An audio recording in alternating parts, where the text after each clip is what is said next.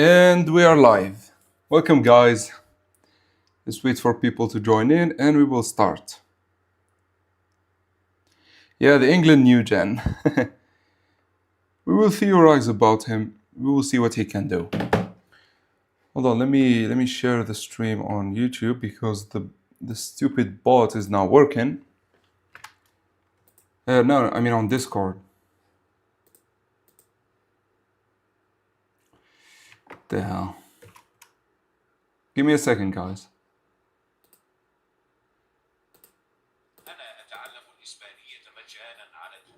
I'm getting ads on my own stream. It's always funny. Let's see. The hell.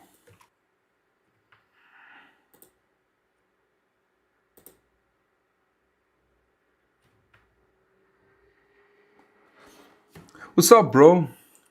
Hey, Tsuki. What's up, guys? What's up, unknown stranger? What's up, Silver? How are you guys? You doing fine?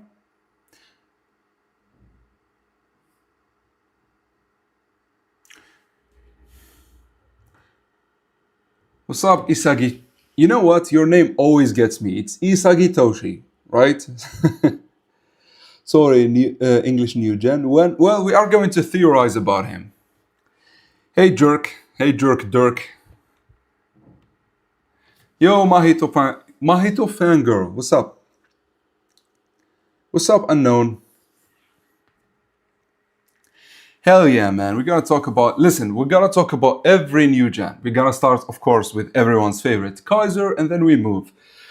We go over them all, and then we speculate about the English one, if there is an English one. Who had a child? Who? Mahito and who?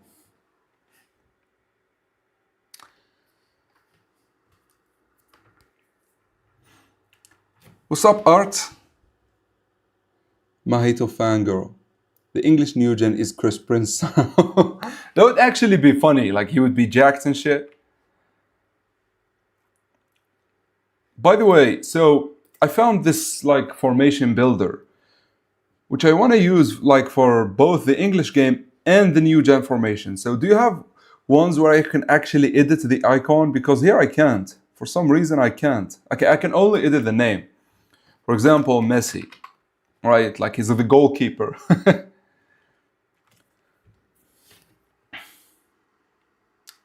Oh wait, hold on.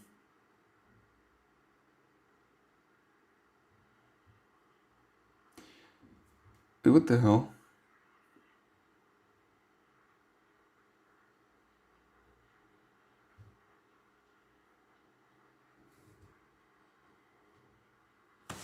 Bro, for some reason, I can't access the chat on my phone.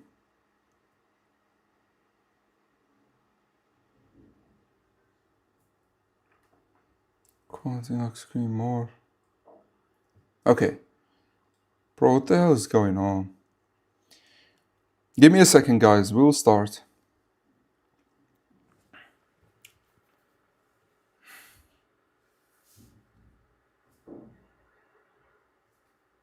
Okay, finally. What's up, Sasso? What's up, Danny? How are you guys? Yes. Actually, that's actually insane. And we need like a specified stream for that. Maybe tomorrow. Because I'll stream I think I'll stream today, obviously, then tomorrow, then the day after. I'll show you a picture. Hold on. This actually is getting interesting, man. And by the way, thanks for Danica for this. Look at this shit. So like because of a teammate, it hits the crossbar, bam. Kira takes it, he scores. Loki takes it, he scores.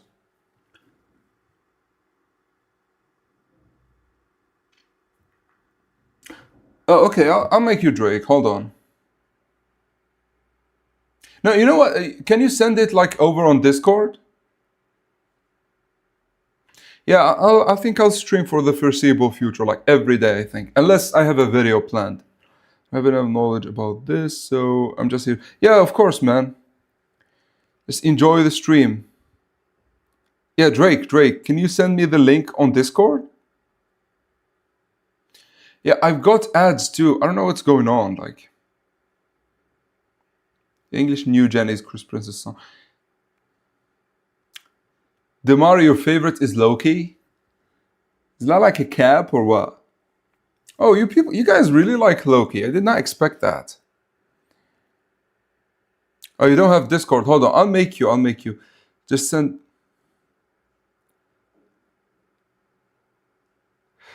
Can review and remove channel.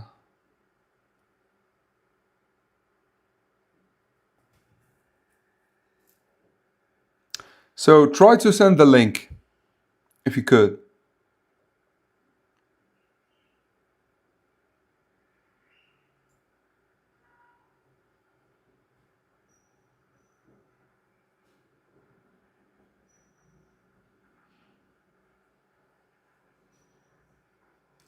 Timer, okay, 30 minutes, good.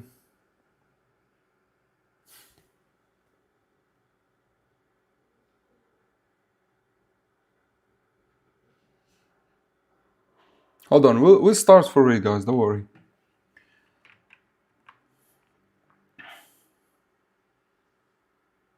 Damn, I did not think people would like Loki. Hold up, let me get the link.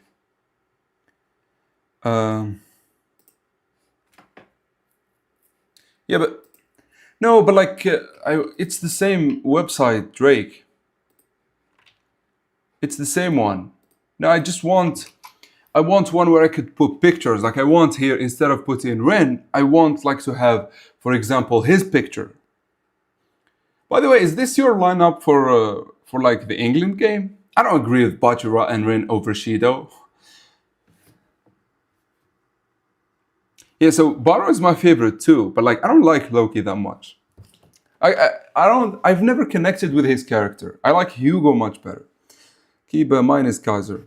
So the reason I grew like Kaiser grew on me because like objectively he is the most well-written player in the entirety of Blue Lock. Even better than Isagi, even better than Ego.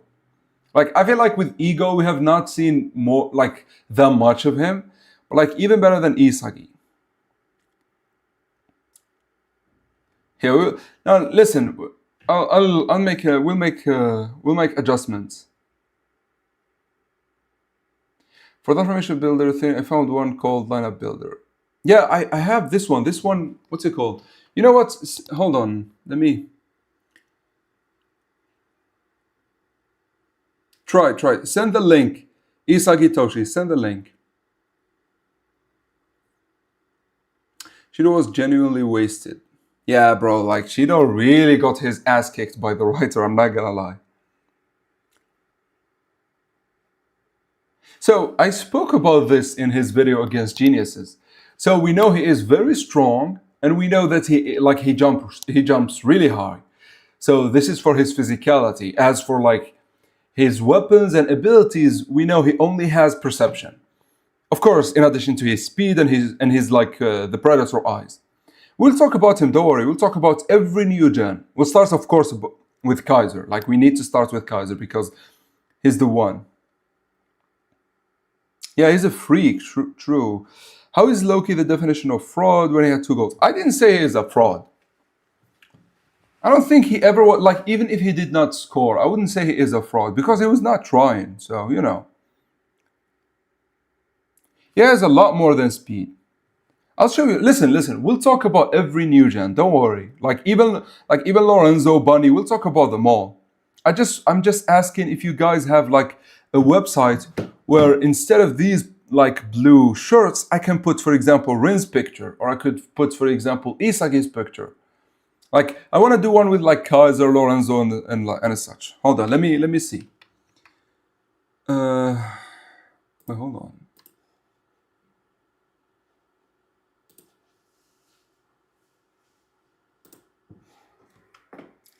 Yeah, but so here, how do I hold on? You know what? Nah. So for this one, how do I change? Like I can add, for example, Messi, Yeah, but it gives me real life, like real life players. Like I can't do, for example, Kaiser. Like it doesn't give me shit. Look at this, right? So this is the issue. I want one where I could like put my own picture. This is on the bench, right? Ooh, hold on. I think I could do it with amateurs, maybe. Yeah, that's there we go. There we go. Now we can do it. Okay, okay. So this is the website we'll use. Now, this is not for now. Thank you, Isagitoshi. Thank you. Hold on, I think I'm gonna make another moderator. Let me make you Mahito Fangirl. Yeah, so, if those idiots who usually join and spam, typical words, you can ban them, guys. Type Rin Itoshi. No. We found it. We can have our picture here. Look. Hold on. We can give him, like, for example, Kaiser, and then I can put a Kaiser picture. Give me a second. So this should be. Ooh, it's half the field. Okay. Is there a way? Yes, I can still do that. Yeah, perfect. Okay, now for the formation, we'll go with the standard one first, and then we see where we go from there. Where is 4-3-3? Oh, there you go. Team captain doesn't matter. Yeah, I don't like how like jacked it is a little bit, but I don't think we have a choice.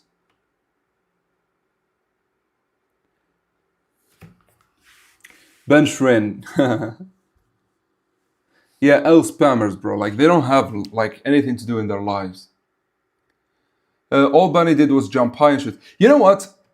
Listen, I would not be the ace lock if I did not have a theory about Bunny, because after reading his chapter, I have a crazy theory, and I know I'm going to be the minority in the community to say it, but I have a crazy theory as a center forward. Yeah, you know what? We'll do it the next time. We'll talk about like England versus Japan the next time. Yo, what's up, Tholo? Welcome, bro. Welcome. Let me go to Discord for a second.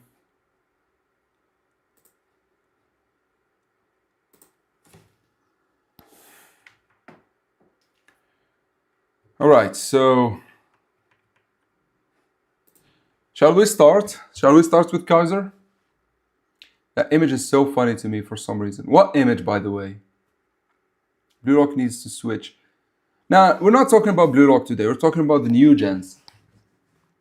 Shido is a center forward, yeah. Blue Rock fans create Bunny versus Sai in their own minds. It's weird. I mean, what's good, Illusion? What's up? Doing fine. We're gonna talk about the new gens today. Daddy Silva versus Ario rematch in the England game. Silva is like actually he's Brazilian, right? Which, by the way, makes the national, like the adults national Brazilian team insane. Yo, what's up, Silver? Yeah, listen.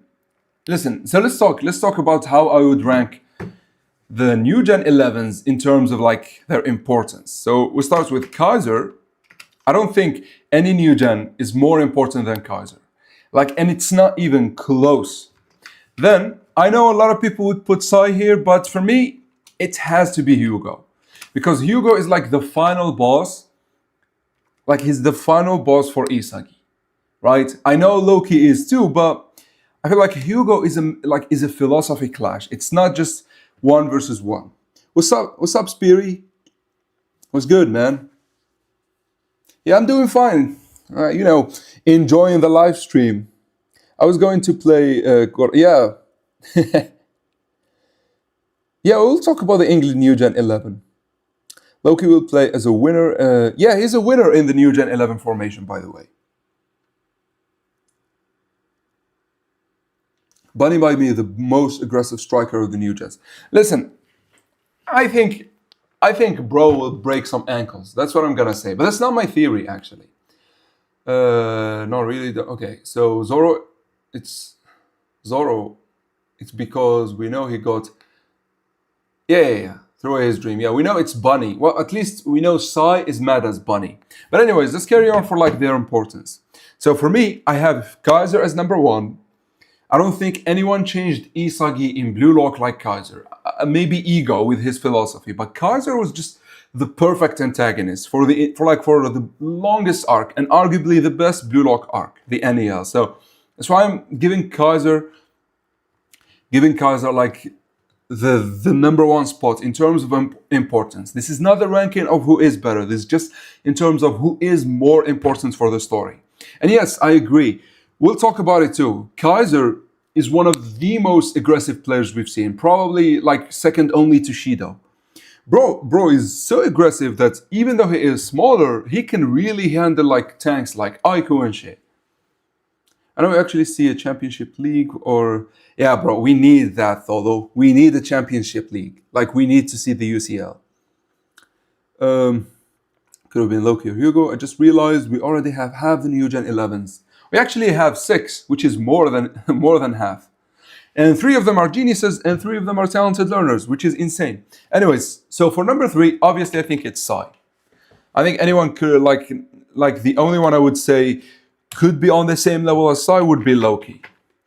But I feel like the way Loki is presented, he is like another genius that Isagi needs to beat. Unlike, for example, Hugo, who is like a philosophy clash. Yeah, what's up, guys? By the way, do you like Kuroko no Basket? I love that shit. Yeah, so listen, yeah, let's put it like that. Let's put it like this. Then I have, which is weird, I know, Bunny, and finally Lorenzo. Now, I think Lorenzo is just a case of, he was just used for the plot. He was just used as a genius new gen in order to pressure Kaiser more. Which is funny, that makes him the least because he helps the first one. Now, Bunny, the way things went with Isagi, I really could place him even above Hugo. But, yeah, Kuroko no Basket is, like, by the way, Kuroko no Basket, the manga, is nowhere near the hype of the anime. The anime added so much flavor to that shit, which is sad because I really wish they did Blue Lock Season 2 like that. Yeah, I made you a mod, bro, so you can send the link. I made you a mod. Yeah, unfortunately, Lorenzo was a plot device. That's the thing. So with Kuroko, we'll talk about one thing I don't like, which is the way Murasaki Bara was handled. Bro entered the zone only to get meteor jammed by Kagami. That shit was the only ass thing about that show. Everything else was peak. Speaking of Kaiser, if we eventually get a UCL arc, I wonder how he will do in Real. By the way, we'll talk about it in a second, but I don't think Kaiser is going to Real. He was doing it because he was running from Noah. But after he awakened, I doubt he would go to Real. I think it's going to be Rin and Sai. The thing with Kaiser, the only issue with this theory is that Kaiser would be the secondary main character, much like the NEL in the UCL arc, which I don't know if I would like. But at the same time, yeah, I like too Jabberwock. Bro, they were like, listen, Nash had such aura, man. Yeah, so as I was saying about Kaiser. Hold on, if you prefer any sports anime over Blue Lock, bro, what the hell? Don't ban people. Yeah. Listen, guys, I'll make more mods. Like, I'm starting to get familiar with the names, so I'll make more mods. Don't worry. By the way, is this your first time joining Silver? Zoro. Okay, we can listen. I don't know, Ripper. Who is Zoro? Like, are you talking about the One Piece character? Because honestly, I could put him here. Yeah, I think he can wander off here. I'd go with Sai in terms of importance. Yeah, so this one you could say is kind of momentarily because I think Hugo for the U20 World Cups is going to be more important than Sai. But moving beyond that, I think Sai definitely will jump beyond him and maybe even beyond Kaiser. But right now, I have a feeling that Kaiser is the number one important player, Hugo is second, and Sai is third. Then the geniuses don't really matter, and Zoro, of course, is Zoro. Yeah, I also liked Inazuma 11, but I liked it as a kid. Like growing up, I don't know, I don't like it as much. It feels cheesy a little bit. We had final bids with an explanation that is actually final for everyone, and Kaiser literally gets no growth from being just a sub for Noah. Yeah, see, that's, you know what, we'll talk about it. Let's not talk about it here. We'll talk about it once we talk about Kaiser. I mean, listen, Kanshiro is crazy, and he could pull off Noah, Isagi, and Kaiser team. He's just that crazy. 3 kick style, yeah. I like Loki. I think Loki will get a lot of development in the. You know what? So thinking about Loki, I think it's going to end badly for him. The U20 World Cups is going to end badly for him, so they can set up the real World Cups where it's fucking Noah and Loki against Isagi, Baro, and the rest. Yeah, welcome. This is the first stream. Yeah, welcome, bro. Being the 5th level of power. Yeah, listen, this is not ranking in terms of who is more powerful. Obviously, Loki would not be 4th, right? This is like, I'm ranking them with their importance for the story right now. Yeah, bro. I kind of wish Ryo has the mindset of Kazu. Of Kisei Ryota. Bro, listen, Kisei literally does not fit in a sports anime. Kisei could fit in Naruto and that would be fine. Bro can copy shit after seeing it just once. Kaiser, Loki. Nah, I don't think Loki is more important than Hugo and Sai. It just did not. I don't know how to say it. Yeah, bro, Zoro's. Bro said Zoro's story got sidelined, but like there is no way he does not become the strongest striker. Hugo versus Sai. What about Hugo versus Sai? Oh, I mean, you're talking about like potential matchups. I already did Hugo versus Sai. Unless Sai is trying to be a striker again, the revenge stuff don't really matter. Yeah, that's actually a very good point, Zoro. The reason Sai might not be that important also is because he has beef with Bunny. And much like Lorenzo, if you are used as like a plot device for anyone other than Isagi, Baro, Rin, the main cast, you automatically are not that important because there will be a time where they're going to surpass you or just not care about your presence, right? Kisei can play soccer. Yeah, bro, Kisei, by the way, the point with Kisei, Ryo also can play basketball very well. He was the best basketball player after playing it just once. So Ryo's backstory is literally Kisei's backstory, but flipped. Yeah, you know what? Let's guys start with Kaiser, okay? Do you mean Hugo is more important? Yes, Hugo is going to be more important than Loki. Listen, if he is more important, yo, the High Cat, welcome, bro. If he is more important for Isagi, then naturally he is more important for the story, right? It's like the reason, even though Snuffy, for example, is better than Noah, the reason Noah is more important is because Snuffy is more important to like Baro, but like Noah is more important to Isagi. I think that's the point. Yeah, bro, Zoro lost his way and did not attend Blue Lock. He's going to be with Kira on the Kira side. Loki should have gotten another goal with Charles. Listen, I think the final goal, it should not have been Loki who snatched the ball. It should have been Charles because he was close. And then Charles immediately forwards it and Loki starts sprinting. That's what I think. By the way, the High Cat, if you like Kaiser, then you're in luck because we are going to talk about him right now. You're a smart dude. We do.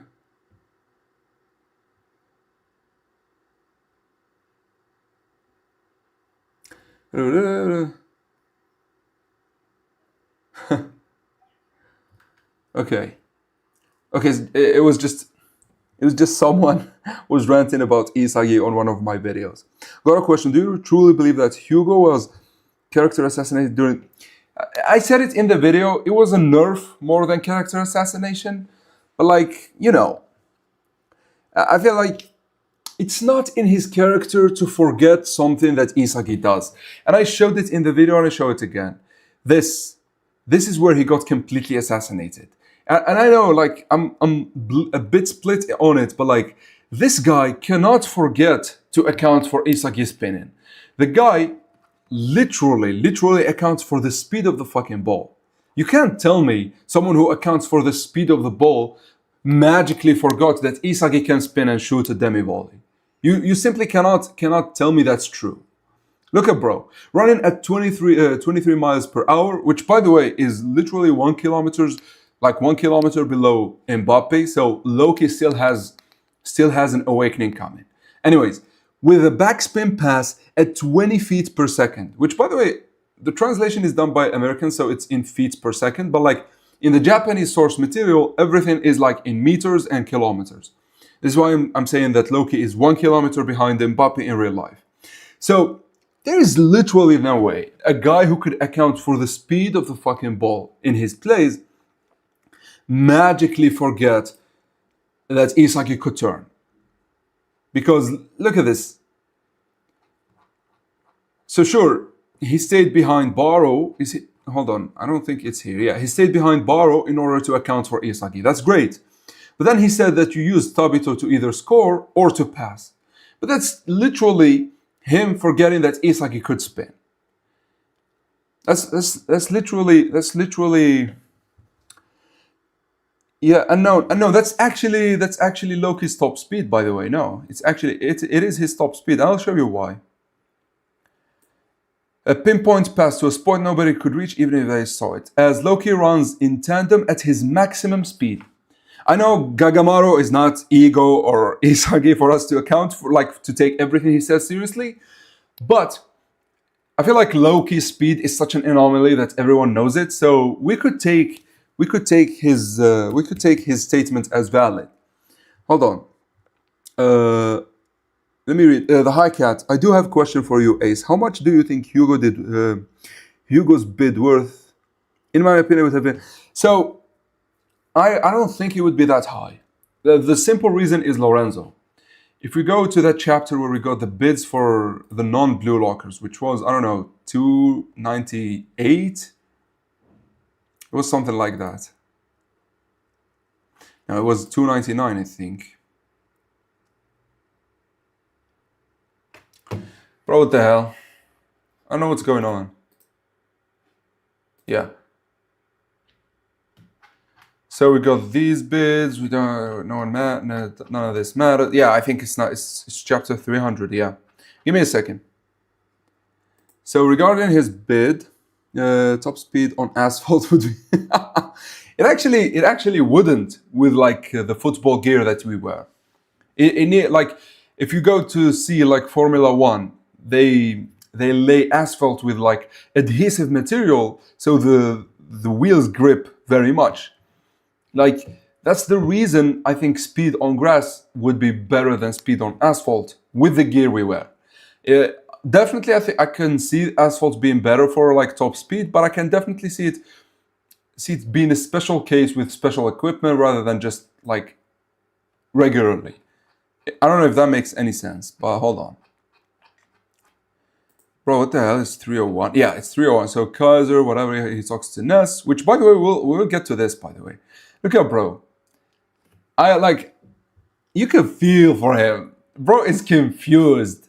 Ness actually valuing Kaiser beyond his like football talent really confused him. He's never been looked at like this. He's never experienced something like this. I would love to see an interaction between Noah and Hugo. Yeah, listen, I would love to see like a flashback to maybe the previous World Cups, but then Hugo would be too young for that.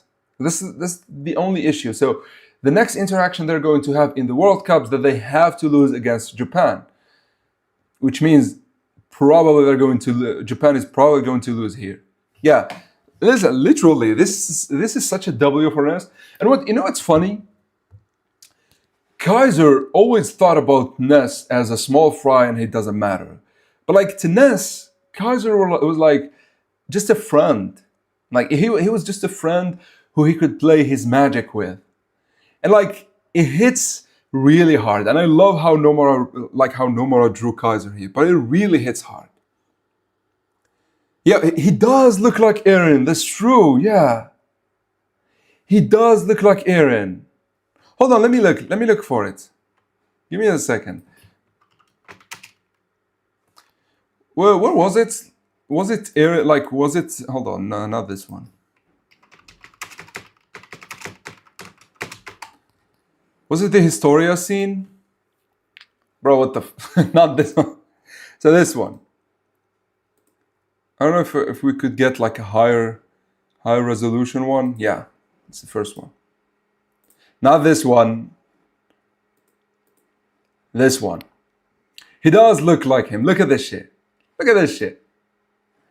It's and the reason I feel like Nomura actually drew him like this because of Eren is because here Eren everything got shattered for Eren. He understood life is really hard, so everything got shattered for him here.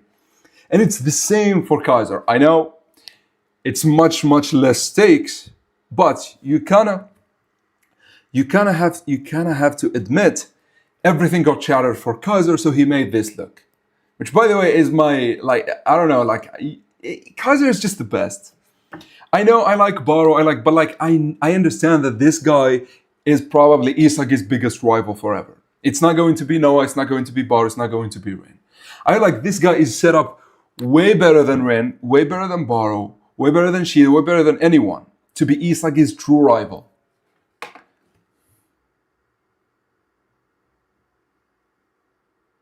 You're talking about the. Listen, we don't talk about the final chapter. We don't listen. We don't talk about the final chapter of what's it called, of Attack on Titan. Okay, let me look at it. Okay, so is it like Eren? I don't remember it, but like that chapter is the worst. Looking at Armin.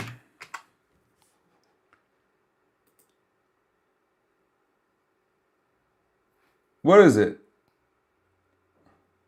By the way, this shit was so ass. I did not actually complete the anime, even though I really loved Attack on Titan. Looking at anime, horrified.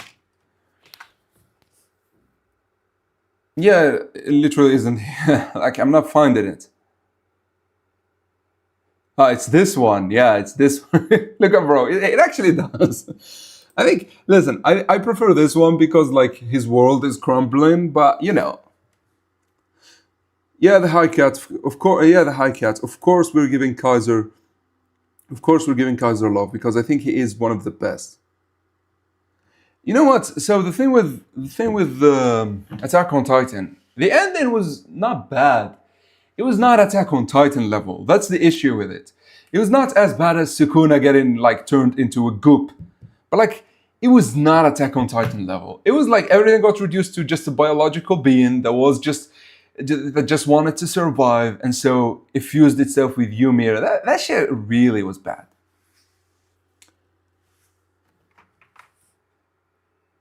What you sending, bro? Hold on. What the hell?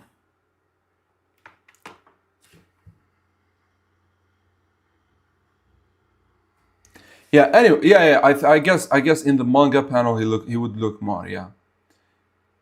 Anyways, enough about Eren. Let's carry on. So this is my issue with Hugo's ranking. I think he would be definitely better than Lorenzo. But like the difference between Lorenzo and Kaiser does not make any sense, especially because Lorenzo at his best did not beat Kaiser at his worst, which Kaiser was 300 if you remember. So this is why I think if Hugo would get like at least like he would start the NEL with like 280 maybe he would be definitely worse than Kaiser because they value strikers more. But after the NEL, if he dominated, maybe if his team won, I could see him going to 330, like at most 350. But like because Drake, please hold on, let me see.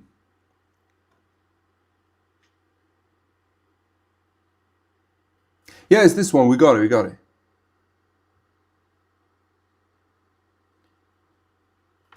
If Hugo bid is low, then how much do you think the other new gens? Yeah, this is the issue. So Hugo, Lorenzo, they all play not strikers, so they will not reach Kaiser at all. They would be around Lorenzo, I'd say, right? But for Bunny and for Loki, especially Loki, which I think they would dominate more than enough to be even double Kaiser. Like I could see Loki be double Kaiser. I could see Bunny be like 600 because you have to remember this Kaiser was not complete. This Kaiser is not on the level of the current Loki, of like the current Bunny. And he only awakened for one game and he jumped to 400. So I could see them. Yeah, and by the way, I think Hugo and Loki are the best, but I honestly do not see either of them. No, I honestly do not see Hugo being close to either Kaiser or Loki. Specifically because this system really values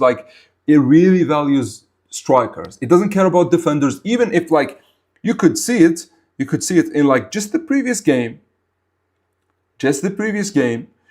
You could see Lorenzo pocketing Kaiser, like for the entirety of the game. Yet, they did not even give him, like Lorenzo at his best, they did not even give him the salary that Kaiser started the NEL with. For my bad English. I actually did not see any bad English, by the way. Hold on, let me read. Ace of Hugo's. You actually wrote it like very well. I don't know. Maybe I'm not American too, so maybe I don't know if you made a mistake, but like I read it very well. Is Sai still top tier player and like at least top 3? So right now, if I were to rank hold on, can I do notes? Is there a notes website? What is going on?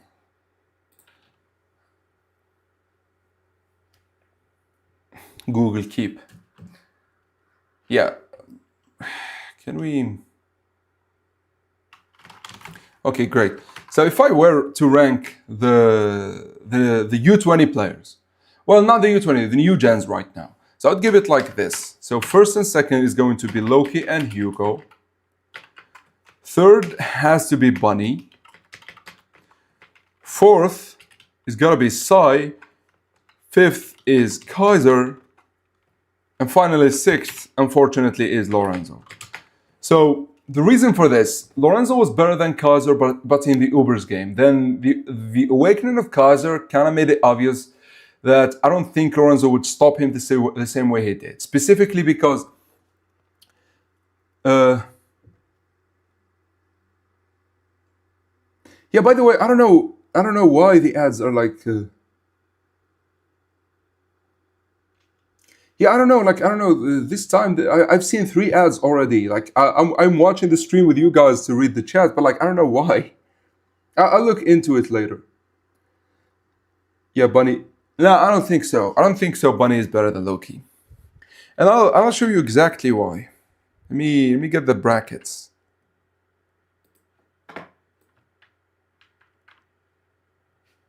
Yeah, so we don't need this anymore. Look at this shit. So we are going to have in Japan versus Brazil. Then immediately in like the round of 16, we are going to have Japan versus Spain. Then here's where Hugo and Loki are. So there is no way Bunny is better than Hugo and Loki.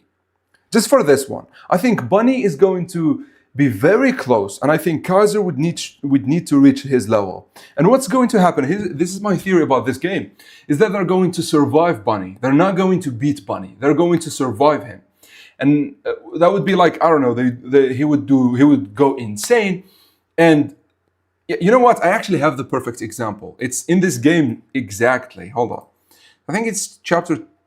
Bro, what the hell is? I don't know what's going on today. Yeah. I think it's in this chapter or maybe the one after it. Hold on. Yes, the one after it. Hold on. Yeah, so here Isagi, that bastard, took everything. Took away everything. He devoured everything. Yada yada. Yeah, then Lachar. I'm so close, but I can't visualize beating Baro or Kaiser. So what does Isagi do here? Okay, I can't stop them. I can't stop Kaiser. I can't stop Baro. So what do I do? Well, Isagi, being the genius that he is, he just beats them to the goal. And so that's the reason I say here, what's going to happen in the Spanish game, in the Spanish game, they're going to survive Bunny. They're not going to be able to stop him. He's going to to run rampant, but like he's going to be at such a level that they need to at least match him. Maybe not everyone, but at least I could see Isagi, Rin, Baro, and Shido, and of course Sai match him.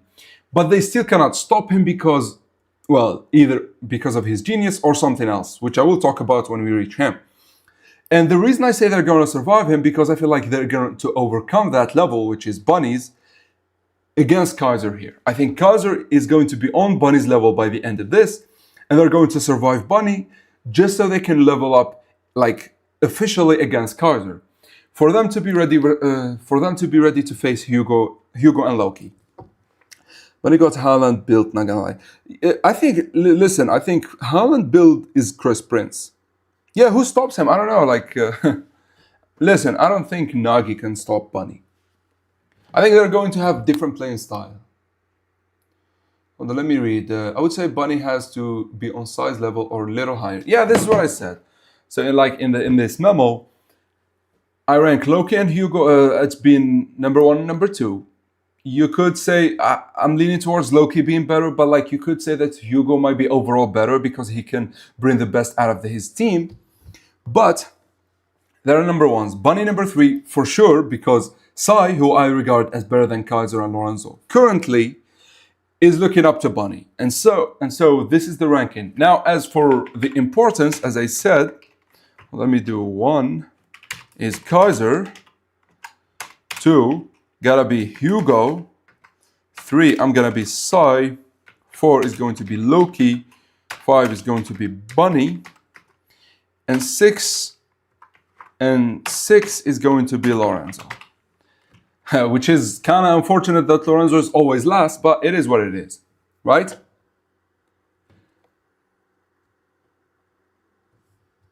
Yeah, but like MVP, you don't know that. The writer just shown us that he can jump, but we don't know anything about him. You know what? For Bunny, I think he might even have like the other new Gen 11 midfielder with him. Like Spain is going to have 2 new gens. I know it's a lot, but you know. He said, weren't American, so where are you from? Yeah, we're from Brazil. I'm actually from...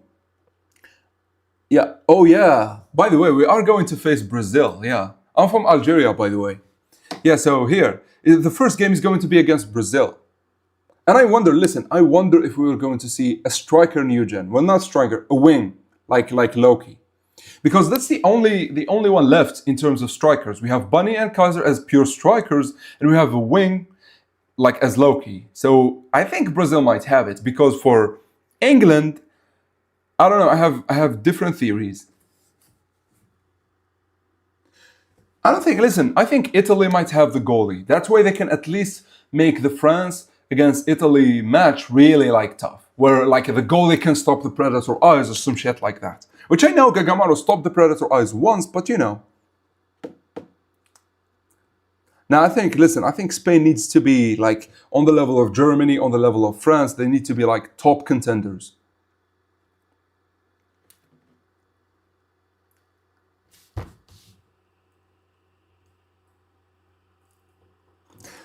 Listen, I think Swiss cheese is Switzerland. Just so I don't keep writing it, I write Swiss cheese. How greedy does corporation have to be to put ads in lives? Well, bro is having a beef with ads. So I don't know much about real life football for me to tell. I really do not know. Like, yeah, I think Brazil will have a winner new Gen 11. City fan. Wait, Ryan, where are you from, bro? I hope the Italy match will be good. Oh, you're Italian, so you're a Lorenzo fan. Listen, I have a theory that because Japan is facing like a placeholder team, it's not going like the manga will not focus on Japan, but rather it will focus on France. We will see things either from Charles or Hugo's point of view. I doubt we will see it from Lorenzo or Loki because they're geniuses, but I have high hopes that we are going to see this game specifically. Germany just have to be broken team. It cannot be. Yeah, so for Germany, the problem with Germany, I think, like for example, is Brickenstock and Mensah are already trash defenders. So I don't know what the writer is going to do, you know? The reason I say a winner for like Brazil, like he could be like Bachira type of a winner, where he dribbles a lot, and it fits with Brazil. Like it fits with a Neymar-like player or Ronaldinho type player, right? That's why I said the winner. Okay, let's carry on. You know what? Let's actually start with Kaiser. Let's talk about Kaiser. Let's talk about the best antagonist in the show. I know Hugo has a lot of hype, but like, you cannot tell me there isn't a better antagonist than Kaiser. Hold on. This is Rin. When does Kaiser get introduced? Is it like 55 or 56? Yeah, so no, yeah. I think it's the end of this. Look at this shit, by the way. This panel here goes hard, man. Look at this shit. Look at bro. Bro is shooting as if like he's a cannon for legs. And like the evil smile and shit. Now you gotta like this.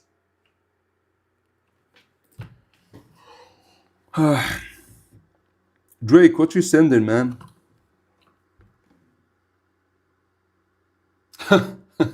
It's actually a good meme. And you'd expect Bachira to do that. But please, bro, stop sending links.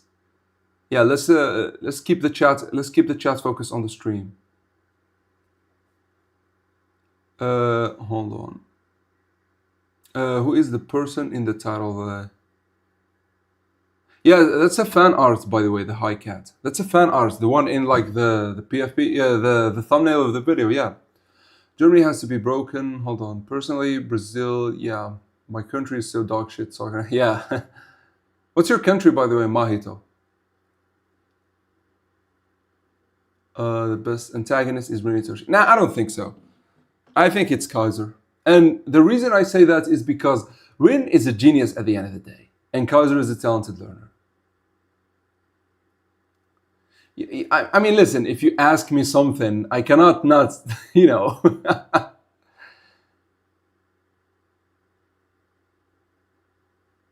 I'm going to call you Richie.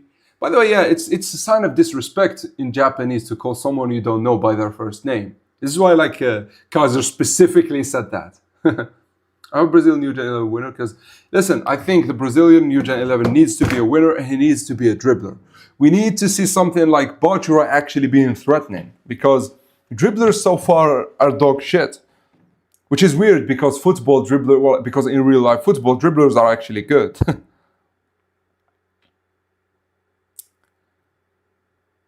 Captain Tsubasa.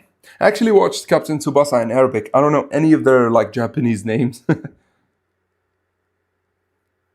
Nah, listen, Kira might be a plot device. I'm just gonna say it once. But let's talk about Kaiser. So he gets introduced here. Oh, hold on. So he gets introduced here. He is a great, by the way, look at the shot. So Isagi, in order to like have accuracy, sent a slow shot. Look at this shit. Look at the Kaiser impact. Look at the cannon. It's like he immediately got introduced as if he is definitely one of the best shooters. And you have to understand, this is weird for us as fans, because if we go, hold on. So if we go to the early chapters, if we see, for example, great shooters like Baro or Ren, they all have curvy shots. One of the things that made Ren so OP is that because his shot is so curvy and hard to stop. Hold on, let me find a good panel. When does Rin score? I think it's 220, 221. I think it's 220. Yeah, so Chigiri, Karasu comes, yeah. So look at this. Karasu stopped this curvy shot because he knew Rin is actually righty. And then his direct shot is weak because there are a lot of people here. So what does Rin do? Sends an insanely curvy shot. So this is the good shooting we're used to. We're used to players like Rin shooting. Other players with good shots like Isagi and what's it called, Isagi and Nagi, they typically need to be close to the goal in order to shoot. But like for example, Yuki has his gyro shot, Baru has a curvy shot, Rin has a curvy shot. And I think this is insane from the writer. He knew how to differentiate Kaiser before even talking like about what makes Kaiser tick, right? So this is something great. Hold on. So, for 3 hours.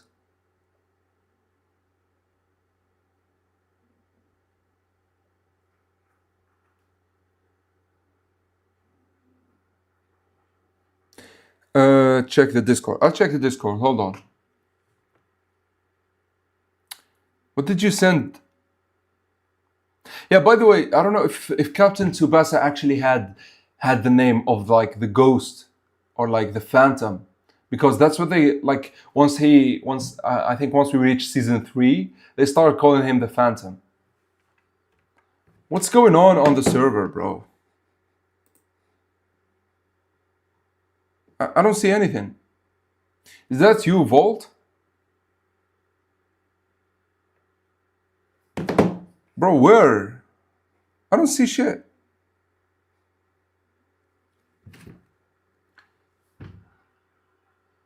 Yo, what's up, Rafa? What's up, bro?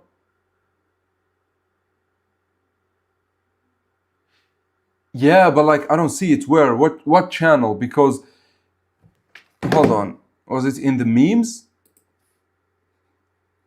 I don't see any grape any grapefruit. Yeah, I don't see it. So this is Mahito with disfigured Hugo. To know who will be more important than we have to go Isagi that. Yeah, exactly. It has to be Isagi centric.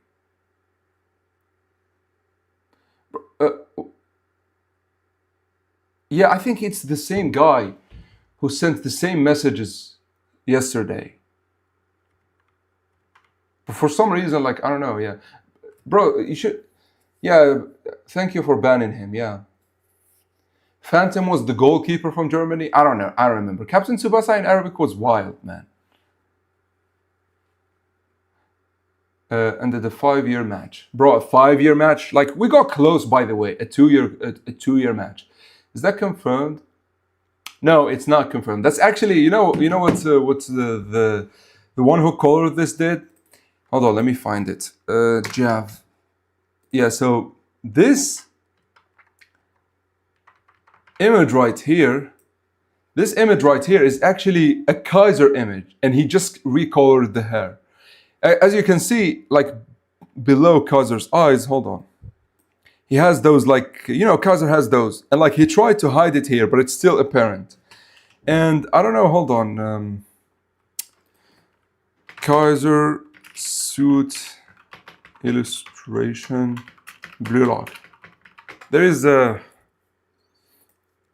It's a Kaiser one, I know, but like I don't know if I could find it here.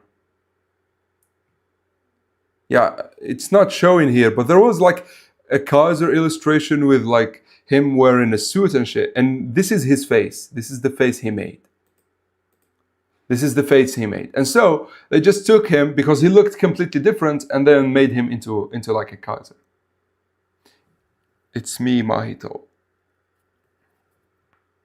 Hold on.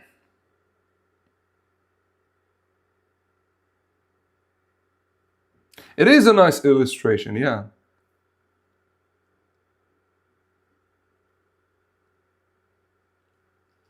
Wait, it is? What's his name? Is he truly a fictional character? What's his name?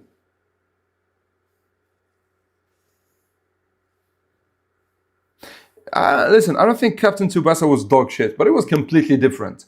When I grew up and like saw what it was, like it was completely different. Nah.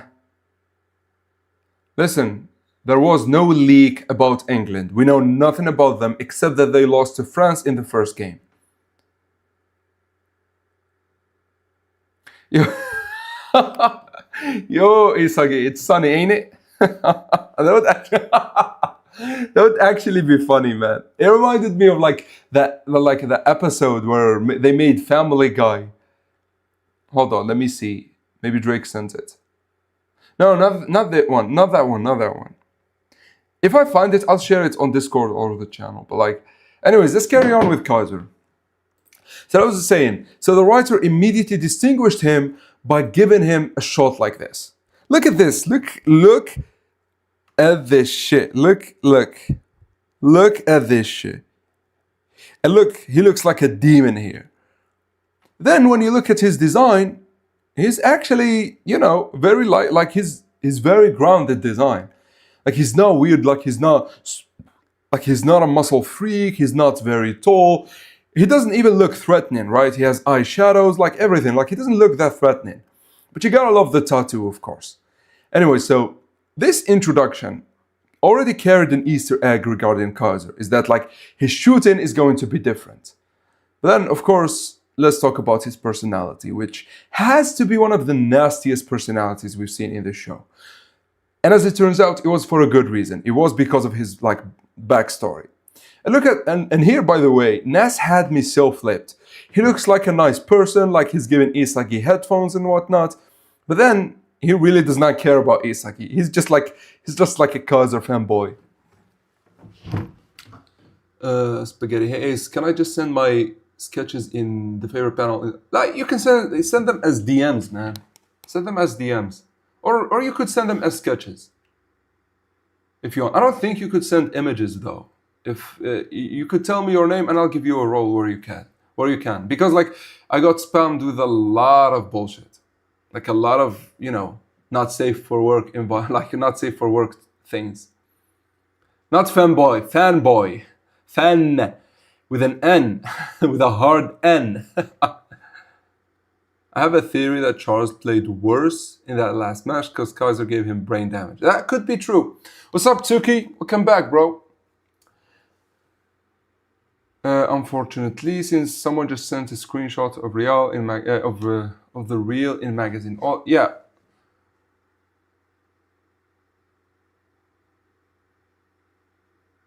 I mean, sure, he is kind of a fanboy, but like that's not what I said. I said fanboy.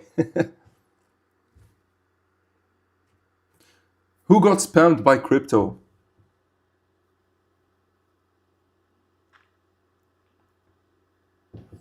Anyways, let's carry on. So, none of this shit matters really.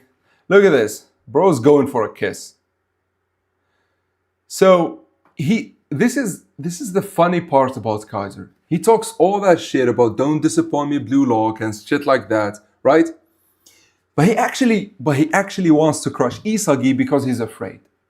He is afraid that if he doesn't crush Isagi now, if he doesn't make him lose faith in being a striker, Isagi has the capability to eventually reach him. Kaiser does everything because he wants to protect what he got. And I think the reason he targeted Isagi specifically, other than being with him on the team, is the fact that Isagi is like him. He is a talented learner, and Kaiser is very smart. So he understood this the moment he saw Isagi play in the U20 game, which we actually know that he must have watched that. Okay, hold on. It's so accurate because trauma victims tend to shut out yeah, exactly. That's what I'm saying, man. I think the England new gen will be a defender since Loki only scored 2. That's actually a good theory. I have a theory that he will be either a defender or like a back wing. Which I don't know if back wing would matter that much, so I would put him as like the next center back next to Lorenzo, the second center back. Bro, what is Kaiser? No, it's not Kaiser that is fanboy. It's Ness. Ness is Kaiser's fanboy. That's the funny meme. That's the funny joke. There is Illusion? The hell? Where is it? Oh shit, I actually did not see it. Hold on, let me ban this idiot.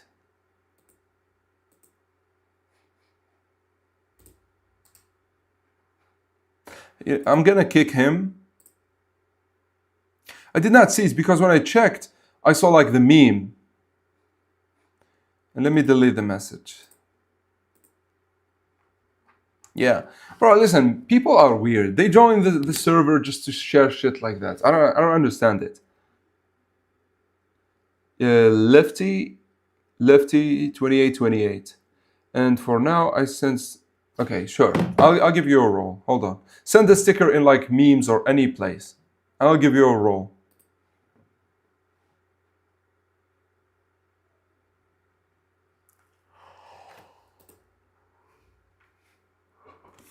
Lefty.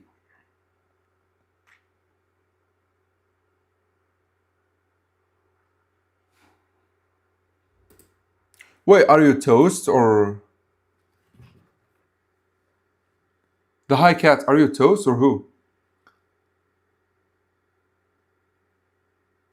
Yo, what's up, Waffle? What you doing, man? Bro, Kaiser is not. I'm not saying Kaiser. I'm not saying Kaiser is a fanboy. I'm saying Ness. No, I don't have a TikTok, bro. Hunter, I don't have a TikTok. Yeah, I'll give you a role. Hold on. I have a role for for like artists, which is magicians. So you're like the same as Ness. Anyways, Rinsagi shippers are the only ones getting content anymore. Yeah, I mean, listen. At this point, they are in like their divorce phase, so you know. No, nothing. Hold on. Have you guys realized that Kira is Nagi's Rin, like Rio is his Bachura? What? The English new gen will be a defensive midfielder, the ultimate wall. I don't know. So, you know, England typically are not known for a defensive play. They are known for like a physical play where they're like, they outrun you, they outperform you in terms of like power and strength, shit like that. So I don't know if that would be the case. Yeah, we are discussing we are discussing Kaiser. We are discussing Kaiser, yeah. Listen, I'm bro. You actually are really good at drawing. Like this Kaiser image is insane. The high cat. Hold on, I'll show it to you guys. Look at this shit. This is like, bro, is Nomura. I think you missed his eyeshadow here, but like, you really drew him well. Yeah, I get a little bit too distracted. Sorry, guys. But like, I always feel the need to answer questions. This is why I get distracted. Okay, let's carry on. So, as I said, all the shit Kaiser is doing right here is just he's because afraid of Isagi. Now, here when I say he's afraid of Isagi, it's not that he's afraid of Isagi specifically. He's afraid of any talented learner that shows any potential to rival him in terms of being a striker.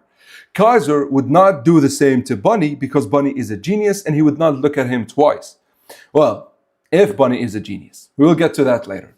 But like the moment he saw someone like Isagi, which if you remember in the in the U20 game, who scored? It was Rin, Baro, Shido, Sai, and Nagi, right?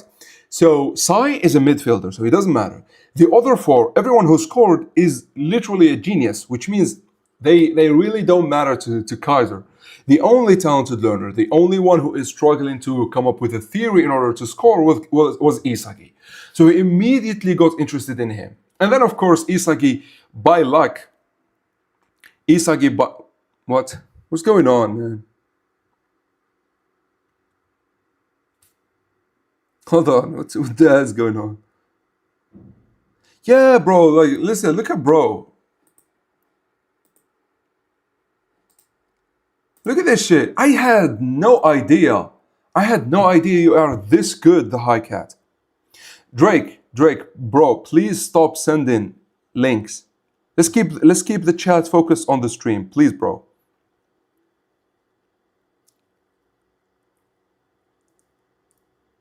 Bro, it's actually funny, yeah. Look at this. Look at this. Look at this shit.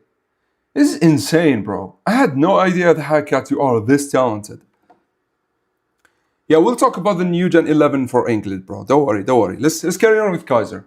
So, as I said, because he's a talented learner and showed the ability to actually understand this story, Kaiser already knows about the concept of geniuses. Yes, I actually do.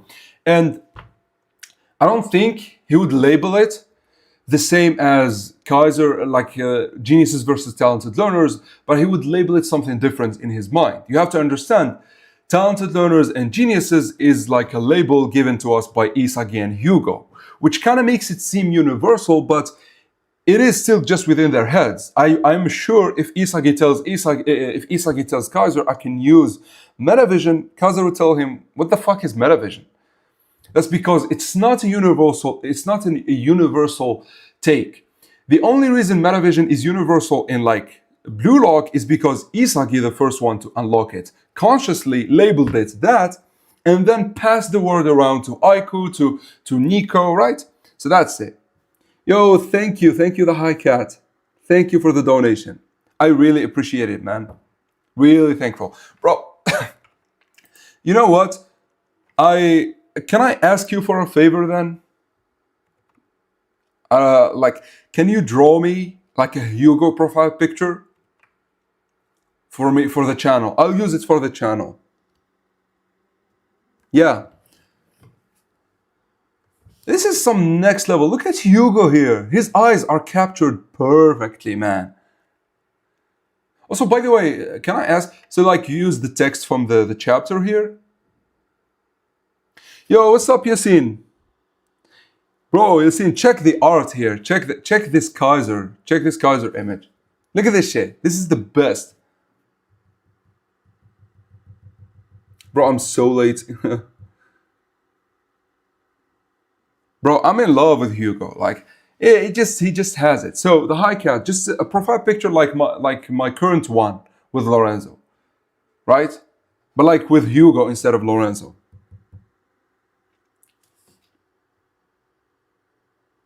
Yeah, so I'll give you another reason why the names are only exclusive for Blue Lock. If you remember, no, I think it was 204. So Isagi sleeps, he wakes up. Then using Metavision, and I know I was like, the fuck is Metavision? What the fuck is bro talking about?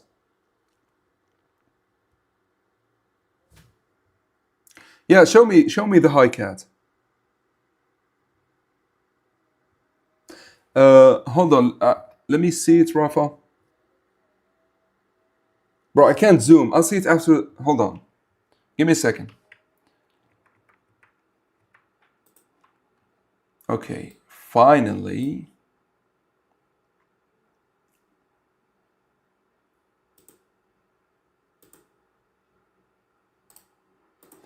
Let me see it, Rafa.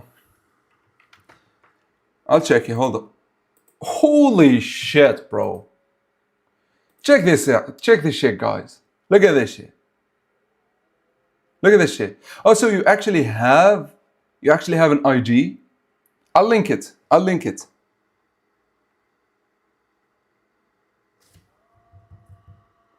Sorry guys, I keep getting distracted by this, but this art is just insane. Yeah, listen, I'll be going for like maybe 4 hours today, maybe 4 or 5 hours. We'll see. So Compy Lock, don't worry. Every stream gets turned into a VOD, so don't worry about it. Yeah. No, the issue is not. Okay, I know. Oh wait, I actually did not open it. Sorry guys, sorry. I have a lot of tabs, so it got lost. Check this. Check this shit here. Yeah. I'll actually link you, man. You actually are such an artist. This is insanity level. And by the way, I'll DM you later the High Cat. I'll give you something. Yeah. Check this Lorenzo pic, man.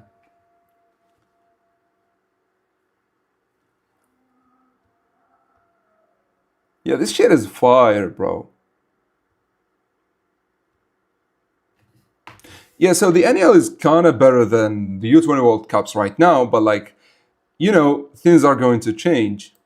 Anyways, let's carry on. So as I said, yes, Kaiser actually knew about the talented learner versus geniuses thing, the same way he knew about the Predator Eyes and Metavision. And with Kaiser, you cannot say that he does not know because he is a talented learner, which means in order to attain a weapon and use it consciously throughout all the games, you need to have a grasp of it. So Kaiser might not call it metavision, but he definitely knows of it.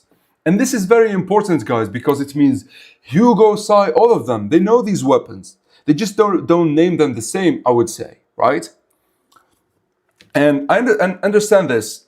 The writer does this like metavision naming and thing just so he can keep it consistent. But there is no official name for whatever Isagi or Baro are using with their eyes, right? Anyways, as I said, so Kaiser here feared Isagi and his potential, and so he wanted to crush him. However, unfortunately for him, he picked the wrong, literally the meme, he picked the wrong house, because Isagi's whole thing is adaptability, and the more you push against him, the more he adapts. And so that was his first mistake. The second mistake, which is funny, because the best way Kaiser would have destroyed Isagi was by not actually participating in the NEL. And that's all because of this chapter right here, 162. Yeah, I'll check it, bro. Check this, guys. Check this while...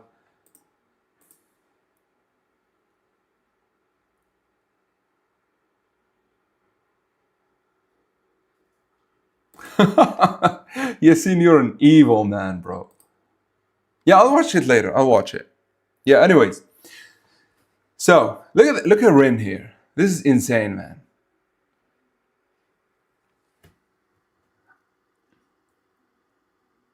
Isagi told Nico it's called... Yeah, so I said that is Drake. So Metavision now is known within Blue Lock as Metavision because Isagi told Nico and Aiko heard them. So it officially became Metavision within Blue Lock. However, Kaiser does not name it Metavision. No one does, right? Except Isagi, of course. Or maybe someone with the same wavelength of thinking. As I was saying, Kaiser tries to crush Isagi, but his first mistake is that Isagi can adapt. His second mistake actually happened before the first one, which is to join the NEL. And here's exactly why. So everyone is clowning on Kaiser. Everyone is saying like that he's not doing anything, he's not dribbling, he's not shooting, he's not doing anything.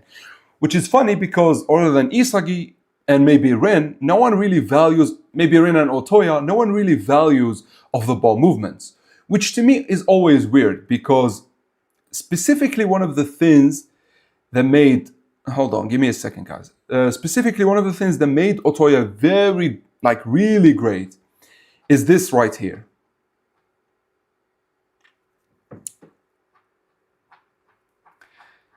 So, come on, man, why is this shit not loading? Yeah, it's this right here. He has really insane off-the-ball movements. And it is so useful that Otoya was ranked number 4. Then you have Isagi ranked number 1 after the U20 game, and they both excel at off-the-ball movements. So you would expect the Blue Lockers to understand. However, this is only for talented learners. Geniuses just don't care. And Raichi is a genius, and so he does not care about what Kaiser is doing off the ball. Raichi only cares about what Kaiser does with the ball, right? So, okay, there are actually 2 sketches I did of that, but I got rid of the other one since I didn't think it was good enough. Yeah, so the high cats, listen, I'll start using them in my videos because some of them like could be used for like, instead of using art, like from colorists and shit, I could use this.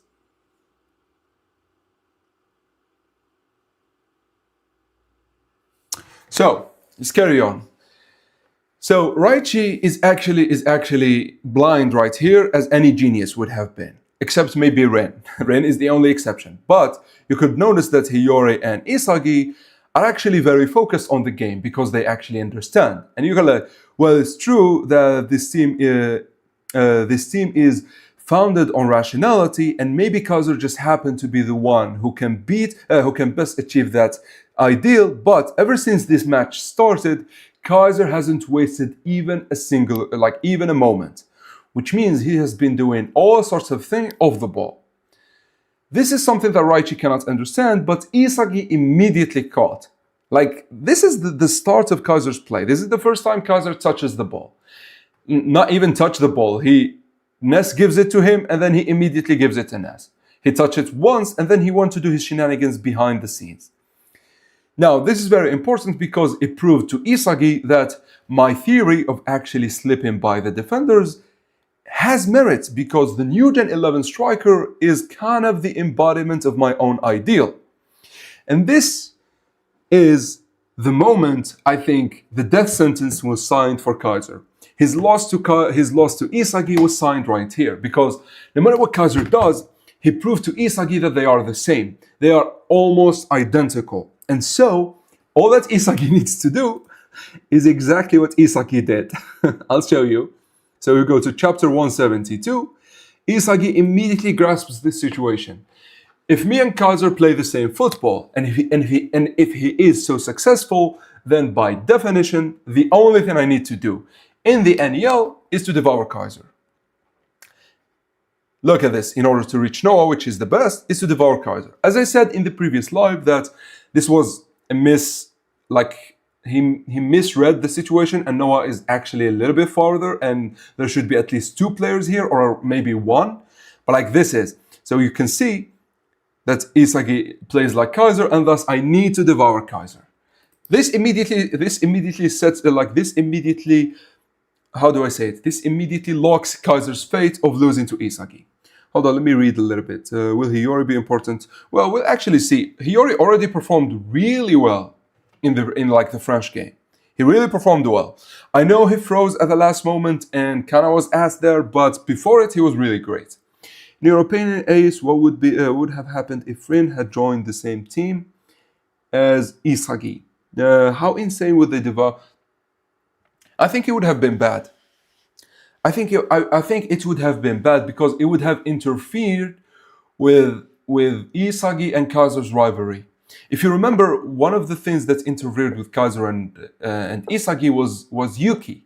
However, Yuki is a much tameable genius than Ren. And the moment Isagi pressured him, Yuki failed. And so he was able to use that against Kaiser. But with Rin, the moment Isagi or Kaiser pressure Rin explodes with his berserker state, completely negating Isagi's development. Isagi quite literally needed the safe environment for him to devour Kaiser. Because I know I am saying that he is kind of like Kaiser, but the level that they were operating at was like the difference between the sun and the moon. Kaiser was just on a whole different level. It's like, I hope you guys understand this. And will never be able to be as fast, as strong, as or as technical as Kaiser. Yet, as a reader, should accept Isagi.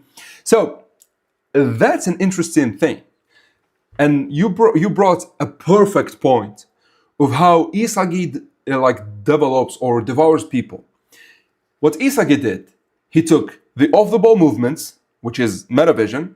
He took the shooting ability. He saw that Kaiser is broken because of his shot, so he started working on his shot. Shooting with both legs, the double gun volley, shit like that. But he knows he's not faster.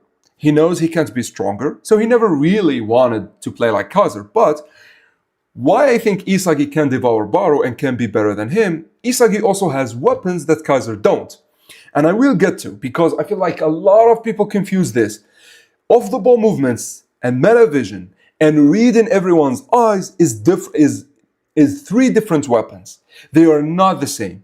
And even though Kaiser has the off-the-ball movements, which we can see it here, he's obviously great at off-the-ball movements, and also he has metavision, he does not have Isagi's ability to read the eyes. Kaiser actually never learned that. We've never seen him deduct what must be done through the eyes. We've never seen him trick players because they've looked at the other way, right? So just because Kaiser has some physical advantages over Isagi does not mean he is necessarily better. It's just that at the core of their playing style, they are exactly the same.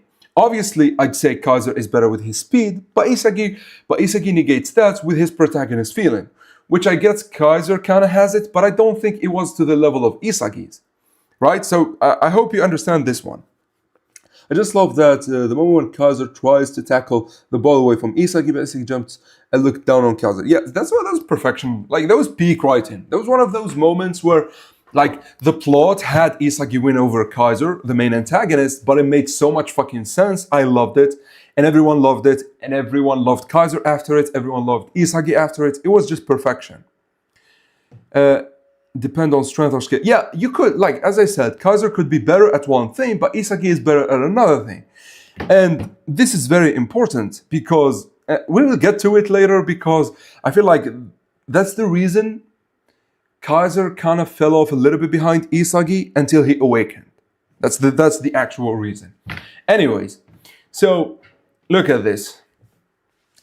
As I said, he says that Kaiser is the embodiment, but this is not as important as what he says after Kaiser scores. Now, by the way, what Grimm and this goal, what's his goal? What's his name? Jinsar or whatever his name. So Grimm and Jinsar did here is kind of like what Camus and Leiden did for Hugo. They are confusing the defenders by moving as if they are about to score, which of course gave Ness the freedom that he needs, and Ness here can pull off his best performance, giving Kaiser a perfect pass. By the way, this freedom actually hurts Kaiser, but because he operates at such a high level, it doesn't fucking matter. Kaiser is still that insane. Now, watch this. He is completely alone.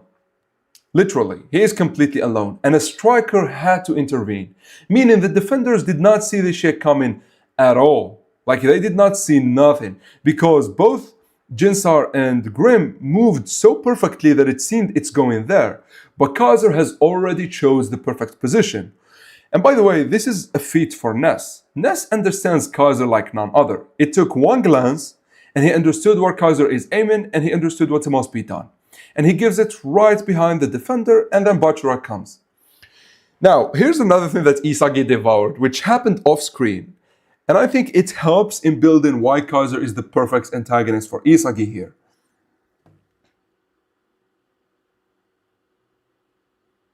Not necessarily the epic one. It's not about winning one-on-one.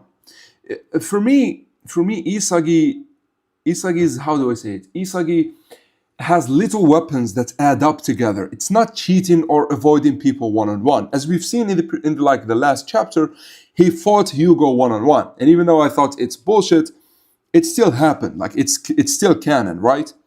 The thing is, just because you're not fast, Isagi can never run as fast as Kaiser. And so what? Should he give up on reaching Kaiser? No, he has something different and different way of dealing with that, like, how do I say it, with that disadvantage, right? It's not about cheating here at all. For the love of God, it's Camus. Who the hell cares? It's an NPC player. Who cares, man? Okay, I'll call him Camus, whatever. That was the worst ending I could have imagined. I mean, what ending? What are we talking about, guys? The out of skill moment, Rin decided to mark Kaiser. No, but like, so, listen. I will talk about Rin. We'll talk about it at the end of Kaiser's assessment, because what Rin did, he was kind of manipulated by Isagi, and also Rin sucks. Apparently, I think Rin's worst feature and like his biggest weak point is his judgment. Much like the previous chapter and this moment you're talking about, Rin is really bad at judging situations.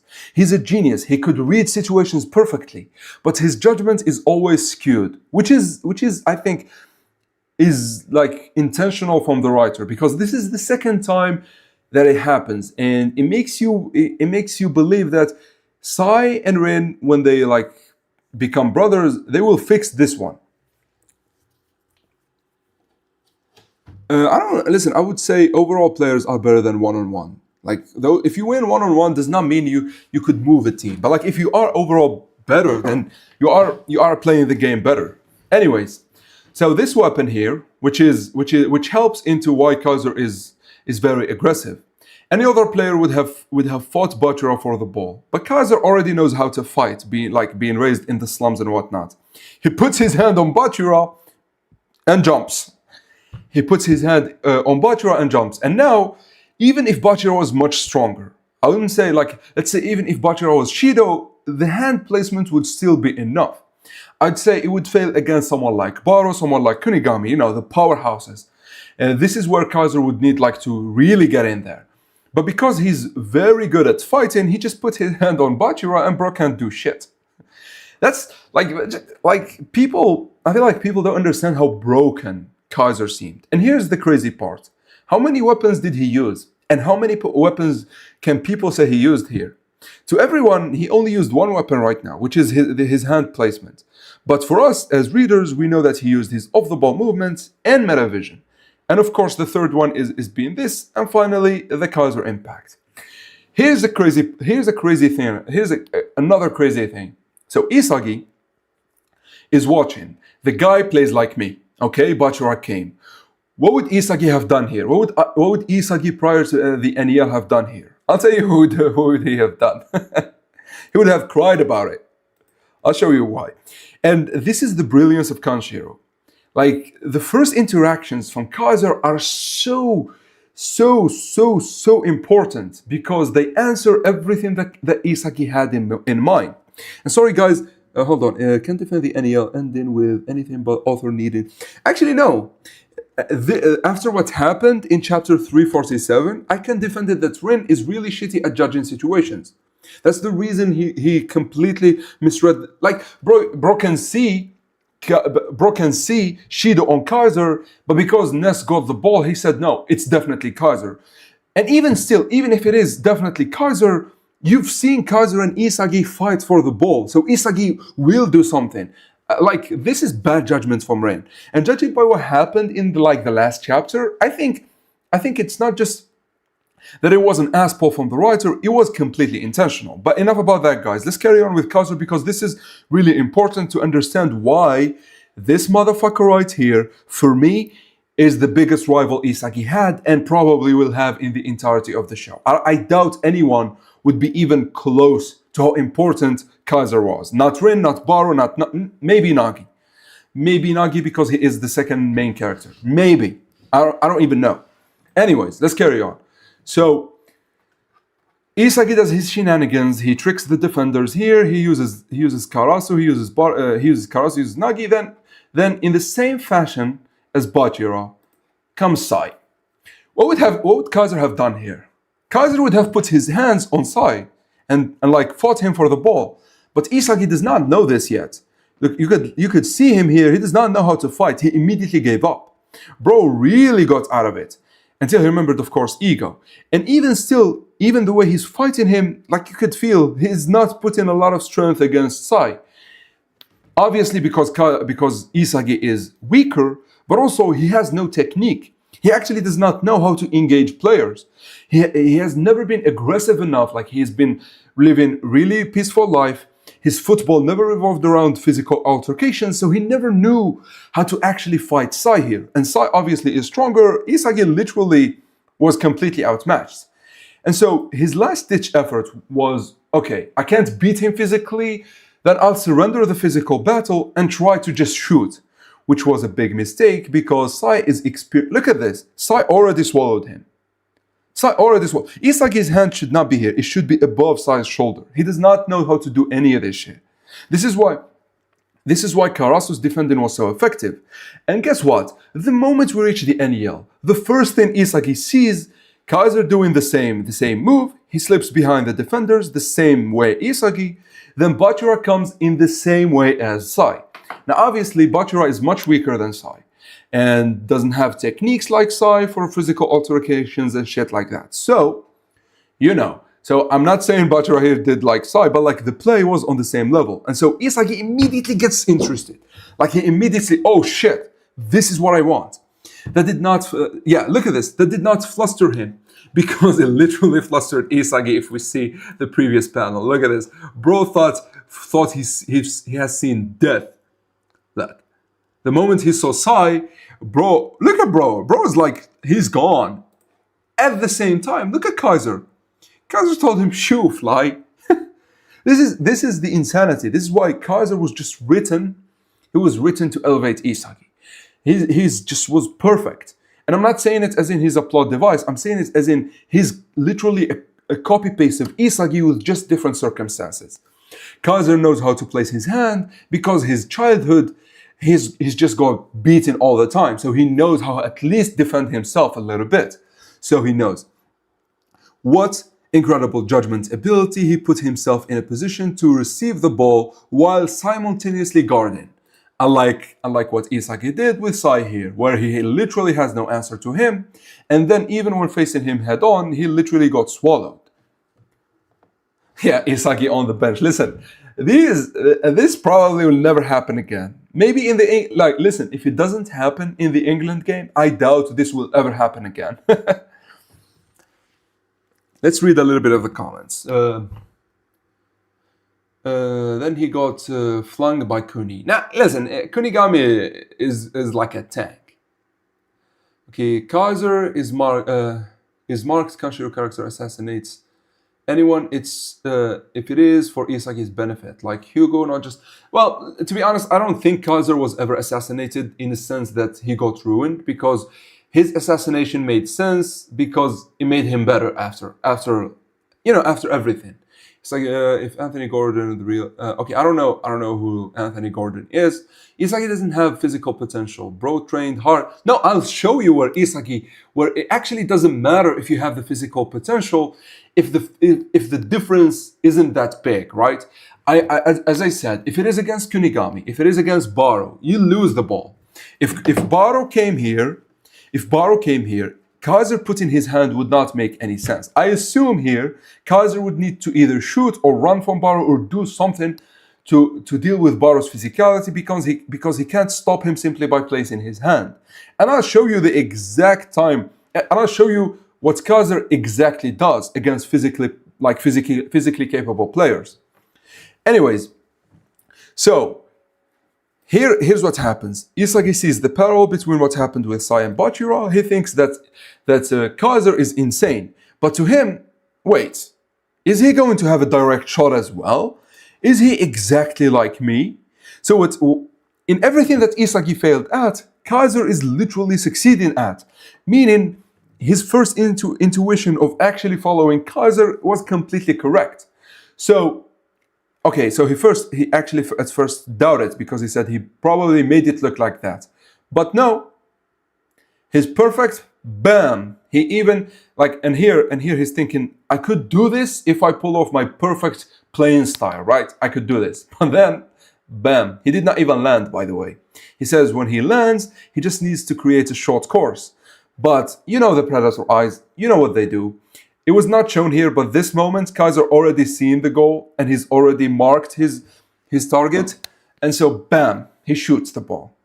So, to tell you that there was not a more perfect introduction to any character in Blue Lock, I don't care if it's Noah, I don't give a shit about Snuffy, I don't care if it's Lorenzo, Hugo, Loki, none of them matter as much as Kaiser here. Kaiser here had the most fitting introduction in all of Blue Lock. Maybe second only to no one, right?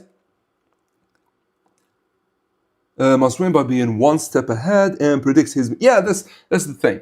And this is where I said, even if Kaiser is faster and stronger and more aggressive, Isagi is a little bit better at judging the situations. Isagi is a little... And by the way, I think Kaiser is as smart as Isagi, by the way. I'm not saying that Isagi is smarter, but I am saying that Isagi adapts a little bit faster than Kaiser, and thus he judges things a little bit faster than Kaiser too. Yo, what's up, Courier? Courier. Okay. Sorry if I butchered your name. I never said that the Predator eyes was innate. And by the way, Snuffy never called them the Predator eyes. He just taught Baro that ability of sniping things through restriction. Yeah, listen, Bunny does not even come close. Bunny, listen, no one. If I say that Noah does not come close to this shit, no one comes close to this shit. Yeah, Onazi versus Yuki. Listen, bro, so if we see England versus Nigeria, I'll do an Onazi video. But if we don't, I don't think anyone cares about Onazi anymore, unfortunately. And also for Yuki, I think we need to see him play first for us to make another matchup with him. Nah, I don't think... Listen, so for Bunny, I think hype-wise, he had the hype. Kaiser may not have had that much hype, but like in terms of being important to the story, no one had a better introduction than Kaiser. It just is not the case. Kaiser is like the man, right? Anyways, so by the way, to prove that he used the Predator eyes, look at this. The course is immediately right besides the goalkeeper.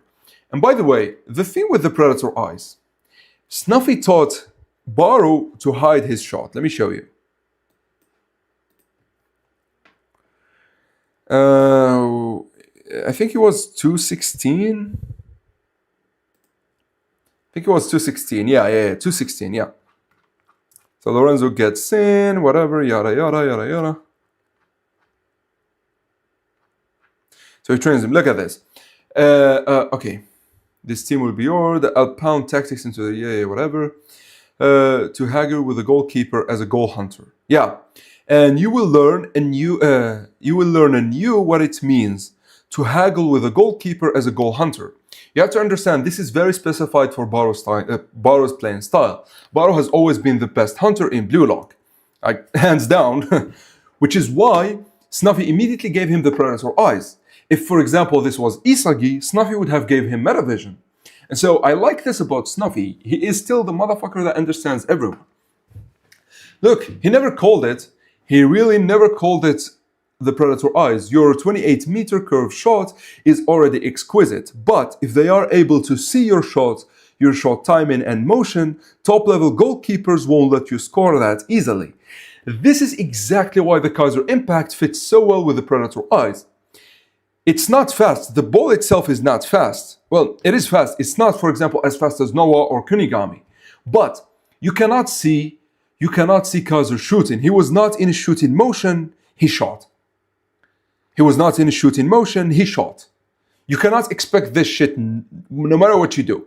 And before you say that Rin expected this, he actually did not. I'll tell you what Rin did.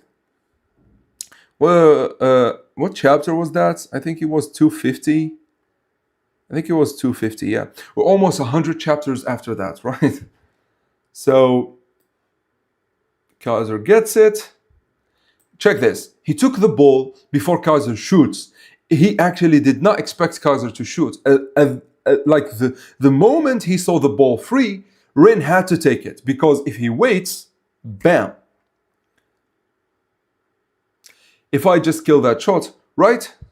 And by the way, this is such a genius thing to say, that if I kill your shot, that you're not worth a damn thing.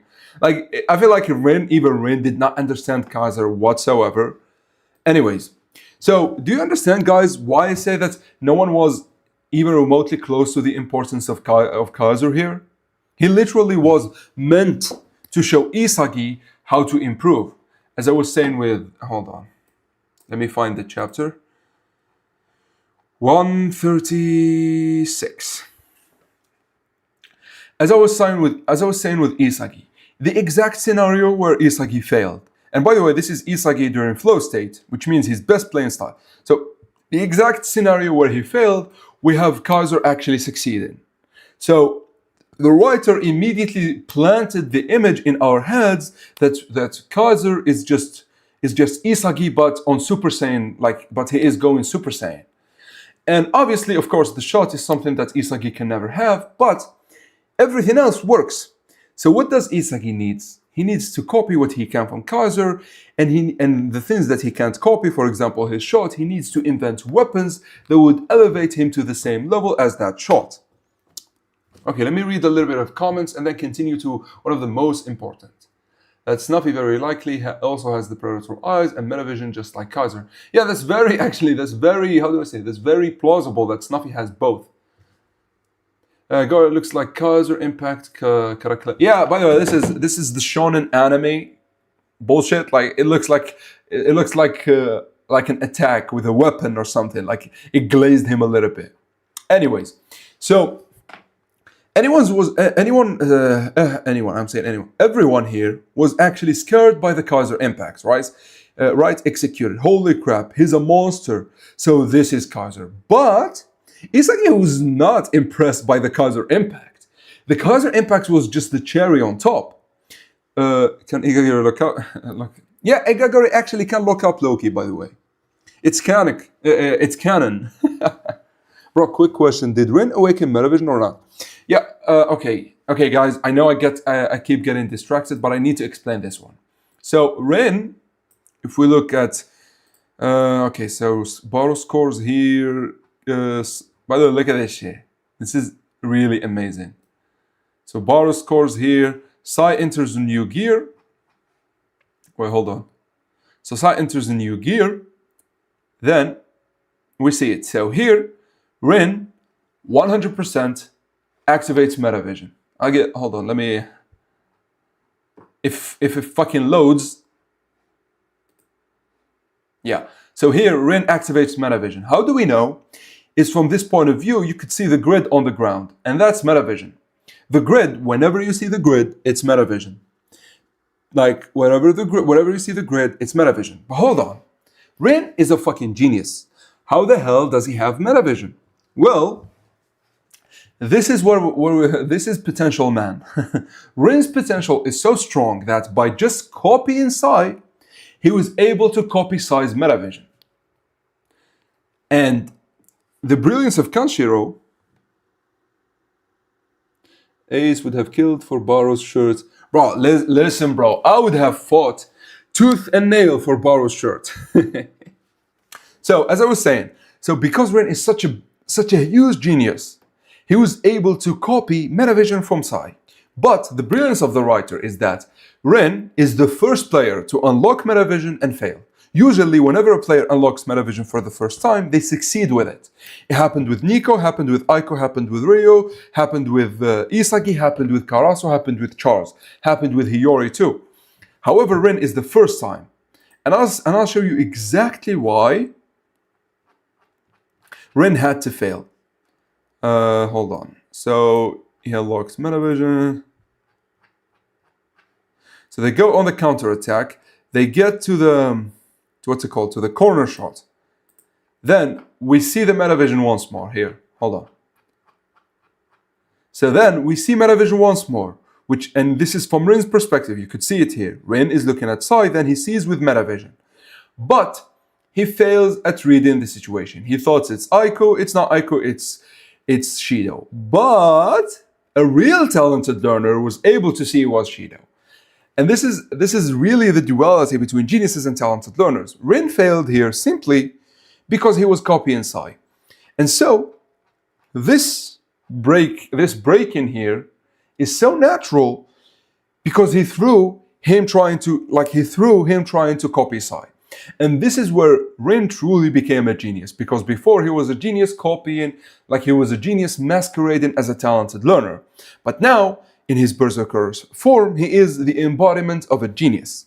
So does this make any sense? Now, Rin, I don't think he will ever unlock Metavision again.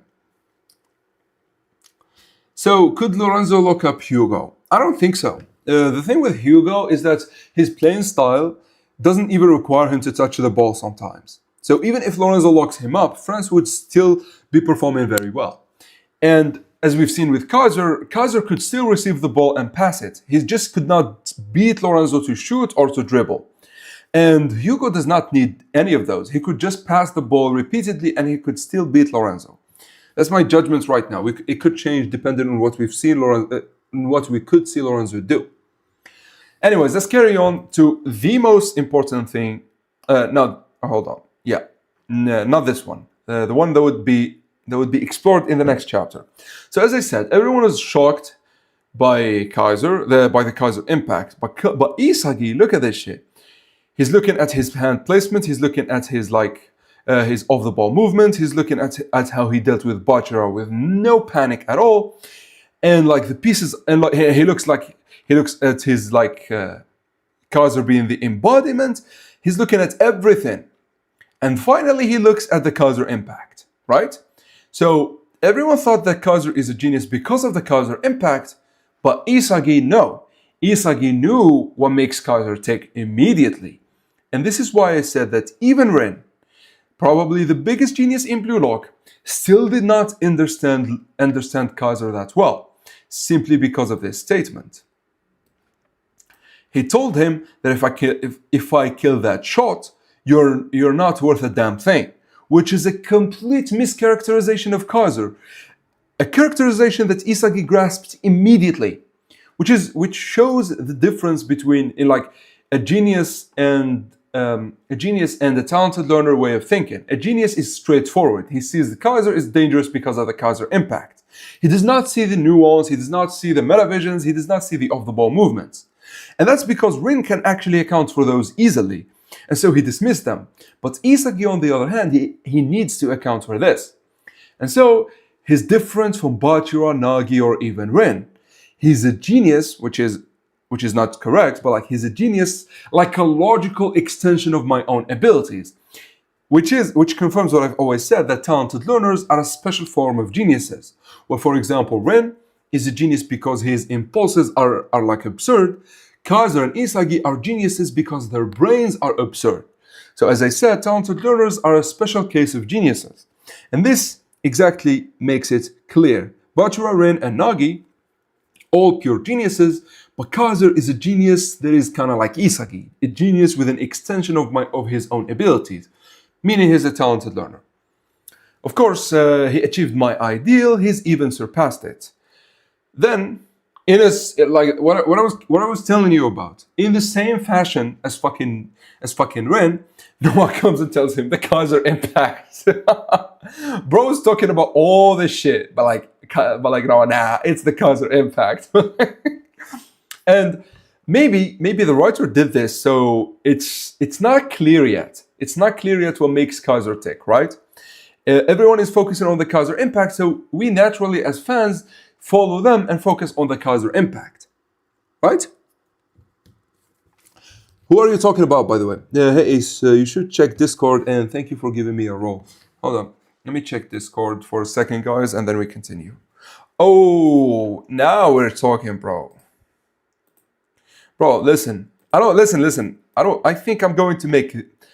Holy shit! I think I'm going to make this Kaiser impact, this Kaiser shot, my profile picture on YouTube. Look at this shit, guys. Look at Baro here. Look at this. Holy shit! This is insanity, bro. Now this shit right here is just insanity. This Kaiser here, and like, I don't know. I might make it my profile picture. You know what? You could draw me a Hugo one, and then we talk about it. And this is the Baro versus Isagi matchup. About time, scum. Yeah, I think Bunny is, if not equal, he's a little bit behind. He's a little bit behind Loki. Or, you know, that's my theory. He's either on Loki's level or a little bit behind. Because even if they beat Bunny, and you could say that maybe they could beat Loki, well, Loki also have Hugo. So, you know. Yeah, that's what I'm saying. Bro is really insane at drawing. The high cut. Bro, you really are an artist, man. Really, like I'm going to save all of these, especially this one. This shit right here is just straight up fire, man. This right here. I might make it my new profile picture. But you know what? I'll wait. Okay, I'll send it after the live. I'll send it after the stream. Yeah, I might, you know what? I might make this one, but like, I'll wait for Hugo. I'll give you an inspiration and we'll see. Anyways, let's carry on. So, Noah here talks about the Kaiser impact. I don't give a shit. It surpasses even Noah in... By the way, this is actually important. I need to give a shit. It's unmatched in terms of the speed of his kicks. It's not in terms of how fast the ball travels or how powerful the shot is. It is about the speed of which he moves his leg. This is why no one saw this. This is why he was in the motion of landing, bam, he shot. By the way, here, this is impossible for him without breaking his knee here. This knee right here should have planted deep on grass.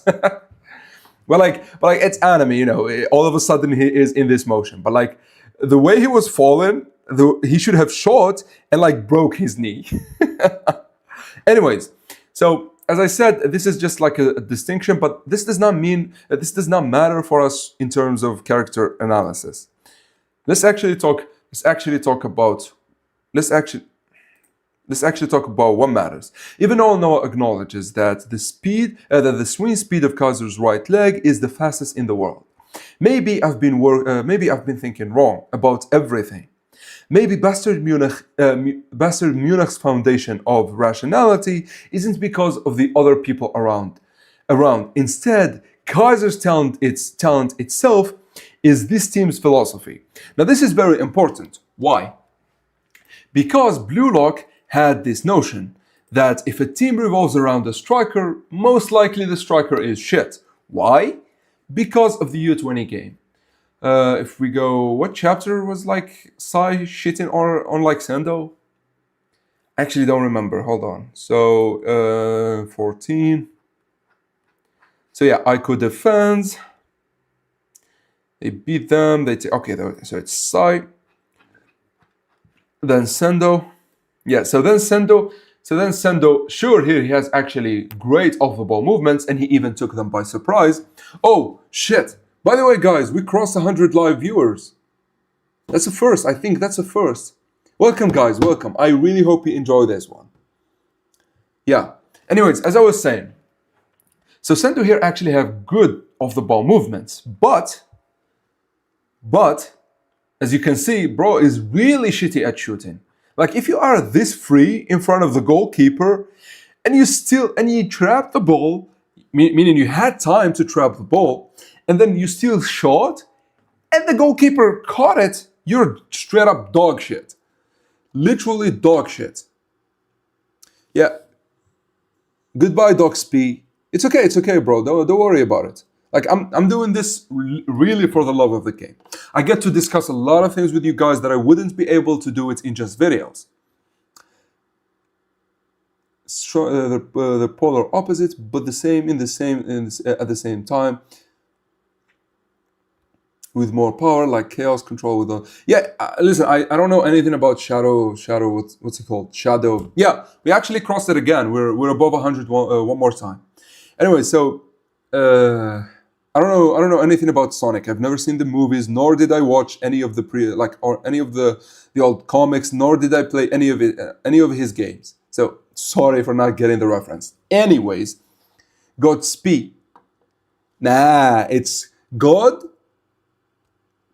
Okay, this is got weird. It's God Speed, I guess. Okay. Anyways, as I was saying, so Blue Lock just got to witness this. A team revolving around Sendo, and he is dog shit. So they naturally assumed the team of Bastard Munich, which revolve around Kaiser, is great because of Jinsar, or whatever the fuck his name, Grim, and Ness. Okay, Ness is great, Grim is good, and Jinsar doesn't matter, but it turns out it's actually the exact opposite. The team, unlike the U20 game, which was strong because of Sai, no, the team is strong because of Kaiser specifically. And so for the first time, they get to witness a striker that Sai kept talking about. For the first time, they witness a striker that is able to lead a team. Anyways, every goal ends with the Kaiser impact as a materialization of the team's zero-waste rationality. It's the world's greatest example of zero turning into one, which is funny that after all this chapter, this is still relevant. I always like Kanshiro for this one specifically. Anyways, hey yo. Now the worst part is Gagamaru has zero experience with... Bro, yeah, it's true. Sendo is so shit that a goalkeeper that does not even know how to fall, by the way, is still able... And look at Sai. Look at Sai. Bro is livid. Bro is like, get this motherfucker out of my face, man. Yeah, by the way, Gagamaru, after all that training, like, Charles was able to score on him first time. Yet Sendo, who was supposed to be striker of a national team, is this dog shit. Make it make sense. Anyways. So, bro, what the... Every time, the extent of someone like that can cause soccer to evolve endlessly, which ends up happening thanks to Isagi, of course. Ego mentioned that once, a striker with true originality and an overwhelming ability to turn zero into one is right here. Is Kaiser the perfect embodiment of Blue Lock's ideal. This is the second and probably the most important point of why Kaiser is literally the most important new gen for the story. Why? Think about it with me. Had Bastard Munich had Hugo instead of Kaiser, what would have happened?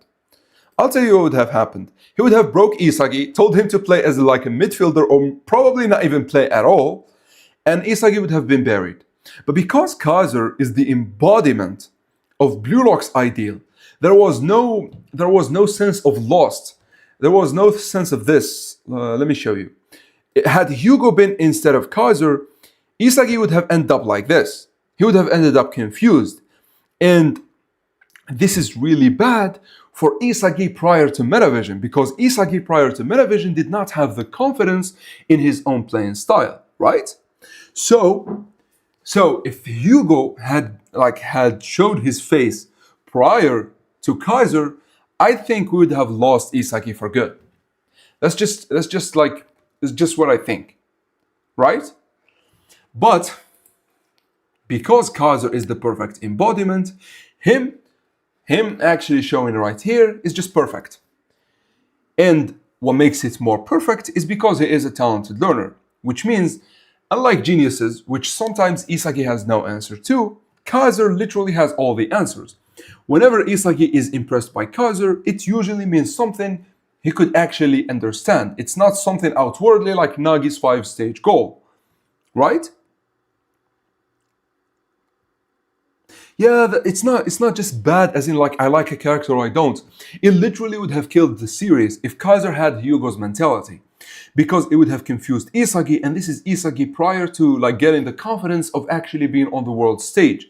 This is Isagi that after 2 chapters does not know how to play with Levi, and look, he is very nervous, and in the next chapter he does not know how to play with Noah and Levi. He is still a fanboy of Noah, right?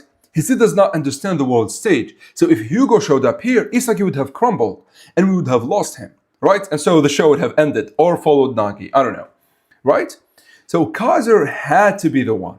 And as I said, due to him being the perfect embodiment of Blue Lock, but also due to him being a talented learner for Isagi. And thus, as I said, and thus as it stands, Kaiser is the most important to the story. Now, I don't want to talk about Kaiser again until we reach the Mannstein City game, where we get the first seeds at him actually breaking down, at his character showing the first signs of flaws. I'll show you. So it was literally when Chris Prince joined.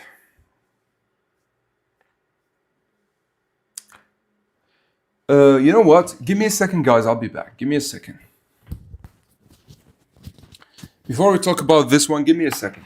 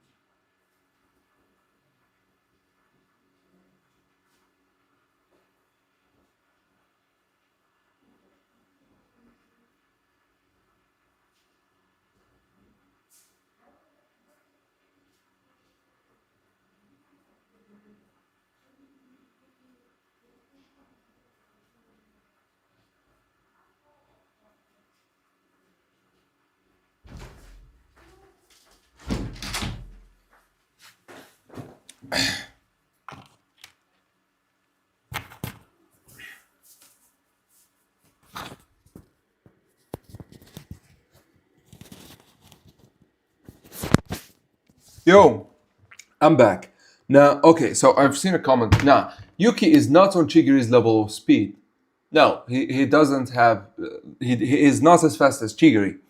So what Yuki did here, if we go and see it. I know we're going to talk about Kaiser, but don't worry. I can talk about Kaiser for days. So don't worry about it, bro. Listen, look at this shit. Anyway, so what Yuki did is not be faster than Chigiri. He actually ran from a different direction, and this is this is a misconception about this feat right here. It's not that he matched Chigiri in terms of like he is as fast as him. It means that he was able to react. And to show the difference between Kaiser and Isagi, look at this shit. Kaiser, Isagi cannot catch to Chigiri, and so can't Kaiser, right? But the moment Chigiri stopped, Kaiser and Isagi are behind him, right? So you can see here's Kaiser and here's Isagi.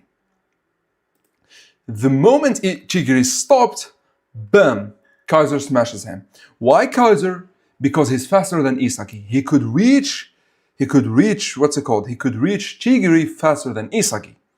And this is important because I think Kaiser is better than Yuki. We know Kaiser is a little bit faster than Yuki. However, this is not what I want to talk about. What I want to talk about happens, I think, in the chapter prior to this one. Yeah, when Chris Prince joins. Okay, yeah, I think it's this one. So Chris Prince joins. Ness gives the ball to Kaiser. Kaiser gives it to Ness. Once more to Kaiser. Bam. Guess who's he against? Now, this is very important. Why it is very important? Because Chris Prince proved right here he is a talented learner. He comes in. He tells Kaiser, I've heard about you, Michael Kaiser, one of the rising stars of the World 11. This should be of the new World 11.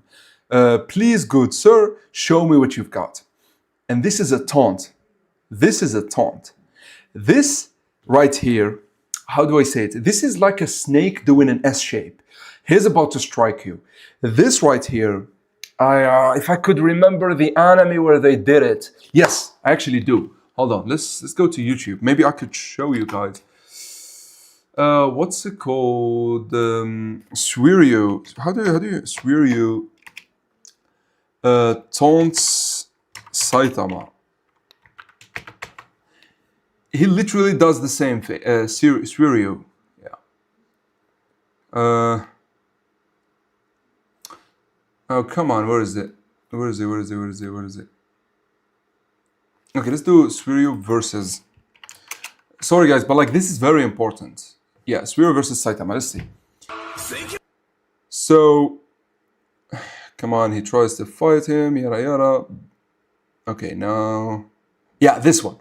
So, I want you guys to understand this one. So what Chris did here, like this is shonen writing. This is not football, this is not realistic, this is not... Maybe it's psychological a little bit, but this is a taunt. And Kaiser knew immediately. Why? Because they're both talented learners. Look, it's exactly what Suiryu did here. Look at this. Sorry for the quality, by the way. Look at this. He smiles, Saitama is about to attack him, but then his instincts tell him, yeah, this is death. Well, obviously Saitama would not die from Suiryu, he's not even close. But even Saitama stopped his punch and backed down. That's how, which by the way is an insane feat, and I've never seen Saitama back down from a punch, but still, the fact that that smile when you're about to attack signals, I'm about to fuck your shit up. That's exactly what Chris Prince did here. So like, he told him, bro, come at me, but I'll fucking murder you. I'll beat you more than your daddy did. Chigiri is a faster sprinter than Yuki. Yeah, Chigiri is much faster than Yuki. Listen, I'll give you the players who are faster than Yuki, because the thing with Yuki is not that he's fast, his dribbles are fast. That's what makes him dangerous. But in terms of just pure speed, we have Zantetsu, Chigiri, and Koruna, which are the highest speedsters. Then we have Kaiser, Otoya, and Shido all around 90. And then we have Yuki. So he has like 6 players above him. Yeah, Sasso, who do you want to talk about?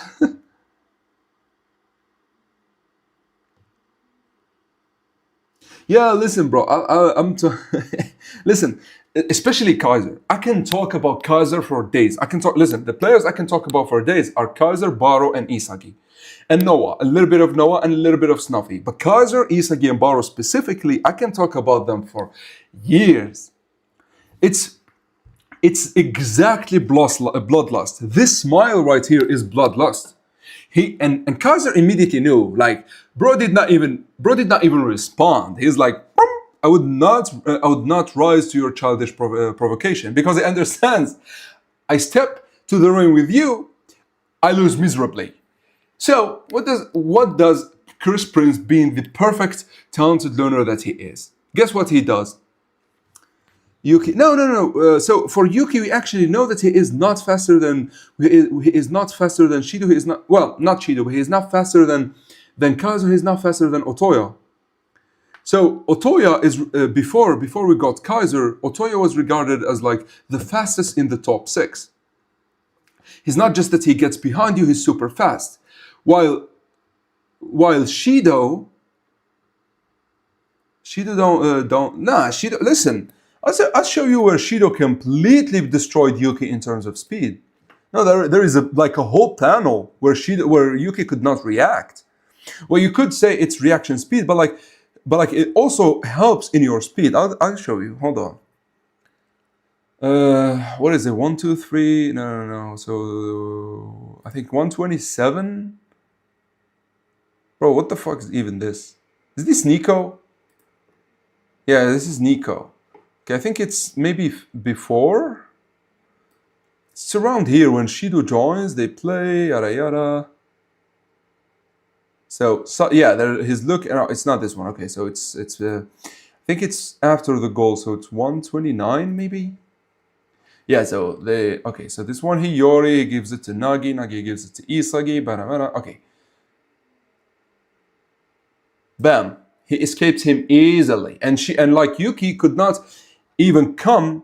Yuki could not even come close to Shido. Had Yuki been faster, sure, he could take him by surprise, but at least you would expect him to react. At least you would expect him to see here. But as we see, Yuki is not here at all. So this is why I think Shido is slightly faster than Yuki. And if you add in Shido's insane reactions, well, Yuki gets left behind. But Yuki is very deadly while dribbling. This is the thing with him. He's not as fast as, for example, Zantetsu, but in his dribbles, he seems faster than Zantetsu. That's the thing with him. It's about top speed and acceleration thing, right? Does Kyoragen still exist? I think Kanshiro forgot. So Kanshiro said that everyone will get his moment. So just wait for Kiora. Don't worry about it. Kaiser is still an anomaly, even amount new gen, including Loki. I don't care. Keep in mind he just put a hat trick on the board. Yeah, but a hat trick against a team that is weak doesn't really matter. We need hat tricks against good teams, against Brazil, Spain, Argentina, things like that. Anyways, let's carry on. So, because Prince is a talented learner, the moment Kaiser ran, guess what Prince did? He hit him in the ego. He understands that Kaiser, which is insane, by the way. This is the first time he interacts with Kaiser, but he understood him immediately from just watching him from the bench, that Kaiser has a chip on his shoulder. He's not an egoist like Isagi where he could take an L. By just proving that this is an L, Kaiser immediately took the bait. And I just reminded you, and I just need to remind you, this is a fucking bloodlust look, which means Kaiser here is about to get his ass handed to him. And we get exactly that. By the way, Kaiser here shows his ability to dribble, which is something I've always said. Just because we don't see them dribble does not mean that they are not good. Isagi, Kaiser, they are good at dribbling, but they are not Bajra, they're not Lorenzo, they're not Chigiri, right? This is just what I'm saying here. Anyway, so no matter what he does, he cannot escape Prince, which is funny because Prince right here is not reading Kaiser at all. Prince is just reacting physically. Look, and the confirmation for this is this one here. So Prince does a nutmeg, and you would think, so Kaiser does a nutmeg, and you would think Prince would expect something like this. But no, he doesn't need to, because he's leagues ahead physically, and he could react to whatever the fuck Kaiser could do. So the moment he did the nutmeg, Prince hits him, he throws him off his balance, and Noah had to intervene. Noah had to intervene because this right here, this right here, and this is funny because this is the same guy who was telling Bachira to shoo like a fly. He cannot do shit to Prince. And hold on. So the difference, Kaiser here did not even throw his hand to Prince. Why? He understands there is nothing you could do to Prince. Here, Kaiser actually knew he lost.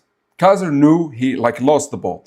Had it not been for Noah and then Rio, of course, Kaiser, of course, knew he lost. Now, I was going to talk about something here. Yeah, I was going to talk about something actually that happened here. Guess what? This is a duel that no one else can enter. Why? Why do you think this is a duel that no one else can enter? It's because of Prince. Anyone who intervenes before it is clear would just end up getting steamrolled by Prince. Noah waited, and Noah specifically knows this. If this was any other player, and I'll show you, if this was any other player, anyone but Prince, Noah would have jumped the gun because he trusts in his abilities. Even against the biggest motherfucker in the show, which is Snuffy, Noah still joined in.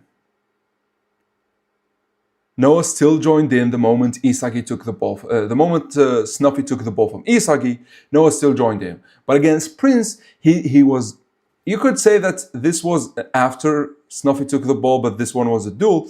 But I feel like even if Noah intervened, even 2-on-1, I doubt Kaiser and Noah would win 2-on-1, like head on with Prince. They need to do like a 1-2 or something like that. And this is specifically why I think Prince is like misrepresented by like the community. People think that he got stomped over by Noah, but like Noah specifically had to avoid him and come in situations where he has like a clear advantage, which obviously is part of Noah's skill, but I think this is a great feat for Prince, that Noah respects him so much. Right, so anyways, then, by the way, Rio here awakens Metavision for the first time, and as I said, Rin remains the only one who did not win big the first time he unlocked Metavision. Rio did, Isagi did, everyone did except Rin. Anyways. Oh, you could say Isagi didn't too because of Kaiser, but then that's different because Kaiser did the unthinkable. Now, why the fuck am I talking about all of this? Well, as you remember, before getting lost, this is a video about Kaiser.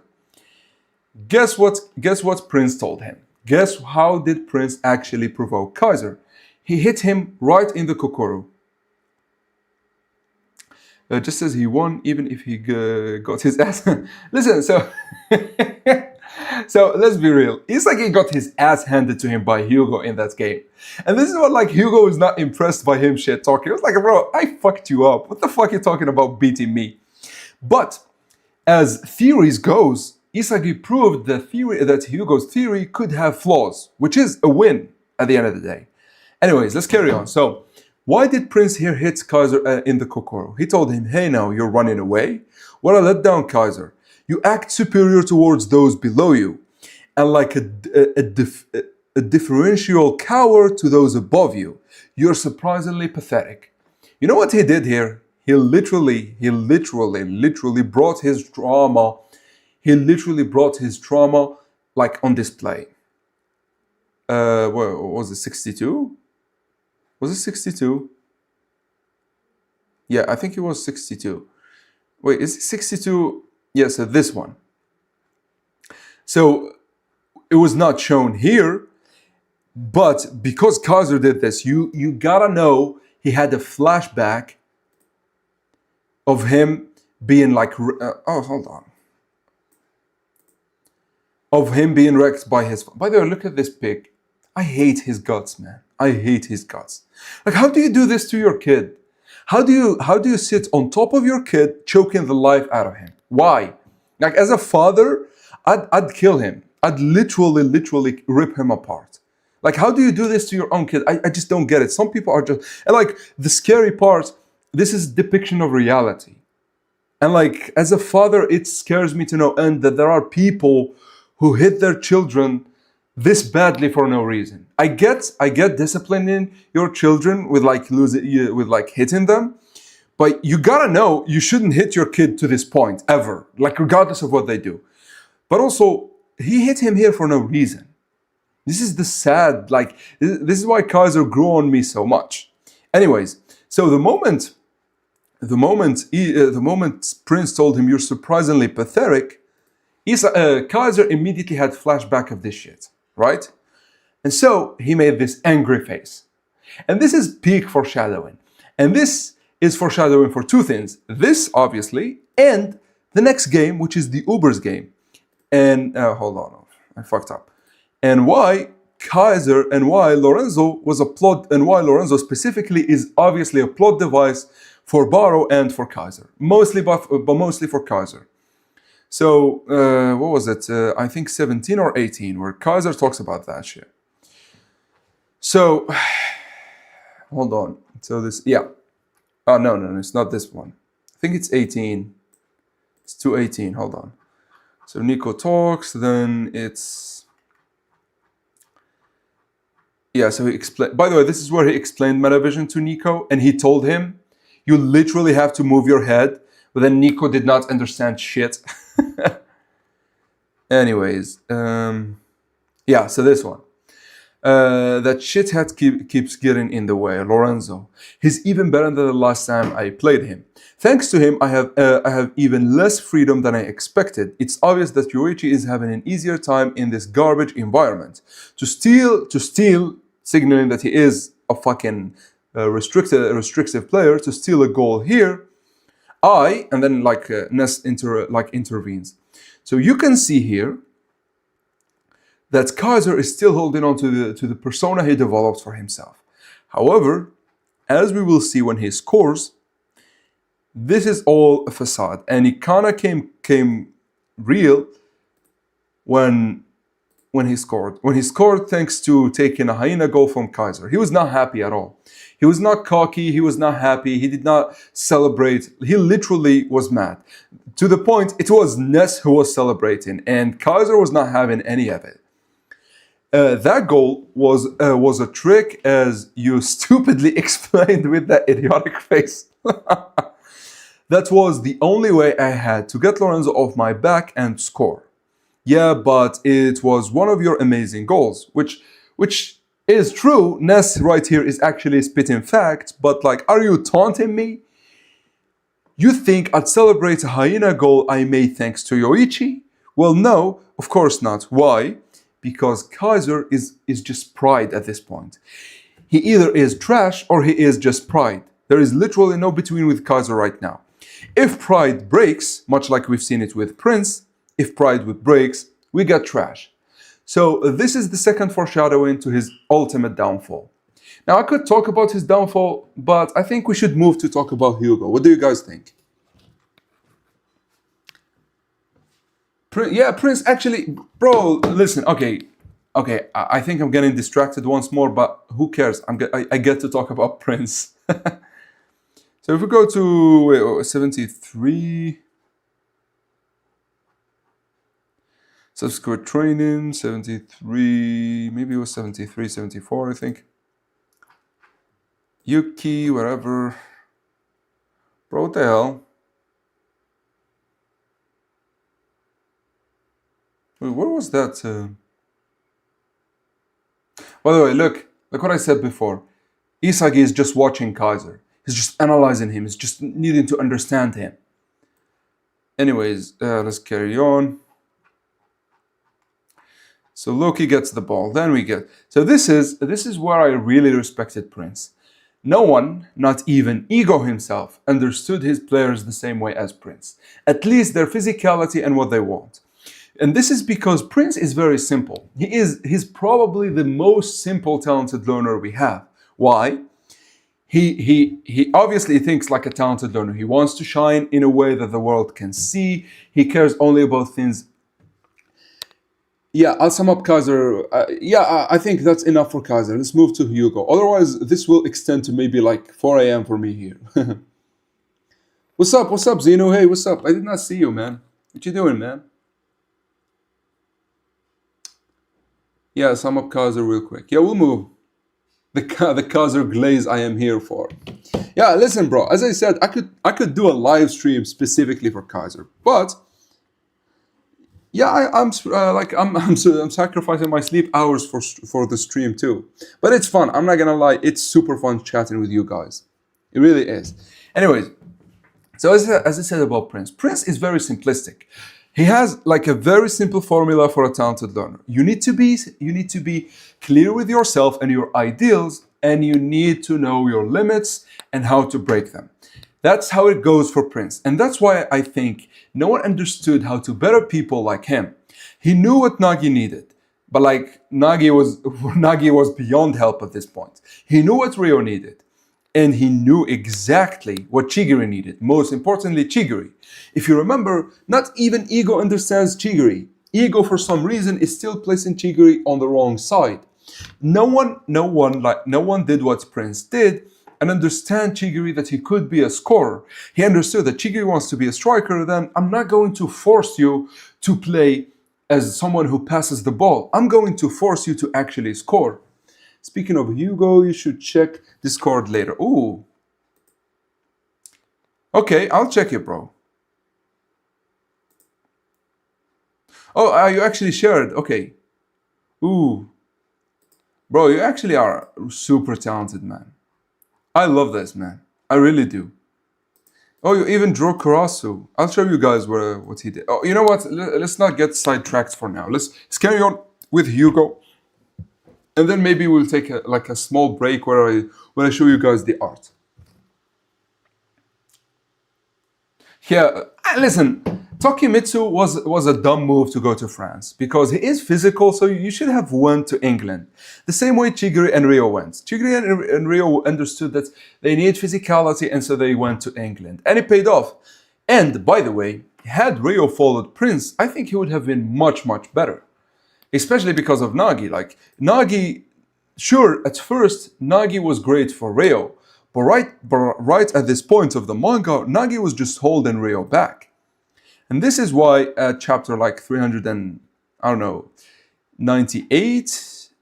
I don't know what is it, like, what chapter? Yeah, 80. Wait, what is it? Yeah, 97, okay. This is why he gave him the ball on a silver platter and told him to actually try and score it. And here he obviously copied Otoya. Which, by the way, proves that Otoya is a great striker. I'm just saying. Anyways, we move now to Hugo and why he is important.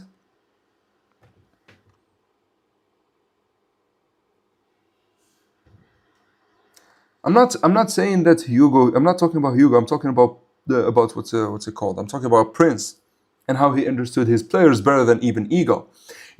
Even Snuffy. Okay, this is the final time we do this. If you remember, Snuffy mischaracterized Baro. He did not understand Baro's character at all. He thought he did, but obviously he didn't. And that was kind of the case with Prince and Nagi, but like that would have been Nagi's fault more than Prince. But like with Snuffy, you feel that Snuffy wanted Baro to be something that Baro simply wasn't. And that's why in chapter 226, he simply rebelled. He simply said, enough. Bro, I understand your tactics are great and all, but like, they're too tame for me. Baro is the Enchained. Baro cannot be put in chains or he dies. And so, Snuffy literally misunderstood this guy. Sure, he gave him the Predator eyes, which were perfect for him, meaning he understood him, but I feel like he did not understood his personality the way Prince would have understood it and the way Noah actually did. Anyways, let's move on to Hugo. Now, Hugo is an interesting character. I wouldn't say he's more interesting than Kaiser, but bro is definitely perfect. Now, to understand Hugo, one must first understand another character, which is none other than the character who was shown in the first chapter, Kirari Yusuke.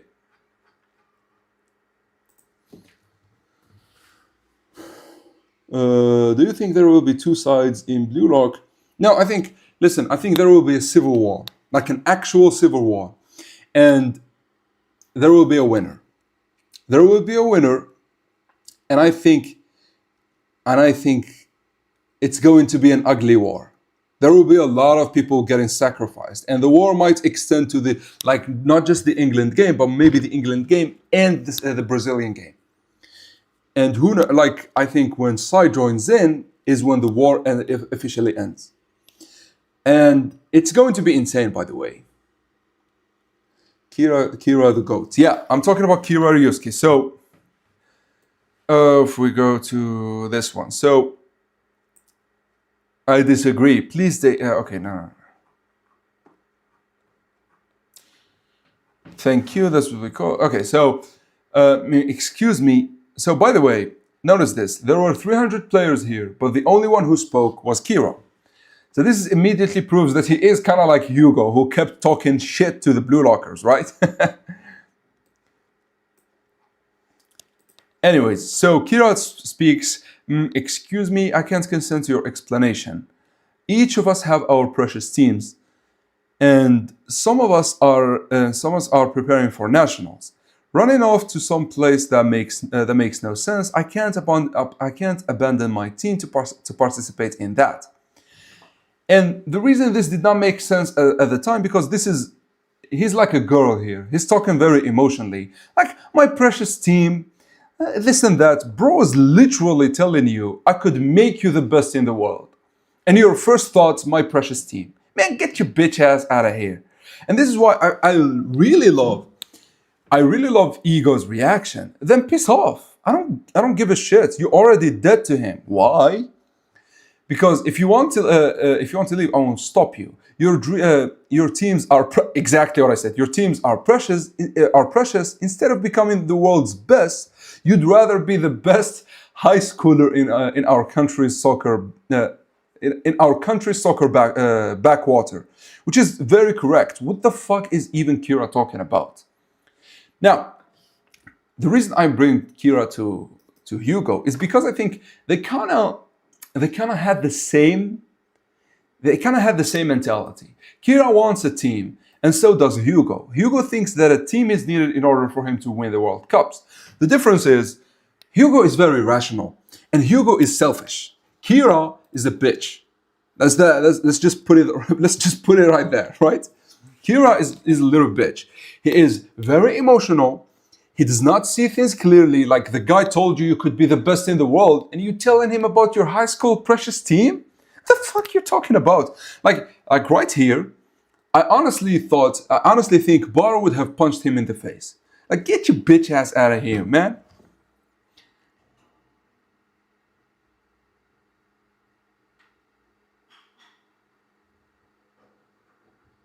What hooked me up, the way Hugo started giving by saying the best player statements was not Hugo, you mean Ego.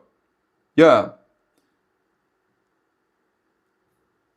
Yeah, so this is, by the way, the old art, Nomura art. Bro literally is a giraffe. He is categorized as a giraffe. Look at this neck.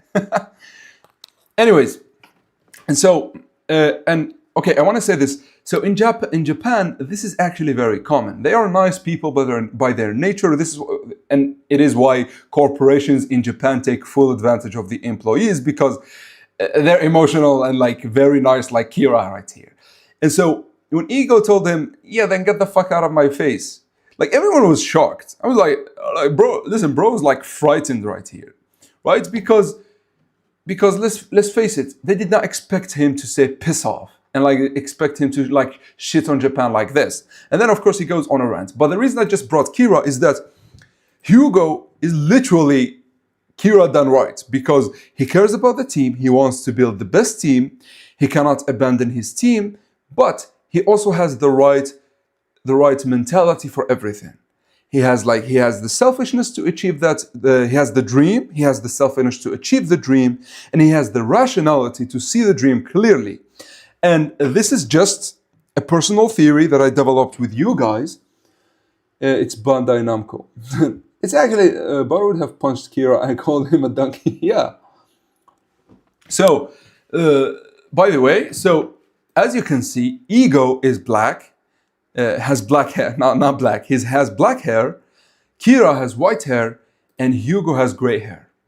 So maybe, just maybe, just maybe, This has something to do with it. Now, okay, let me read something else I noticed on how Kira was aware Yokchan played as a forward, but when he met interest, he said, "You'd give me passes." Yeah, he is a. This is the thing. He is a narcissist masquerading as like an emotional high school girl, right? Like deep down, when Isagi eliminated him, the real Kira showed up. I'll show you.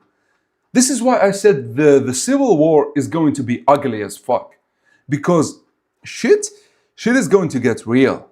Things are going to get ugly. And by the way, this is the second chapter and craziness, and it was literally craziness. So when Kira got eliminated, look, when he got locked off, bro started yelling. Look at how he looked at Isagi. Look at this shit. Look at that shit. And one of the statements that really shook me about this guy is, hold on, no, he doesn't say. He doesn't say here. I'll show you how nasty that idiot is. What could you learn about me in a mere 2 minutes? Soccer lasts 90 minutes. But I couldn't do anything last second. Then he told him.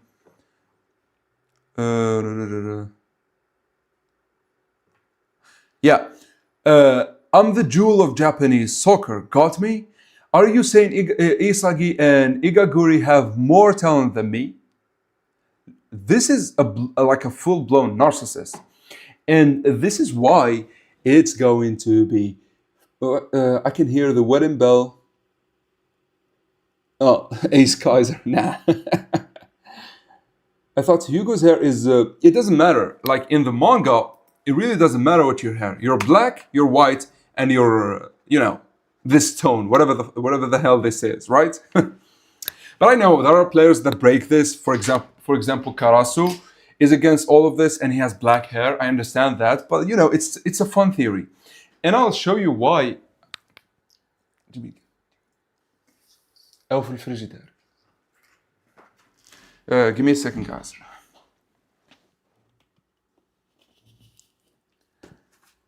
It's just my dinner. Anyways, let's carry on. So, as I was saying, Karasu kind of breaks the mold. Shido also breaks the mold. Things like that. But the general consensus for those who matter, who are with and against Hugo, is literally the hair. Hold on. Is literally the hair. And I have a theory here, which I know we need to talk about Hugo, but we kind of need to talk. We kind of need to explore this. So, what is it? 282, I think. 282. I don't know. Where was white-haired Isagi shown the first time? I think not here.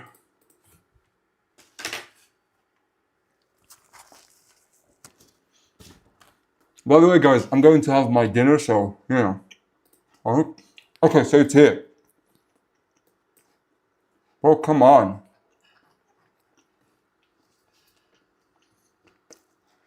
Of course, it is Hugo's. Listen, this video is just glazing the new gens. So,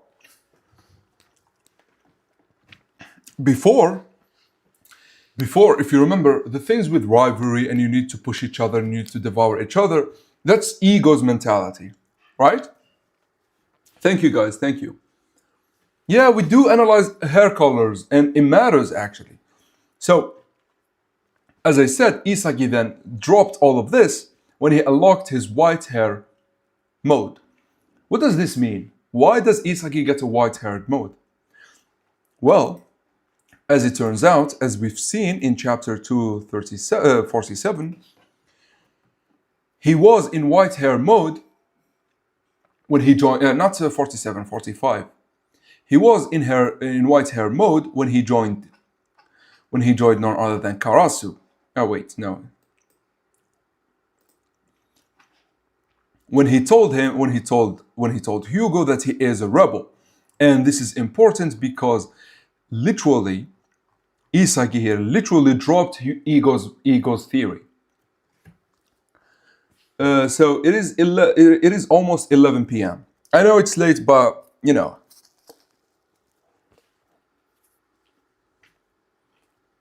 I mean, I'm glazing Isagi here too. Ace SMR, that's funny. So, as I was saying, by refusing to be the number one, Isagi by definition is refusing to follow ego's ideal. Because to ego, if we go back to the chapter where he shat on on Nagi, which was 98, no.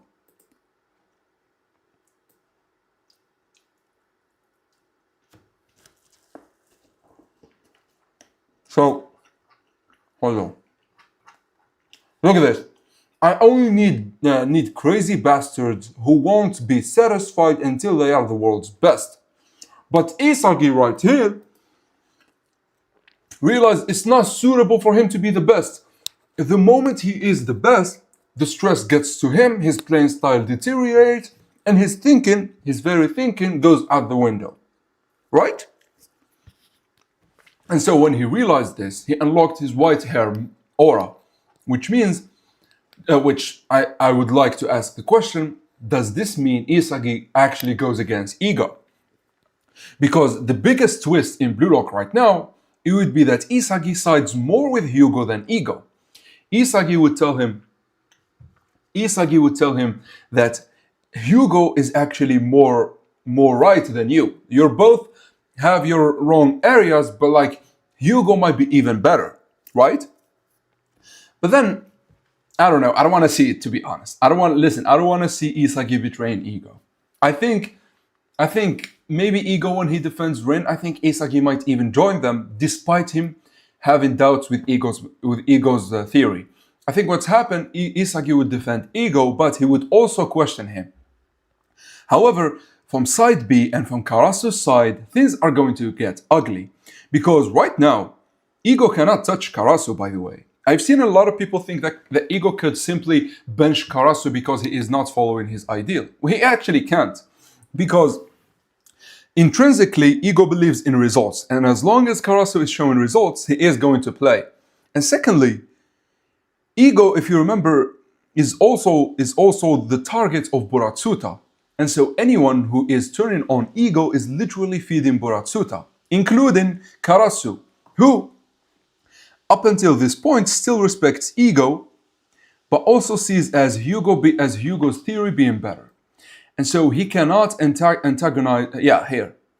I'm grateful to ego for bringing me to this stage, but do I need ego's philosophy anymore? I can't help wondering if you embrace your destiny as second best, Blue Lock can get stronger. That's why Hugo's work struck with me, and this is because the thing with Karasu, what he wanted always was not suitable with him, and so he cannot touch Karasu despite him being against him. Yeah, that would be authoritarian, and I mean authoritarian, and I mean ego is kind of authoritarian, but his only rule or his only author is actually results, and Karasu is the only one showing them right now. So I'm saying, even if he tries to do something with Karasu, Buratsuta might intervene and fuck everything up. Because at the end of the day, Buratsuta respects ego and wants to seat him, amicably, but he still holds all the cards, right? Anyways, no, the only reason Buratsuta can't defeat ego straight up, can't fire ego straight up, is money. Because as long as ego is winning, then Buratsuta gets money. Yes, that's what I'm saying. We already have what's it called? We already have Karasu questioning ego's philosophy, and in the latest chapter, we've seen it. Isagi did not just question ego's philosophy. He completely said then ego's theory and Blue Lock itself failed. This is not something that Karasu said. Karasu was more tame than Isagi.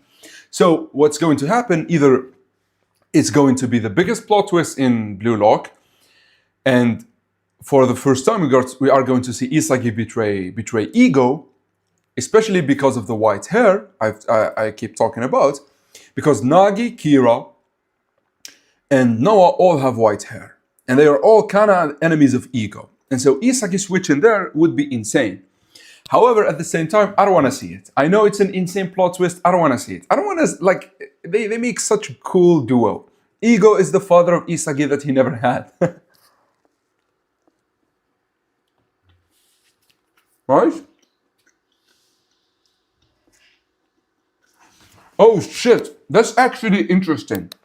You see, the writer of Blue Lock had a statement. He said when he heard that people like Isagi and like Sai, he told them, that's interesting. I wrote Sai as an unlikable character, so why are people liking him? But then he said about Isagi, he said that would people still love him at the end of the show? Because he will be something very different. And I'm thinking it might start here. It might be that Isagi would be the reason. And okay, I have a theory.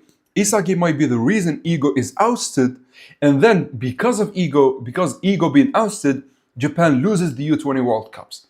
And then we go into an arc of bringing Ego back.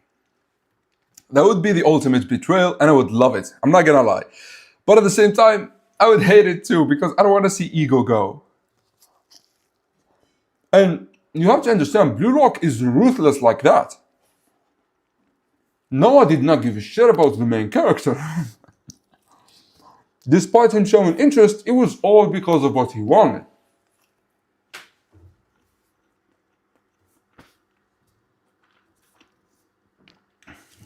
It has zero chance of being reproducible ability. Yeah, but the issue is, for example, with Karasu, he hated what Karasu did, not because it is not reproducible, but because Karasu is no longer considering himself a striker, right? That's the reason. Hold on, give me a sec.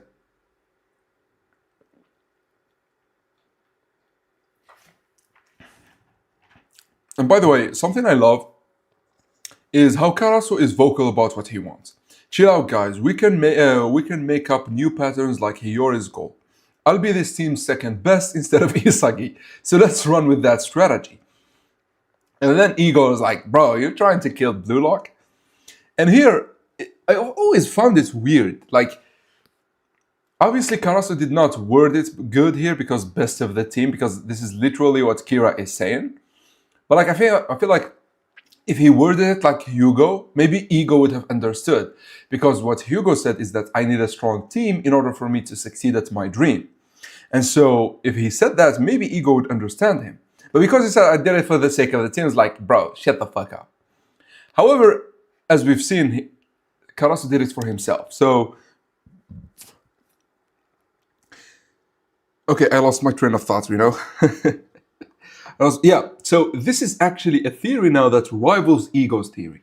Doing it for the team. This is never heard of. Like, we've never seen a player who plays for the team have results over Ego. Like, never. And so I can't wait. I honestly can't wait. These next few chapters are going to be the best Blue Lock has to offer.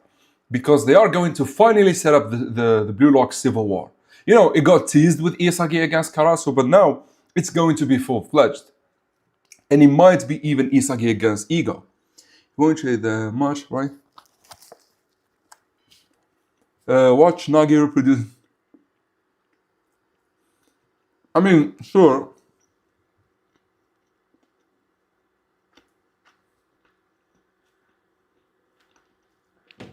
Yeah, but you could think, but like if we think, so the High Cat, if we think like that, what about this? What about this? What about this? So Isagi here literally did the same thing he usually does, right? And Ego told him you're not going to be able to use your double gun or your spinning volley. So you'd think the Hugo here stopped Isagi's reproducibility. But no, the thing is, Isagi has a clear formula. With Nagi, he just acted impulsively. That's the annoying part. He acted impulsively on a level that he doesn't have a formula to like always achieve, right? And if you notice, he did not hate Rin's Berserker state because he understands Rin in this elevated state, even though this is an elevated state, there is a trigger for him to reach that. Nagi go for the sixth stage volley. I think, listen, Nagi's shenanigans are about to just get crazier. Because we up until this point, we've never seen motivated Nagi, so you know.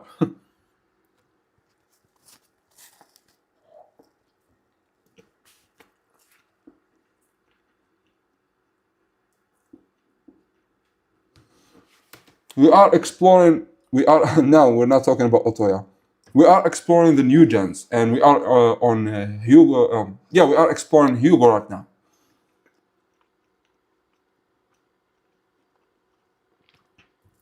Otoya. Yeah, so, anyways, let's carry on with Hugo. Now, let's not actually. Because I think this is the extent of Hugo's importance right now. It's not like Kaiser, where he was the extension of Isagi and he proved that Blue Lock works and all of that. Hugo is meant to be the embodiment of Kira. He is just, well, Kira would be like the bitch side of Hugo. That's what I should say. But Hugo is meant to be the opposition that values the team in order to achieve results. Obviously, as I said, both Kira and Karasu did not know how to word it to ego, but Hugo says it completely like right and says it as it is. He says that he needs a strong team in order for him to win the World Cups. Oh, no, not this one. Hold on. He says that he needs a strong team in order for him to win the World Cups 4 times. And this is why Isagi liked it. Because there is, how do I say it? It's not like Karasu where he's doing it for the team. No. He's building the team so he can achieve his own dream. This enchanted Isagi. And this, by the way, caused Hugo to lose because Isagi now likes him, and so he's going to try and like watch him closely, right? So, by the way, it's huge. That's what she said. It's not about being the best or second best. His dream is most grandiose than mine. He's sharper, which in other translation he says he's smarter than I am. And his ego is even bigger than mine. Which is weird, because for the first time, someone has a bigger ego than, for example, Isagi, Rin, and Baro. How is that? Even though Hugo should not have this ego, he is someone who is building a team. So I think the whole thing, I'll read, guys, give me a second. I think the whole thing with Hugo's like presentation here is that he is showing a way that you could oppose ego and still perform very well. Hugo has a perfect theory. Hugo has the rationality, has the physicality, and he has the ego, the IQ, the everything to become the embodiment of a success that is opposing to Blue Lock. And this is the first time we've seen it, because up until now, if you think about all the successes we've seen in Blue Lock, like Prince, like Noah, like Snuffy, Snuffy is not a success. Snuffy is actually a failure story. So like Prince, like Noah, like Kaiser, they all embody the Blue Lock philosophy, but Hugo completely takes that and flips it, right? Hugo the GOAT. Hey, I think you should explain the difference between being number 2 and being second best. Yeah. So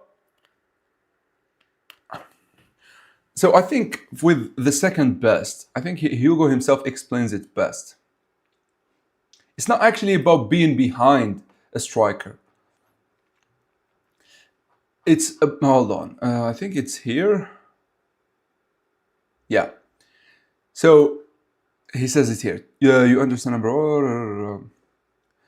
What is it? It doesn't mean you're in second place. It means you can have a bird's eye view as you control your organization from the second highest spot. What does this mean? The highest spot, as we explained with the salary, the highest spot will always be for the striker. But for someone who is as smart as Hugo and who is as sharp as Hugo and who is like a talented learner, it may not be suited to be looking to be in the highest spot of just scoring. You might actually be better, even better than the scorers, if you control the entirety of the game from the second best, which in Hugo's mind is the idea of not scoring. Like, do you understand? Like, not scoring, but not being the most consistent at scoring. So the highest spot, which is Loki in this team, is the one tasked with one thing, which is to score. That's the highest spot in any team playing any sports. It's just to score. The second highest is the one who could control the team. This is exactly what Snuffy did when he joined in. If you remember, when Snuffy joined in, I think he was 224 or 223. Yeah, I think it's 223, yeah. Wait, hold on. I think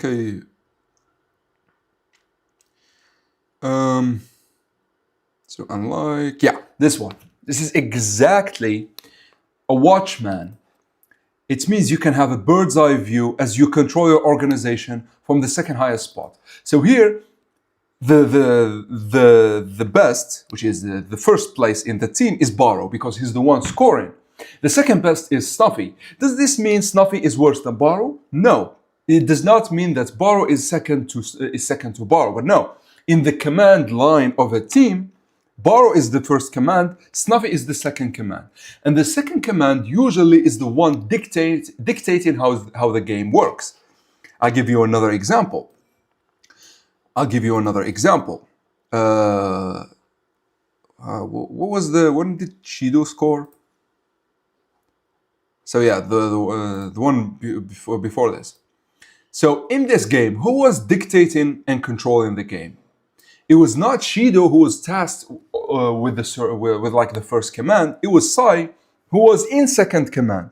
This is why I had the theory that Hugo must have played a role in Sai's, like, changing from a striker to a midfielder, because he made him understand that your role is not to lead as the one who scores, but rather to control the field. And Sai is more suited for that.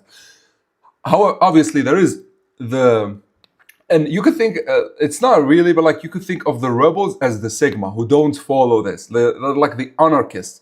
Players like Barrow, they don't give shit about like the line of command. Even though he was in the line of command with Ubers, he also wanted to be the one in control. So there are definitely players who don't fit the mold with Hugo's ideal, with Hugo's theory, but for the very least, it works for most situations. It's all about hierarchy. So number 3, as I said, could be this rebel I'm talking about. It's not really number 3. He would be a rogue number, like 0, maybe. Like someone like Isagi, right? So do you guys understand this point? Because it explicitly means, it does not mean Hugo is weaker than Loki. In fact, I think Hugo considers himself his equal, and he says it. Right?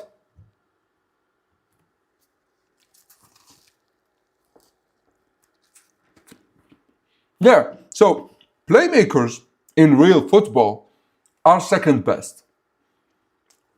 And the anomaly that sometimes happens is with like Messi.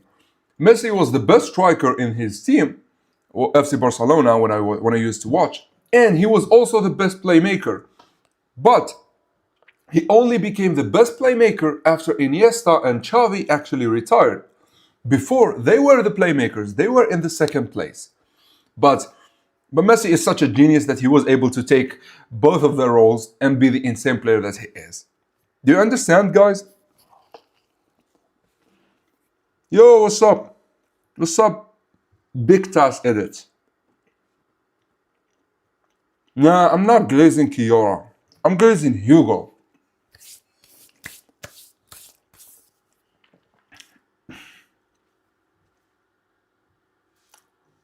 Exactly. Hugo controls the game, and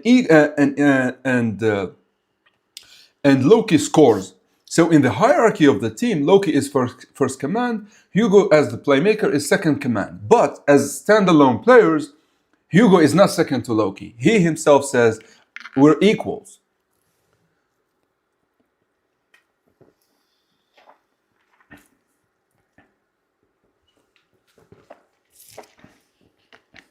Yes, The high cat, that's exactly the example I just gave. I said that Shido was number one and Sai was number two. But does that mean that Sai is worse than Shido here? No. We know Sai was better than Shido.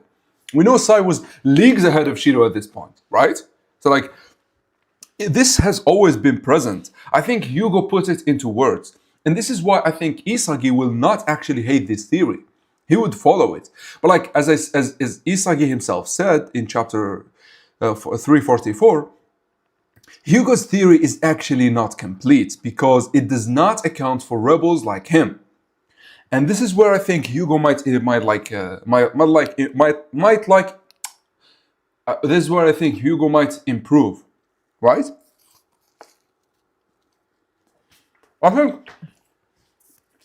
I think Hugo's philosophy, if it is complete,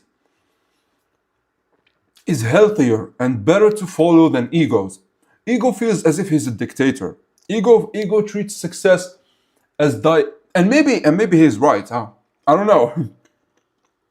I could be softer than Ego, but maybe success requires that. But as far as I can tell, suitability and understanding yourself in order to achieve the best result you could is better than whatever Ego is doing. And also, I feel like Ego sometimes is hypocritical. We have players like Gagamaro and Nico who would probably never score again. And yet he expects the whole team to score. This ass.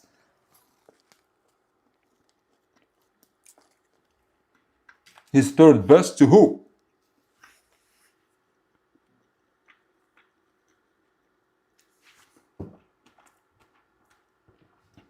Yeah, Hiyori too became number two.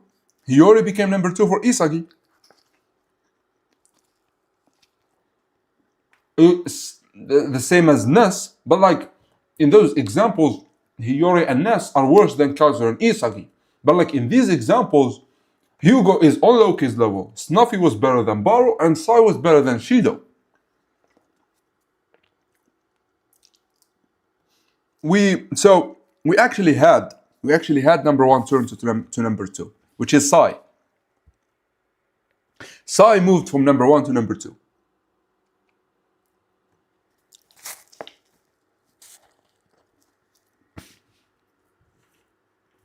It was used. As I said, Hiyori was the second best for Isagi.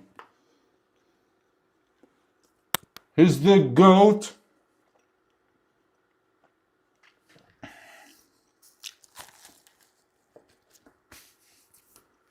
I mean, that could be true, yeah. But even Ego's style is also suited more for geniuses. Like, hold on.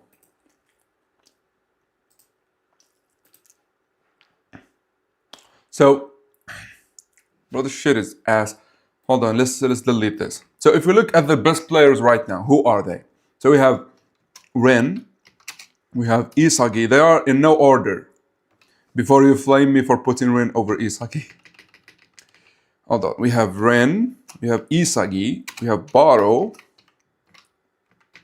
we have Karasu, we have Shido.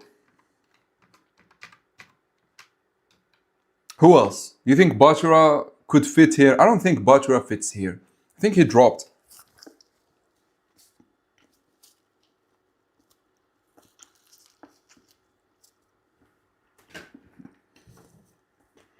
But Isagi already tried the theory. So, Earl, or whatever your name, sorry for butchering it. I'll explain it, don't worry. I'll explain what a rebel is.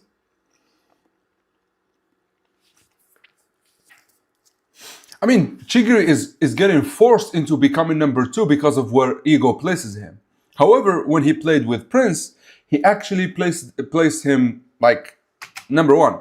No, Nagi actually is not with Nagi does not follow Ego's theory. We're talking about players who follow Ego's theory and who are great. Oh, you could actually remove Karasu here, but like, okay, let's move because we need to remove actually Karasu. So if you look, let's say these are the top players. Only one is a talented learner. Karasu, when he became on these guys' level, he actually dropped Ego's mentality. So Hugo's mentality is fitting for geniuses, but so is Ego's mentality. Ego's mentality favor geniuses more. Like, think about the strikers, the successful strikers in Blue Lock. None of them is a talented learner except Isagi. Seriously. Nah. I don't consider Rio anywhere close to these guys. Unfortunately, yeah. Bachara fell down.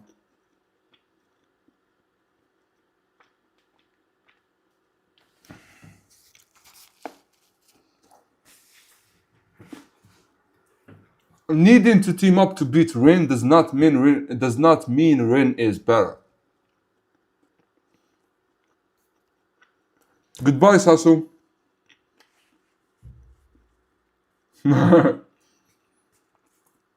You could watch the VOD. You could actually watch the VOD.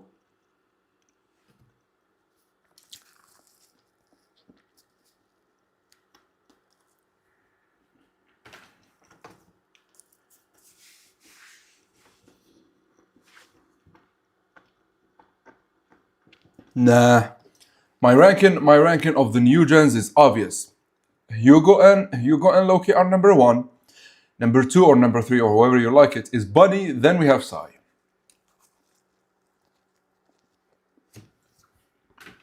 It's like this.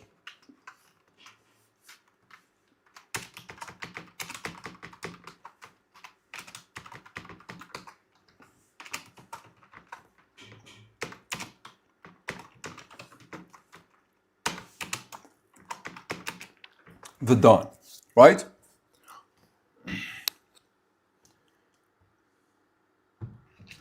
Ego's ideal are cope for less talented people like talented. Maybe, I mean, listen. Okay, so Isagi is better than Ren. Ren is better than Baro. I don't know. Listen, from the last chapter, I think Baro might be on Ren's level because he's proving that he can score in every game, something that no one else could do, like except Kaiser.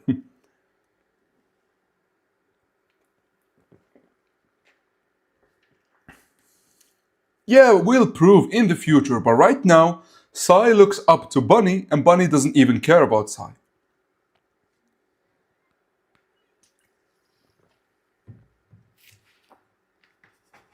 So, we have this game against France, and I am speculating because it happens at the same time as a placeholder game with Japan, that we might get things from like Hugo or Charles's view. And it is against Italy, so we might see Lorenzo lock up. We don't know. So we might see Lorenzo awaken, we don't know. And I hope to see it, by the way. Just to give him credibility.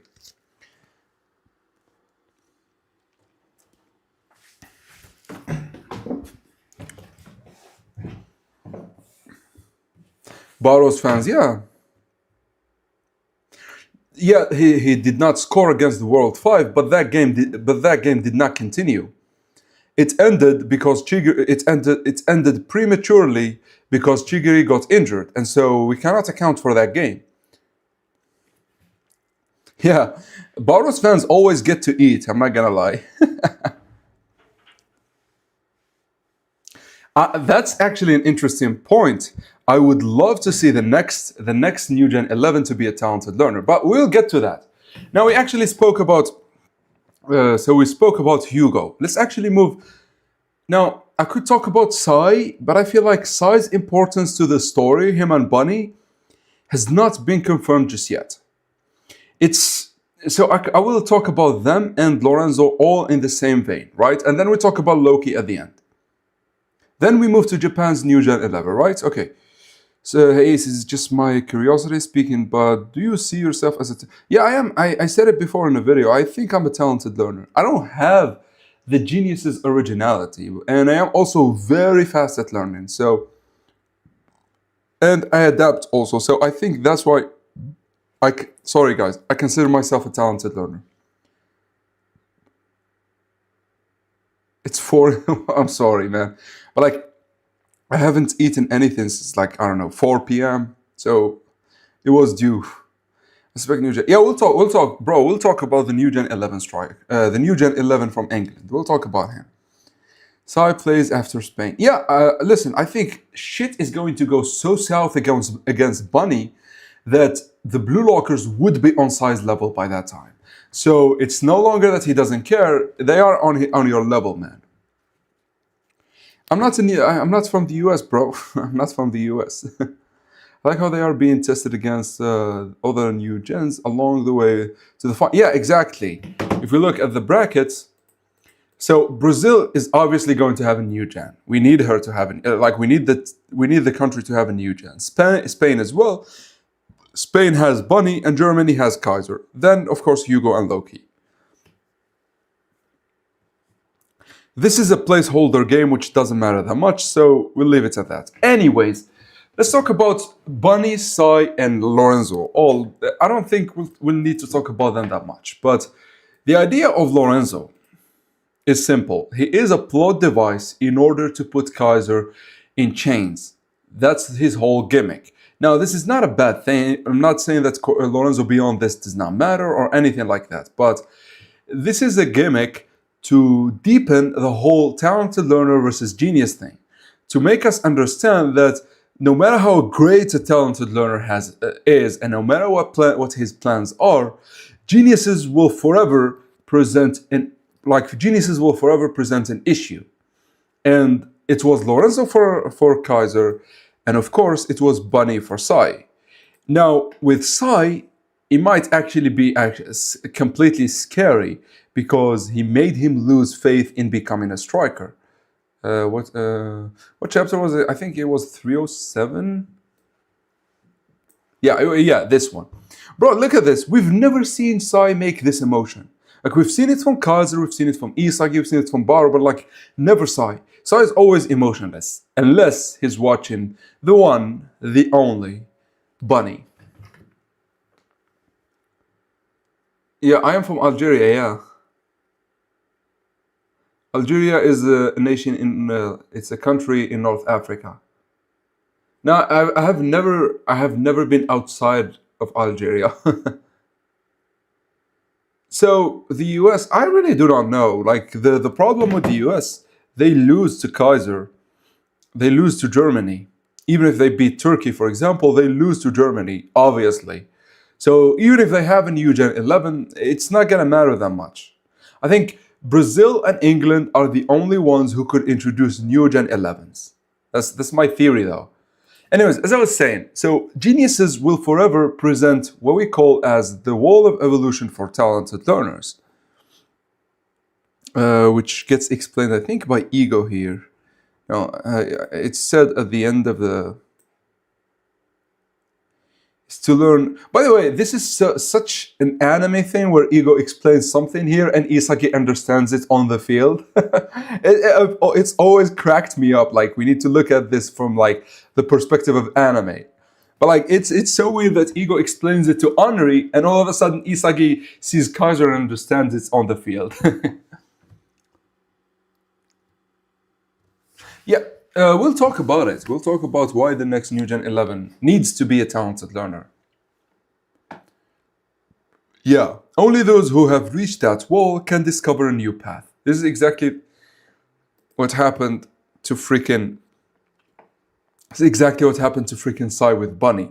However, thank God for both Isagi and Kaiser when they faced Loki, the ultimate genius. They had each other. And had they not had each other, they would have completely been destroyed. And I don't mean they lose, I mean their morale and their like way of thinking would have been destroyed. Kaiser was in such a bad state that... hold on, before it. Kaiser was in such a bad state that he was cursing at God himself. Like, bro is really getting out of it, right?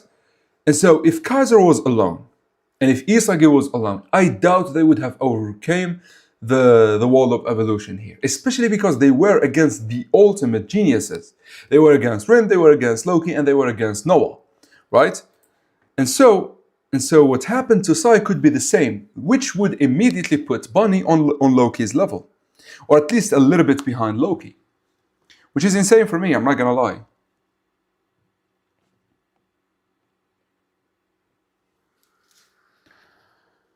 Okay, there is no.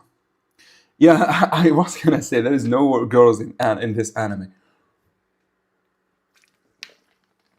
So usually when you watch a high school sports anime or just any high school anime, there are a lot like those girls who have like not even romantic interest with with like the cast, but like at least they're friends or they hang around or whatever, like right. But like Blue Lock is like nothing, not a singular girl in sight. The only girls we have are all milfs, so except Chiguru's sister. That's true.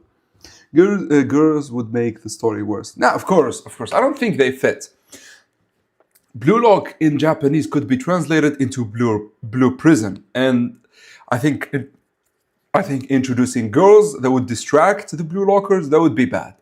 I mean, if they want to do a Blue Lock version for women, that's fine. But like for the boys here, they need to focus.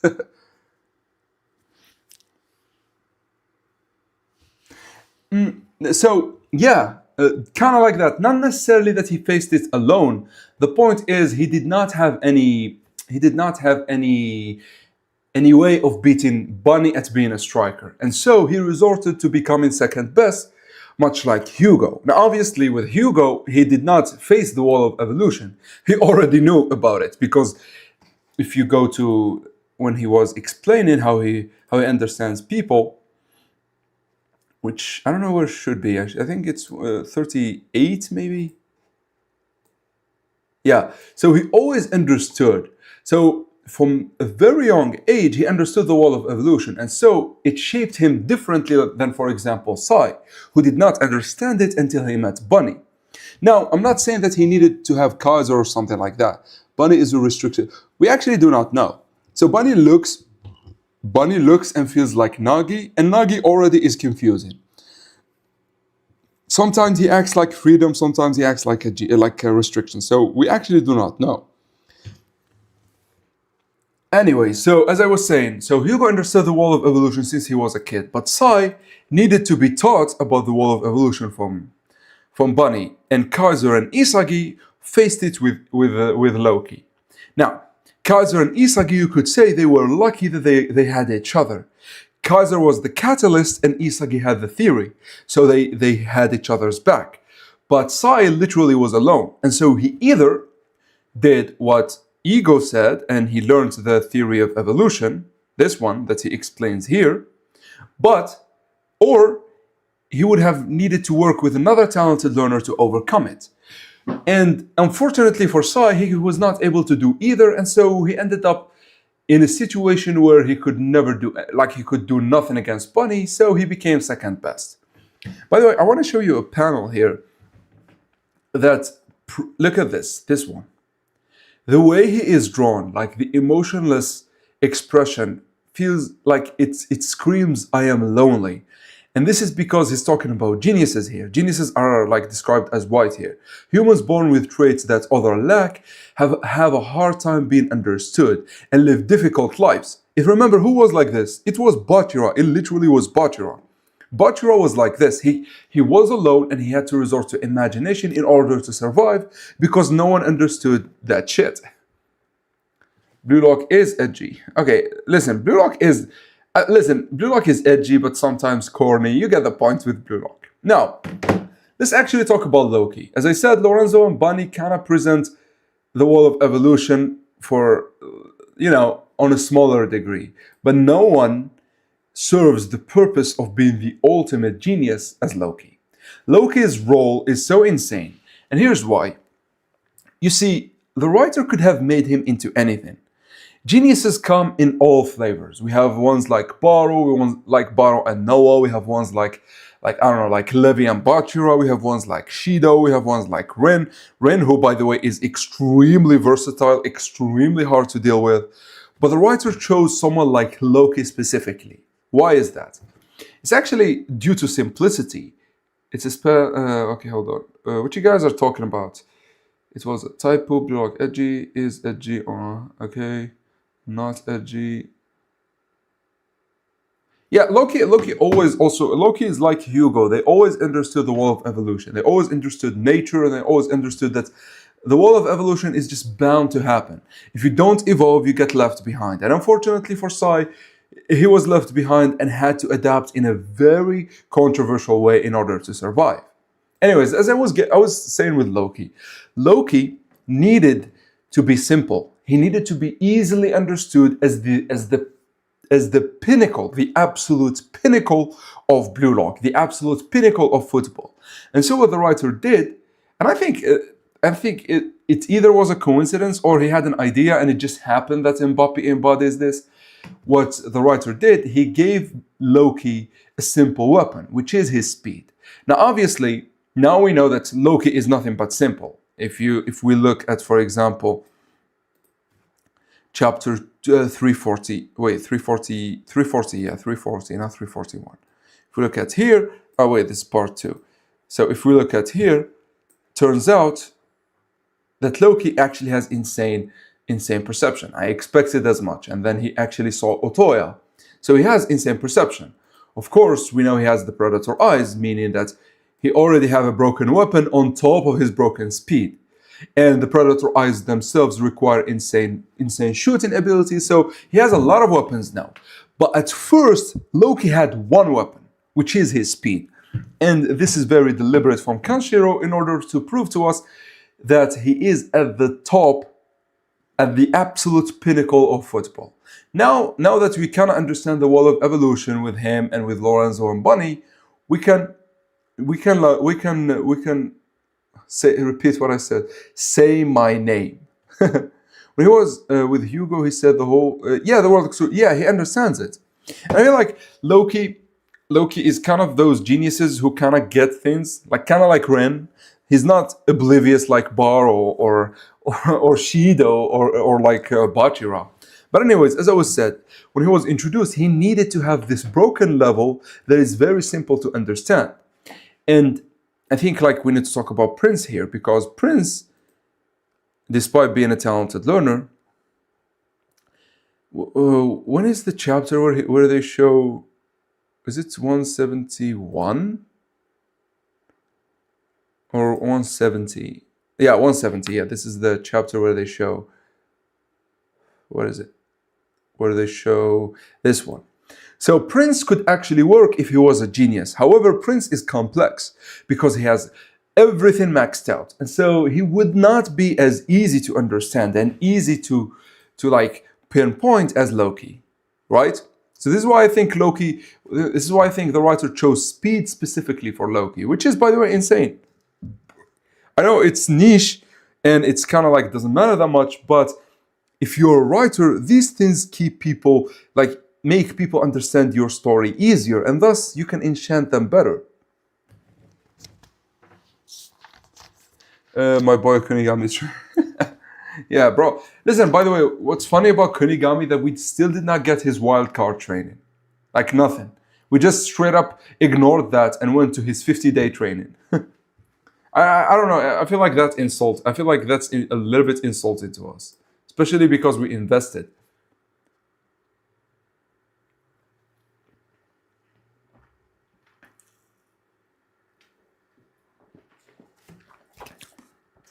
Yes, Loki is Mbappe. This is why I said, I don't know if it is a coincidence or not, but Loki needed to be simple. And so maybe the writer chose speed because it coincided with Mbappe, being great in those years, especially 2018, 2019.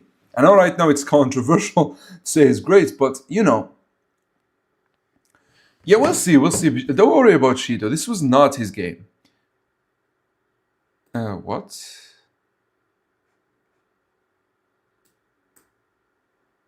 Okay. Anyways, so did we explain all the new gens? So we spoke about Kaiser, Sai, Hugo, yeah, and the 3 geniuses. All right. So now it's the time you've been waiting for, guys. It's the time we talk about the England New Gen 11. So give me your theories. I'll wait for your theories.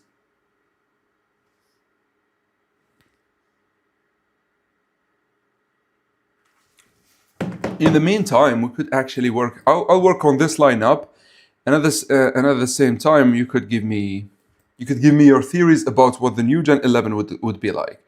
So we have here goalkeeper new gen, right? What the?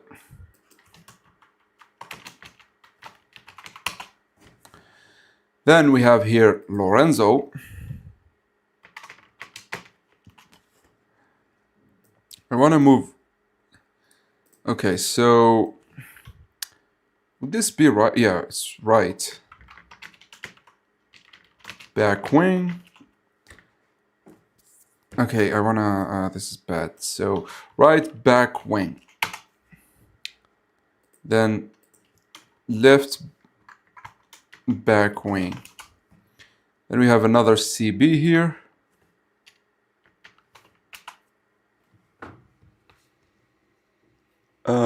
Check Discord while we wait. Hold on, I'll check Discord. Give me a second. Art.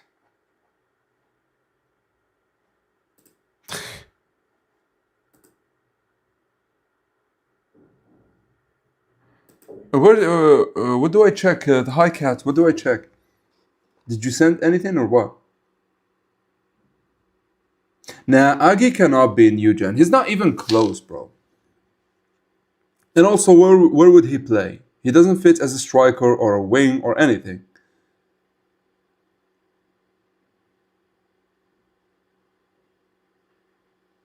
Winner or fullback? No. Listen, the winner, I think it's going to be the Brazilian new gen, which I will put. Hold on. So, this formation would not work because we know there are 4 strikers in the formation. So I wonder how would that work. Can it be 4-4 or maybe we have only one center back? What do you guys think? Because okay, so we put Bunny here. You think this would work? Bunny as the main striker. Then we have Kaiser and yeah, but Kaiser is explicitly said to be a striker, not a winner. So I don't know. Maybe okay. Let's talk about the formation. Nah, he's not even close near. Like, bro, he's on Ness's level, and Ness prior to awakening at the PXG game. It's a 4-4-2. Okay, let's choose a 4-4-2. Let's see, 4-4-2. So 4-4-2. Okay. So this is Bunny and Kaiser. Okay, this. So then we have Loki, which is a wing, and then we have here Brazil. So this is then here obviously we have Sai.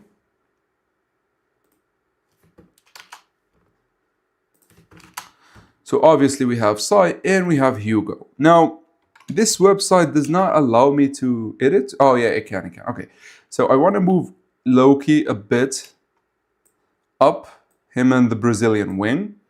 And I want to move Sai right here. And I want to move Hugo right here. Then we have Lorenzo. Then we have these left back wing and right back wing. Now, this is what I'm suspecting to have the England New Gen 11. He's going to be a defender or a right wing or a left wing. But imagine it's a keeper. I mean, listen, it could be a keeper, but I don't know. Hold on, you sent it. Let me see. In art. Ooh, holy shit. Bro, this is almost like you're almost as talented as Numura. Look at this, guys. Look at this shit. Hold on, let me zoom out. Look at this. This is insane. I mean, Kaiser and Loki as strikers, and Bunny and Kaiser as strikers. Okay. Anyway, Agi is around Chigri's. Now, I didn't say he is around Chigri's level, but he is nowhere near New Gen 11 level. I think New Gen will be a left back defender who is a talented learner and has a theory that Isagi needs to evolve, which is why they held France. Yeah, so this is what we're saying. So this lineup works if we have the England New Gen 11 here, and it could work if we have the New Gen 11 here. or here. It doesn't matter. But like the point is, I think he needs to be a talented learner. And I think he needs to have a theory that is at least threatening to Hugo's theory and Loki's presence. That's why they were able to keep Loki and Hugo at bay. Because if you remember, one of the most insane things about France is how effective they are. As soon as they joined the game, as soon as it started, they immediately scored. Look at this shit. People were still being happy about the game, and Hugo tells them, "Zoom." He duels both Isak and Henry like nothing. He passes. Charles takes it, and they score. So they at least, I think, they at least need an English, like an English left wing, right back wing, left back wing, right back wing, or a center back. Now, I would love it to be a center back more than wings, and this is why. Because with Italy, we could have Lorenzo and one of the wings, and it would be amazing, right?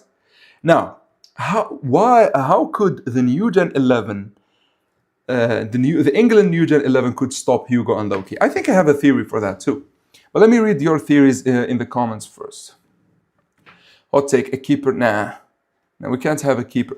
I think the formation is gonna be 3 at the back with no fullbacks.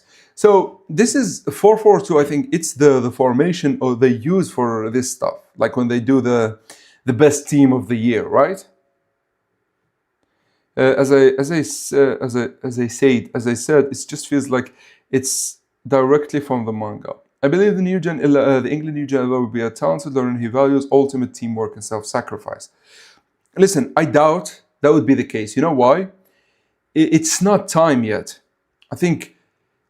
Or maybe it is time. Maybe it is time. And the way England plays would be the opposite of Burlock. And so they present another challenge for Ego and his theory to be relevant, right? Well, not relevant, to be not challenged, right? So that actually could be a theory. It could be a talented learner that doesn't value all teamwork, but much like Hugo, he excels at teamwork. That's more fitting, like especially with Burlock, right? I believe.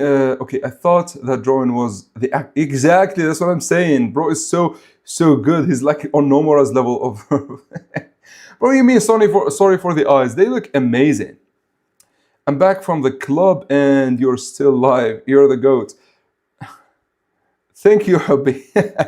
Listening and yapping about Blue Rock. Bro, you actually, Compil Lock, you actually missed a long glaze of Kaiser and Hugo. You could watch it later because it's this is a VOD. Yeah, this is going to become a VOD. Sorry for the eyes. Yeah, as I said, no, bro, you are forgetting that Onazi is a new gen. Bro, what the hell? Onazi is not a new gen 11. He's not even close, bro. Imagine if England secretly have the second best new gen 11 only to Loki. Well, only to Loki and Hugo, you could say, but I doubt it. I doubt it because, you know what? I wouldn't doubt it actually. You know why? It doesn't matter, because it doesn't matter. No, Onazi is not a new gen 11. He's not a new gen 11. What the hell? He's not even close. He's not even close. Bro got stomped by Aryu. You think a new gen 11 gets stomped by Aryu? Bro, are we reading the same manga? Hold on, I'll show you what Aryu did to that poor guy. Bro could not move a muscle with Aryu. So Bachura scores. There you look at this. I'll stand in your way. Look at this shit. Bro got destroyed by Aryu. You think New Gen 11 would get destroyed by Aryu? Come on, man. Be realistic here. Anyways, I'd say Onazi is on Agi's level. So, as I said about having the second strongest New Gen 11, the issue is it doesn't matter because I'll give you the exact reason. Because he would be playing on defense. Lorenzo was stronger than Kaiser when he was introduced, but because he was a defender, how do I say it? He did not carry the same aura as Bunny, as Kaiser, as Loki. Do you understand it? And the case with Hugo, it was so special because his philosophy itself was like even able to rival Ego, right? So he could be but that would require him, I think, in my eyes, to be a genius. But to me, I want him to be a talented learner. I want him to be a talented learner, and I want him to have a theory, or not a theory, but like a way to even defend against Loki. And Blue Lock need to acquire that way in order for them to evolve to face Bunny and the winner New Gen 11 as Brazil. Yeah, but like it never. Okay, I'll go to the chapter, bro. Don't worry. So what chapter was that? This is the game.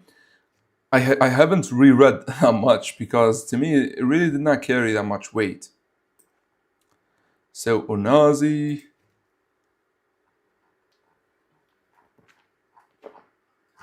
By the way, all Kuso did in this game was glaze Isagi, Karaso, and Aiko. Especially Isagi, bro, was really glazing them. And by the way, it makes sense because he's a talented learner. He's looking at the way they are controlling the field.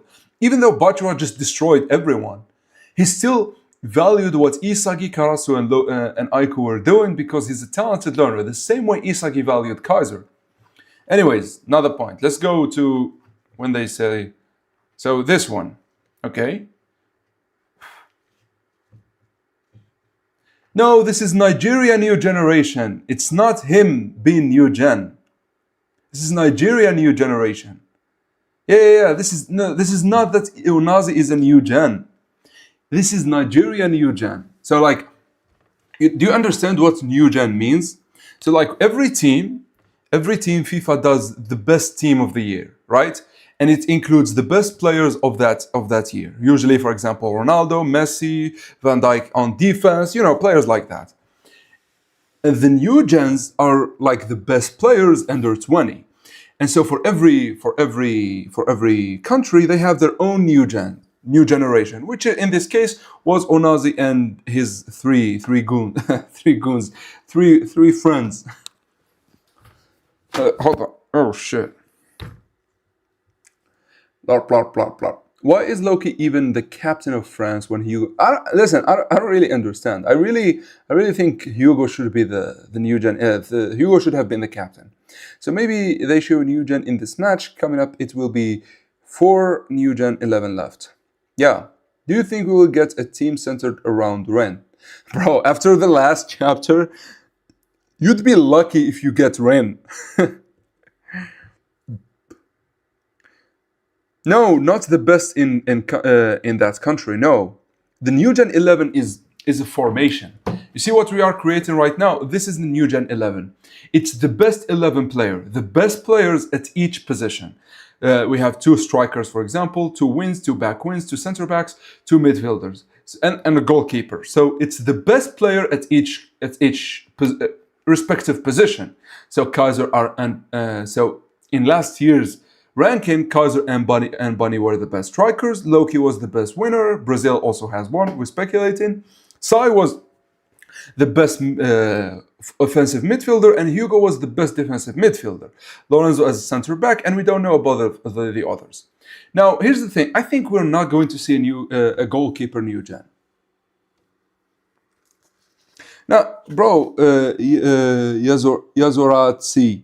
Don't worry, bro. Like, I love this one because we get to, explore, we get to reread, we get to make sure of things. So don't worry. Ask any question, say any statement. You have freedom of speech, my friend. We'd be lucky if Rin is found alive, man. Yeah. So the England new gen, I'm speculating he would be here. Oh, you know what? I'm gonna do something. You know what? Not now. Let's not bother. I think let's switch to this one. So for this one, players. So we've got Gagamaro. We got goalkeeper. Goalkeeper new gen 11. Then we've got Aiku Nico. Okay, so Chigiri should be left. Oh no, yeah, left back wing. Ario should be Lorenzo. Then Aiko should be England. New gen. Corona. Bro, what the hell? Right back wing.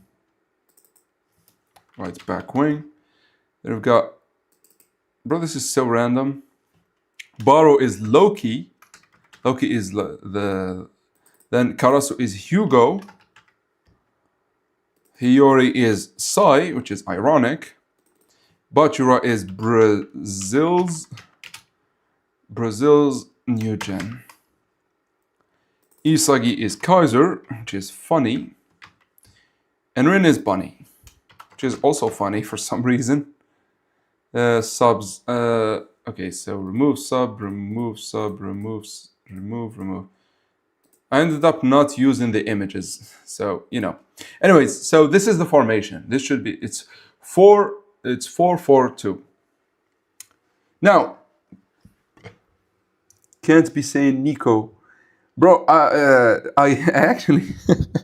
So Nico is actually an insult for us here in Algeria, and I had to like explain it to my wife and my mother. Like, bro, I'm not like cursing. I'm just saying. I'm just saying a guy's name. Ace, what do you think the main striker of England will be like? Or we're just having. So, I think the main striker is going to be a genius who Agi has interest in.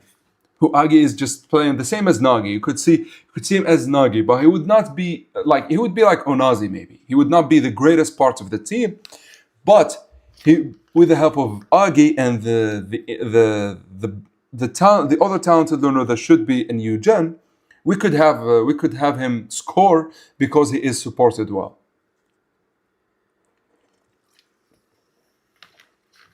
So for Metavision of the Predator Eyes, Nagi cannot have the Metavision because he is a genius and not a talented learner. If he is Freedom type, he would not be able to get the Predator Eyes. But if he is Restriction, he might get the Predator Eyes. The issue is Nagi does not need them. Nagi does not need any vision because his shenanigans in the air give him the highest scoring chances after Loki and Bunny, of course. So if he is just serious, I don't think he needs any eye. There are too many strikers in the new gens. No, these are not strikers. These are the only two strikers. These are wings, left wing and back and right wing, right? Yeah, we thought Hugo would be goalkeeper. Yeah, we actually did. That's true. We actually did that.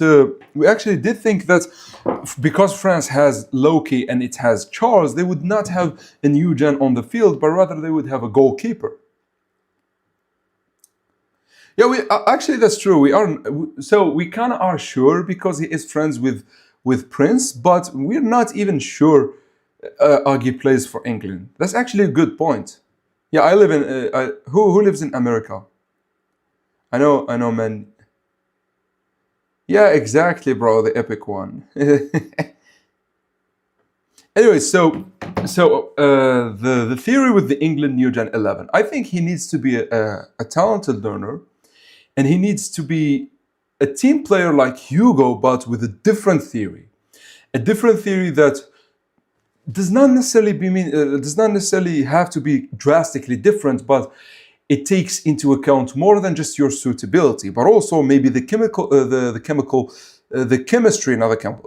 chemistry between the players, the way the players interact, the way talent interacts with each other. Because up until this point, we've never seen anyone explore anything like this in Blue Rock. We've never seen it. We've never seen this fact explore that talent react differently to each other. As I said, the reason Isagi succeeded in the NEL was specifically because of Kaiser. You know what? I just noticed that Aiko. Oh, that's Nico. That's Nico. Yeah, that's not Aiko. Anyways, as I was saying, the reason Isagi dominated the NEL was because his talent really matched with Kaiser's talent. And I would love to see that be explored here. I really would like it. I live in America, but I'm not free here. Bro, can someone ban this idiot? Thank you. No. Don't hide. Hold on. I'll show you. Hide him from the channel. Don't hide him from the chat. Hide him from the channel. Get the fuck out of here, man. This guy has literally has no life. Anyways, so the USA. Listen, the funny thing, we probably will not see the USA in this tournament at all. Unless yeah, because they are going to face Germany, and there is no way in hell Germany loses to anyone but Japan, or maybe France if somehow they face them before Japan. As I was saying, so now there is another theory about England, which is that they don't actually have a new gen. They actually have a team that is very well structured, that they all know what to do, and they all have chemistry with each other. And so it would be like the strikers have chemistry with each other, the midfielders have chemistry with the strikers, and so they move as one unit. It's not about one player shining in each position, but actually how they can dominate the entirety of the field due to just how perfectly they play with each other. Hide him from my life. Okay. Now, we don't have three new gen strikers, we only have two. It's Bunny and Kaiser. Loki is a wing, which I suspect Brazil's new gen 11 would be also a wing. I think new gen 11 would have.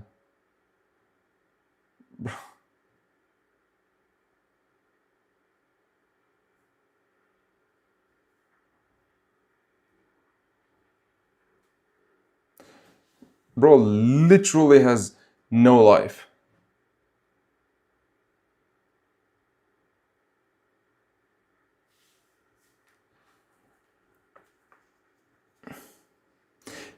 I think a well-structured team led. No, Loki is a wing. Loki is a new Gen 11. Like he plays as a wing. He's not a full-fledged striker like Bunny and Kaiser. As I was saying, by the way, for like not having new gen, they don't really need new gen if they are well structured. They don't need a leader per se.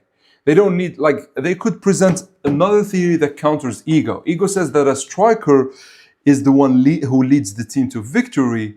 I think a team that is well structured. If you remember the U20 team, how their defense were well structured, they could have something like that. Maybe they could have players who are better than others, but they're not new gen 11 level. That also could be interesting.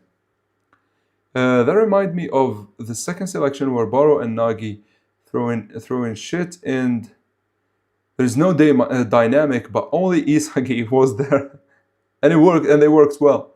I think it was because Isagi kept challenging them.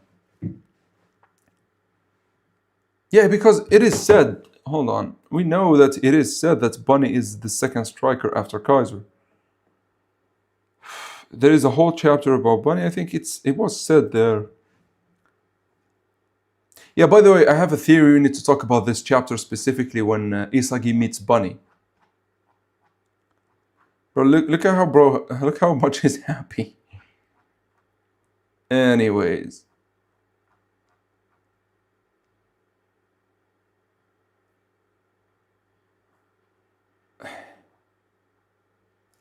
He's forward. He plays as a forward. By the way, he's 191 centimeters. And he is left-handed, by the way. And he shot with his left hand, yeah. With his left leg. By the way, I want to say something. And I don't know why no one spoke about this before. So everyone was gooning after Bachira's mom. But we all did not notice this baddie right here. Hold on. This baddie right here. She's literally the hottest woman in Blue Lock, but no one ever spoke about her. I know she shows for one panel, but Kanshiro Nomura, if you see this, please give us more of her. Yeah, Snuffy is a talented learner striker, but not Bunny. Maybe hold on. So with France, I think it was because he was the only forward. But here, even with Levy, Bunny still was a forward. But like with France, it was only him. Hold on, where was it shown? I think here. Yeah, it was Loki, but because he is the only striker. Well, the only forward player. So he was not playing as a wing, but like listen, you could be right, but we're speculating that Bunny is next to Kaiser, and as a winner because he's fast, and because Loki is fast, he is a winner.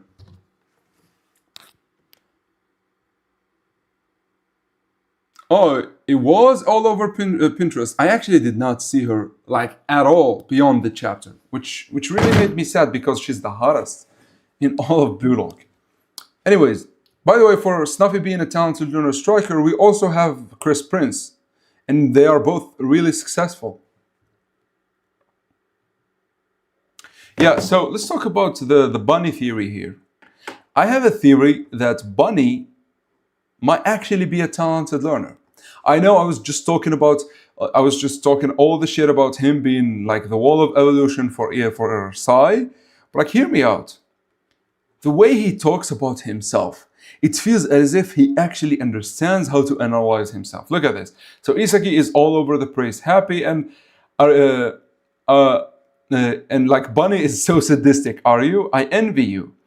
You can talk about something. You can talk about something you like, which with such excitement. I mean, I'm sure you have things you get excited about too. Everybody has things they're into, don't they? I might have once, but it's been forever since I understood myself like that. So this kind of feels like a talented learner way of thinking. It doesn't feel like a genius. Geniuses typically are too focused and they don't bother with things like this, right? When I see a joyful person like you, it makes me want to puke, right? So sorry to bore you with all of that. I'll be going now. Oh, sorry, that's not it. You didn't do anything wrong. I'm just the insensitive type. And then, like, it's like he hits him with the hard truth. But ever since I first laid eyes on you, you've had the saddest smile on your face. And for the first time, Bunny is not sarcastic anymore. And I don't know, geniuses, you don't usually talk to geniuses. Geniuses, I don't know, like maybe I'm looking into it too much, but I feel like he understands himself way too much to be a genius. I feel like he must be a talented learner. And especially because he did not get angry at Isagi. Geniuses would have flipped after saying this shit like this. So I don't know. What do you guys think? Yeah, Rockman, if you're like that, you need to be like maybe Isagi. Yeah, you need to do what Karasu did. Match your suitability with your abilities. Bro, it's really like really wants me to to talk about Kiora. Yeah, listen, bro. This backstory will break the internet. Like, Kanshiro does not give a character such design for nothing. It really does not happen. And there is a thing. This is like a cross, especially in like especially in his like what's it called? In his bunny hat. It really looks like a cross. Look, hold on. It really looks like a cross. And in Barcelona specifically, there is hold on. Biggest. I don't know what's its name. Church.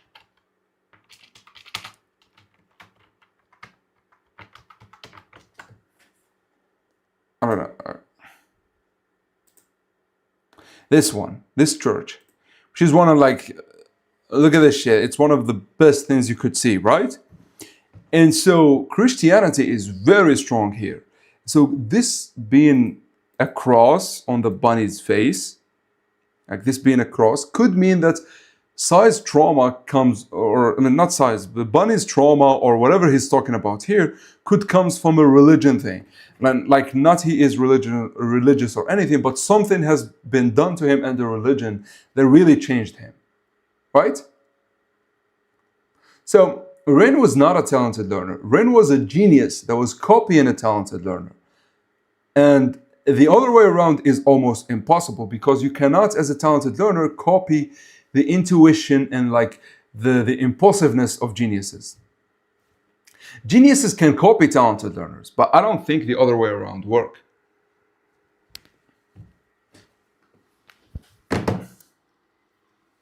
Loki, bro, is putting Saiyan Kaiser over Hugo. Come on, man, what you doing here?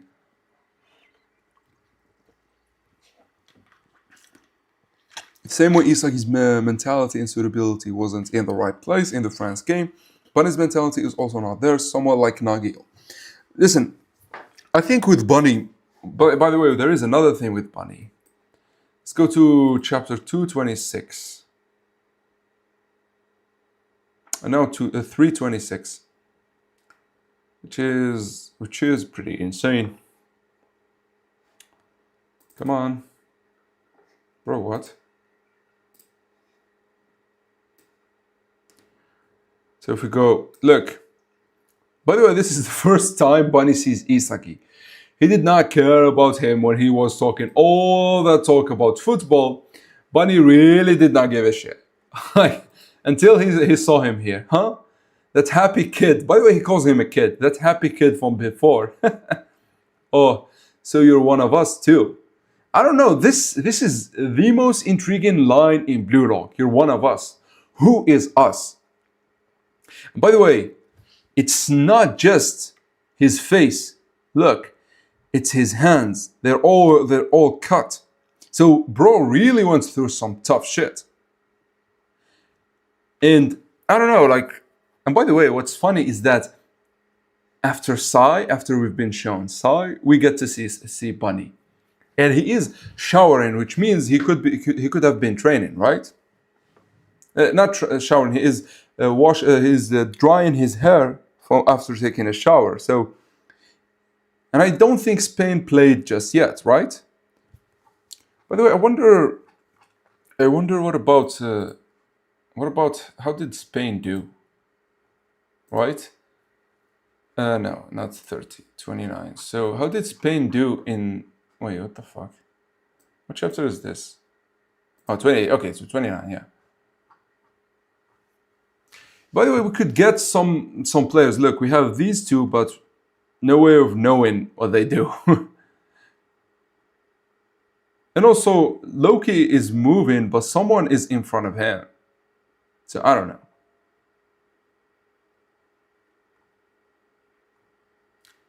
Loki, hold on. Where is Spain and how much did they score? Spain. Say Mexico. Wait, where the fuck is Spain? So Japan, France, Brazil, Senegal, Argentina, Denmark, Spain. So we have Spain.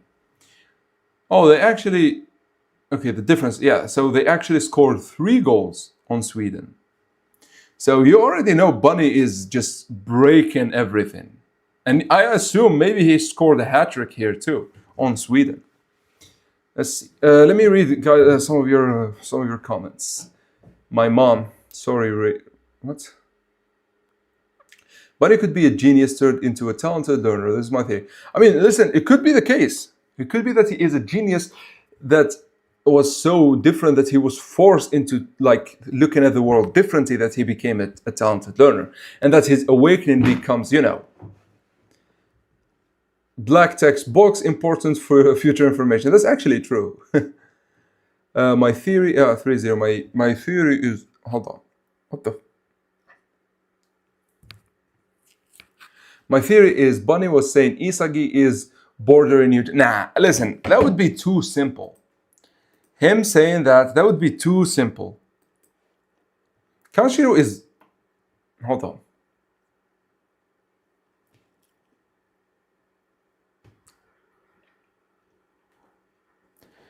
Where was it? 26. Kanshiro is too much of a crazy motherfucker for him to just meaning that he is a new Gen 11. There is something about Isagi smiling.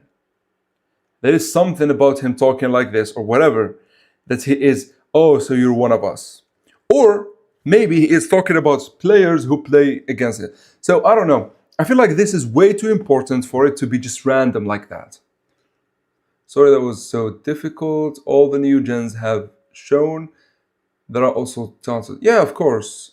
I feel like he knew he played soccer, but seeing him play was on new gen level. Sure, that could be the case too, yeah.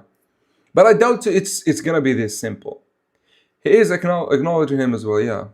I agree he's a talented learner. I'm Yokcha, that's not true at all. None of Blue Lockers are new gen 11 level. Ah, no, we have Ren.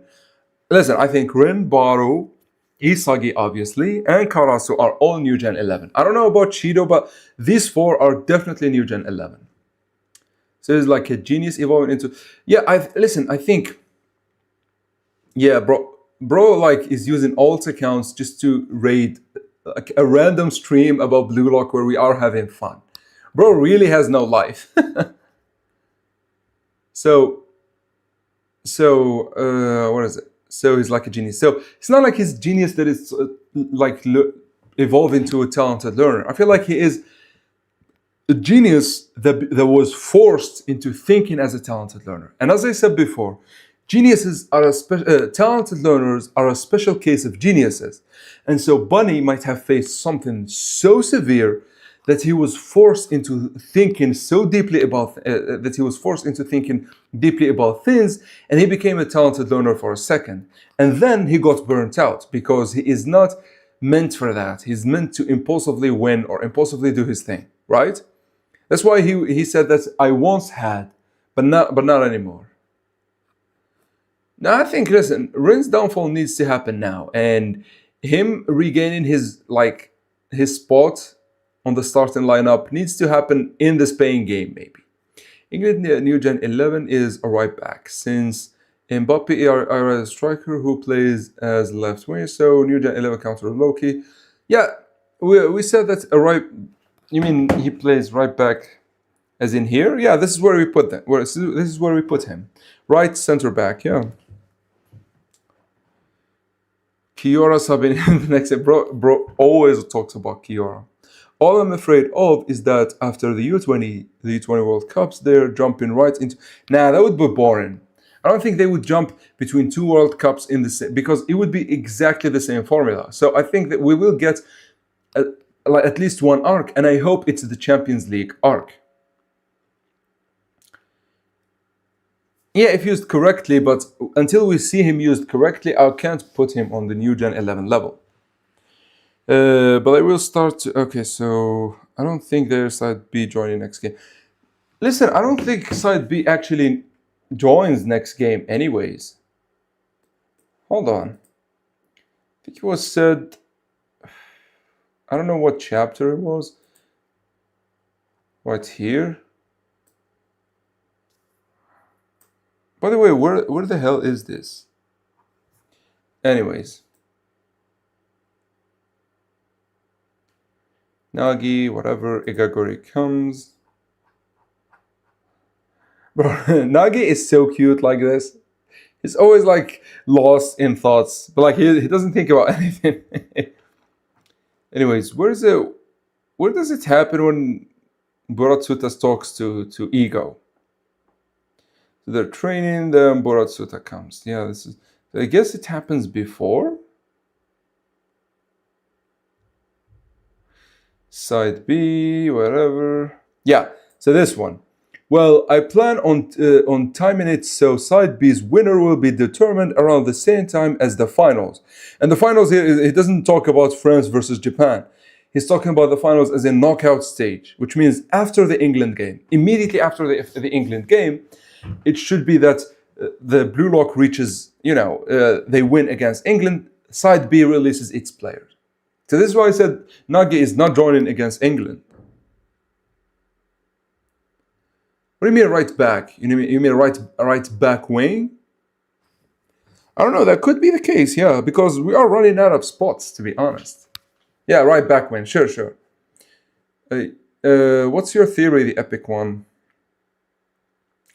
The English New Gen 11 might be the first defensive player to score a goal.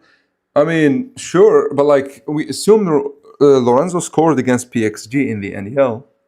They will start the actual tournament opposed to the championship. What do you mean?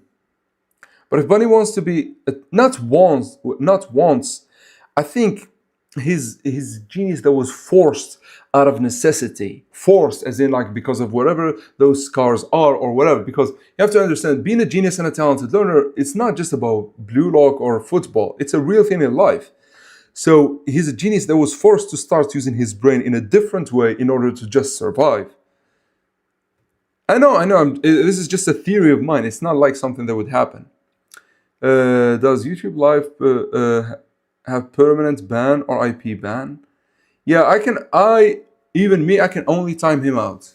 Not time him out. I can only hide him from the channel. But different accounts he can. I don't know how to IP ban. We'll look into it actually.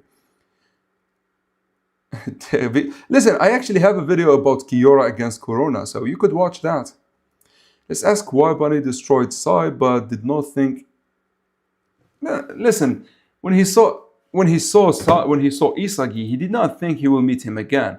However, he told him something that might lead. Look at this. When I see a joyful person like you, it makes me want to puke. So if this was Sai, maybe maybe that's the reason why he destroyed him, because Sai kept talking about Rin or whatever he had, or whatever dream he had.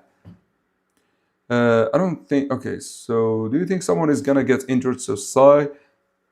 No, actually, once Sai joins, he has a permanent position. No one needs to be injured for him to join. Especially Sai. I don't know about Nagi or Kira, but especially Sai. Defining traits. Okay. Expect New Gen will be close. Something like. Listen, I don't know IRL players, so I can't really say. I know Lamine Yamal, but like Yamin Yamal, but like I don't think Bunny is like him. Yeah. Oh, is he? Is he 191 centimeters? Bro, look at this clown.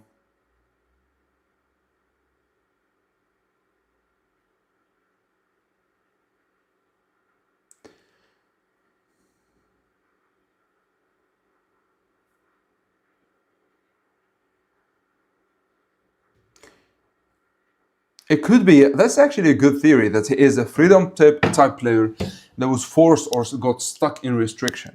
So he never was able to spread his wing. That's why maybe his love for the game like died. And also, it's kind of uncanny that he always is smiling despite all the pain he has. And this is a psychological reaction to pain, to always smile to hide it.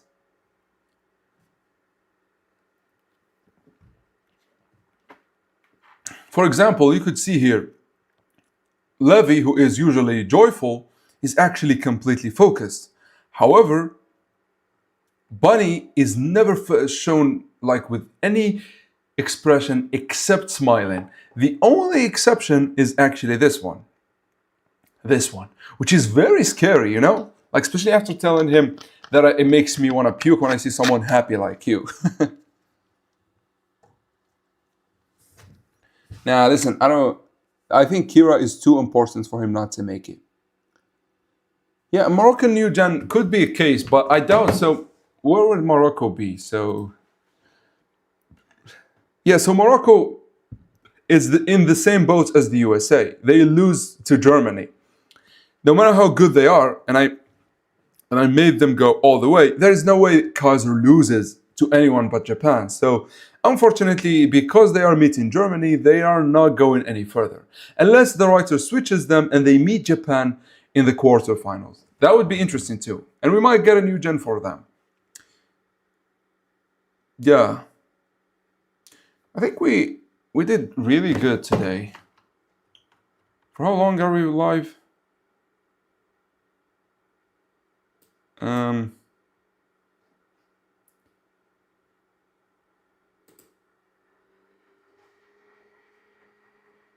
Yeah, we've been live for more than 4 hours. Yeah, so do you guys have anything else? Because I'm getting a little bit tired, not gonna lie.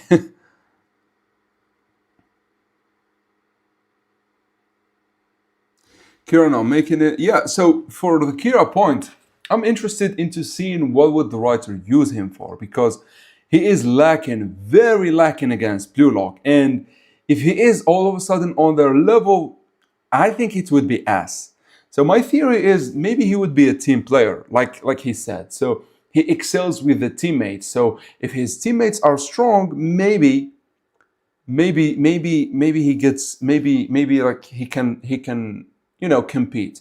But other than that, I really do not see him on Isagi and like Baro's level, because they had to go through the world stage in order to reach that level. And so if Kira does it just like that, it honestly would be like really bad writing. Yeah, thank you, Rafa, for staying all this time. Thank you. Your bunny is like Holland, but for it, but darker. Think about it, left-footed, tall, calm, and Ilian is more happy. It's actually true, Holland, but like I feel like Holland had a very like a good upbringing. But like you could, as you can see with Bunny, if you go to chapter 226, look at bro. Bro is all cuts. He's more cuts than human. I realized. Can you do a score for Japan versus Spain game? I actually did a score. I think. Hold on. Yeah, I removed it. But like for Spain, I think because they are going to survive Bunny, it needs to be 5 versus 4.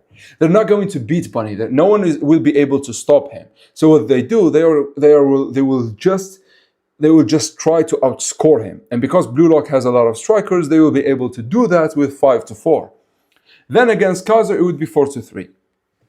But like the main point with Bunny, I think they shouldn't beat him. For me, I think, at least for me, they should survive him. Or maybe the writer would take the obvious route, and because he has beef with Sai and Rin had to defeat him. I don't know. But like, I feel like if they have to survive him, 5-4 would be good.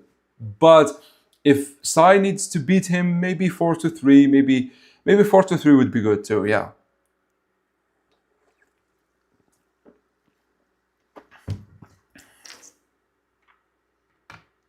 Yo, give me credit, came back. I come up with a theory. Of course, the epic one. Actually, listen, your theories are always great. Like, all of you guys, because like you are making me realize some things that even after rereading Blue Lock for all that time, I sometimes miss. So thank you all, guys. Who do you think will take Rin's spot in the lineup? It needs to be either Baro or Shido immediately. So, like I think the next game it needs to start with both Baro and Shido as the main strikers.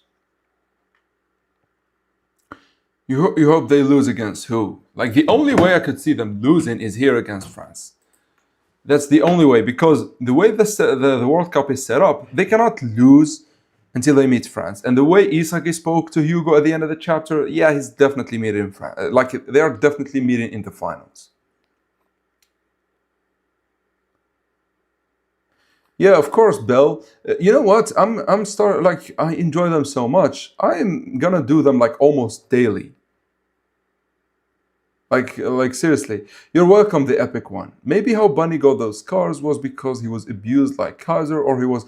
So the issue with him being abused like Kaiser or him being an orphan is that it would be a repetition of two backstories, like Kaiser's and like Lorenzo's. I want it to be unique. I want it to be something that messes with his own psychology. Because one thing that is for sure, Bunny is not in the right mindset. He smiles like he smiles for no reason. Look at this shit.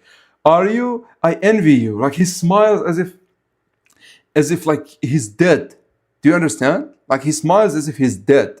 And I kind of like you can tell it's gonna be a sad story, but I want it to be psychology warping story.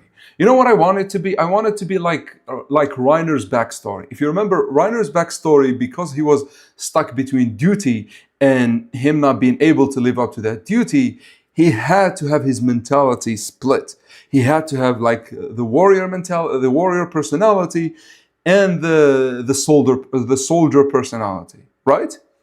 So something deep like that, something very psychological, something like schizophrenia, like something. I don't want it to be just abuse like Kaiser, right? Do you guys see where I'm going with Bunny? This is like he has so much hype right now. Now listen, so Kira is better than Igagori or maybe even than Nanase, but like for the rest, I don't think Kira would be even close to anyone. So for the new Gen 11 of Brazil, I think he is going to be a genius because he's going to be a wing, which we're speculating here, and he should be like Bachira. He's an extremely good dribbler, or he could be a talented learner and he dribbles like Sai. He dribbles like reactively after analyzing people like Sai, which would be insane too. Who's Luna from Blue Lock? This is Luna. Luna is the dirty fox of this show. Then I don't wanna mess this one up. Give me a second. I'll show you who Luna is. Come on. 88, chapter 88, I think. 88 or yeah, something like that, I think. Yeah, this is Luna.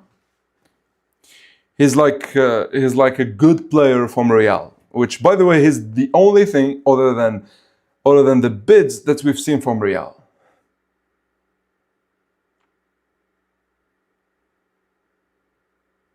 Iglesias. Isn't Iglesias like a family name? Is a Spanish surname translated literally to churches as a location and habitational name. It was historically given to families who lived near or worked to village. That's what I'm saying. That's what I'm saying. Because like Barcelona has this big church, and the scar on his face literally looks like a cross.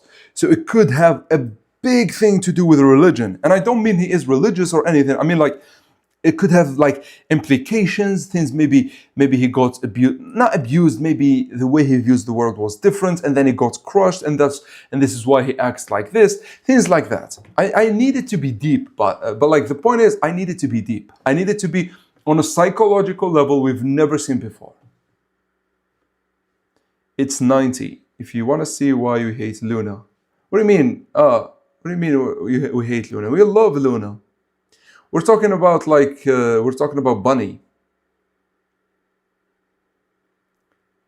Bro can't even get past Blue. Listen, so Kira cannot catch up to Blue Lock. And I'll show you guys why.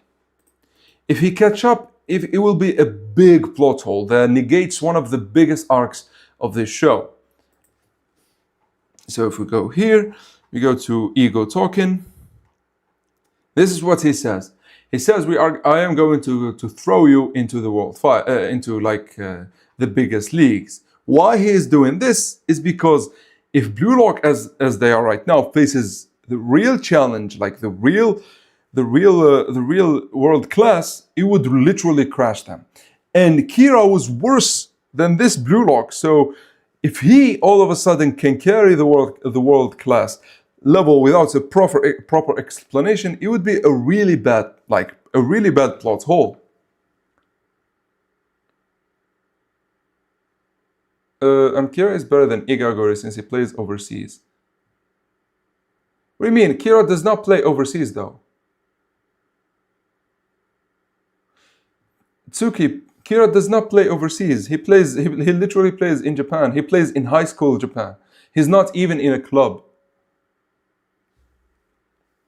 Agree, Bunny will be the one who destroys, and he himself is destroyed from his past and starts to destroy dreams. Maybe, yeah, that could be the case. Yeah, now, I can explain this in your own Discord DM if you want. Yeah, I know, you're Danica. Send it, bro. Send it. Let me read. We're here to read your theories, guys.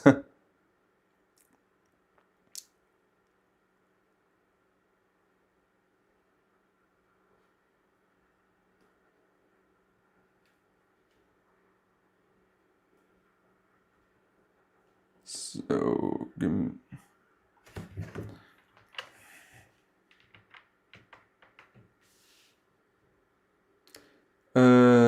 then okay, so yeah, he does. What? 327. I don't remember that at all.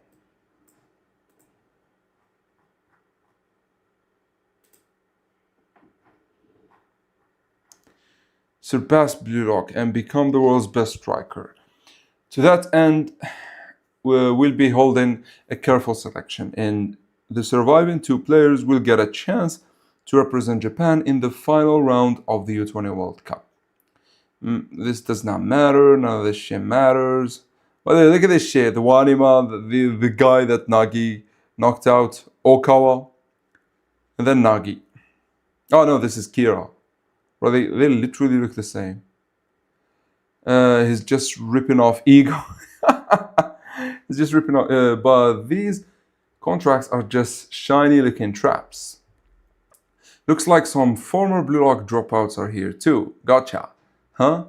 Now I'm new to you too. Now I'm new to Blue Lock. I'm part of the Fresh Batch Buratsuta called for this selection. The name, yeah, I'm from, and I am with a AAA form Netherlands League. Okay, nice to meet you, Ryosuke Japan's Hope Kira. Nice to meet you.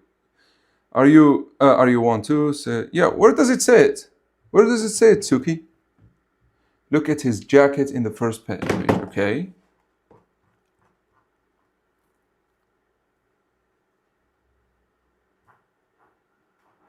So we're talking about his jacket here. So what's this?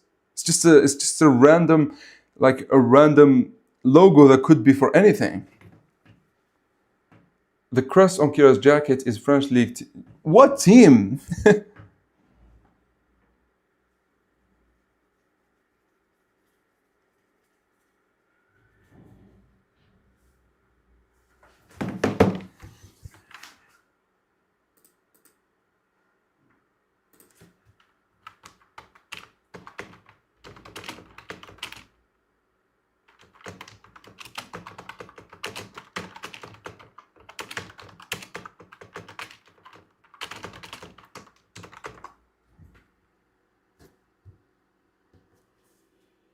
Yeah, okay, I'll look at DMs. Hold on. Yeah, but that's purely speculative, Tsuki. So, guys, what he's talking about is this. So this is the team,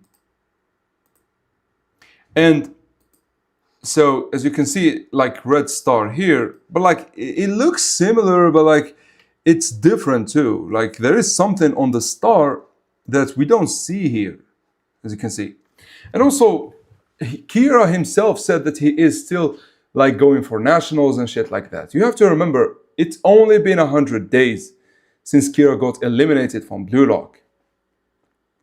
I think, listen, it's just a knock, like as Mahito's fangirl said, it's just a knockoff of a clothing brand. That's it.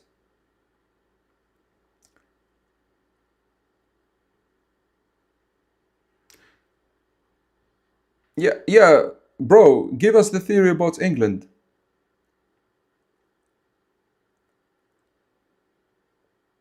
So yeah, for England, listen, for England against Nigeria, it's actually interesting. The score is more important than you think, because hold on, when was it shown again? Yeah, I think it's 229. Okay, so 229. So right now, Japan is up 3 points. This is after the Nigerian game. Then they lost 4-2, which means no, they're up 4 points. Then they lost 4-2, which means they are +2. If you look at England, they are -1. In order for, like, obviously, if England wins against Japan, they get ahead, but also so Japan. However, what about a tie? If they tie, as it stands, Japan is +2 and England is -1.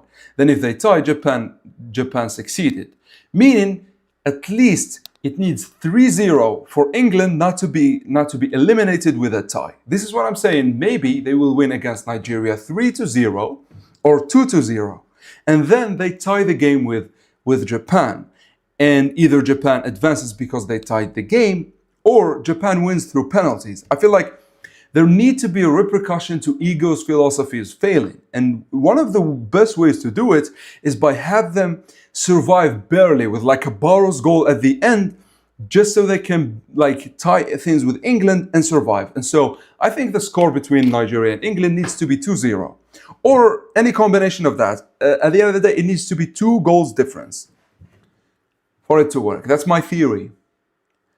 Okay, plus the whole manga. Okay, so did you send it on Discord, bro? Let me read. Plus the home. Okay, let me read. Let me read. Plus the whole manga timeline is just 6 months from chapter 1 to chapter 6. Football gap is not that big. People acting this manga. Yeah. So the thing with this is that it's only been like not even 6 months, you know? It's like 110, 120 days. Like it's maybe 4, 5 at best. And so 5, I don't think he can go from like playing for high school and like having whatever the hell that is, just just like to play for Red Star, which is like a French team. Now, for him improving, as I said, Danica, that doesn't matter. Ego himself told the Blue Lockers that if you face the world class as you are, you would lose. Why though? Because world class is too much for them. They needed the NEL environment to change even their perspective. And that's another thing. Kira, no matter how much he trains, he can never replicate the environment of Blue Lock. And the environment is what birthed insane players like this. The reason the NEL was crazy is the environment. The reason the second selection was insane was the environment. And no matter where Kira trains, where would he train? Where would he train that would replicate the environment? Wait, what happened? Bro, why was Kihan Rockman like timed out? Drake.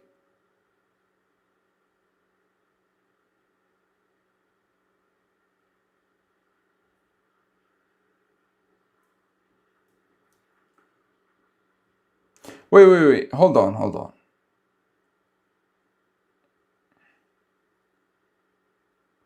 Let me read. Okay, so, bro, Drake, why did you? Okay, give me a second, guys. Where is it? Where is it? Where did he speak of that? Yeah, okay. Spanish shot. Yeah, but like he did not speak of it as like he's making jokes. No, it has everything to do with manga. We literally was talking about Church and like Bunny Iglesias.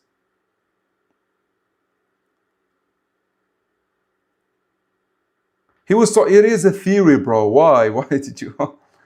Oh my God, bro. Hold on. Can you channel activity? Hold on. How do I check chat filter, community moderation? I don't know how to. Yeah, but that was a theory, Drake, bro. Come on. I'm gonna strip you from your mod status. But like, hold on. Yeah, it was regarded to a theory we have about Bunny. I think you were not active at that time. How do I? Do you know how do you guys? How do I bring someone back? Because he did nothing wrong. The poor guy did nothing wrong. Okay. Hide. That's more. Put in timeout. Bro, what the hell? I can't. Well, it's unfortunate. It's fine. It's fine. But like,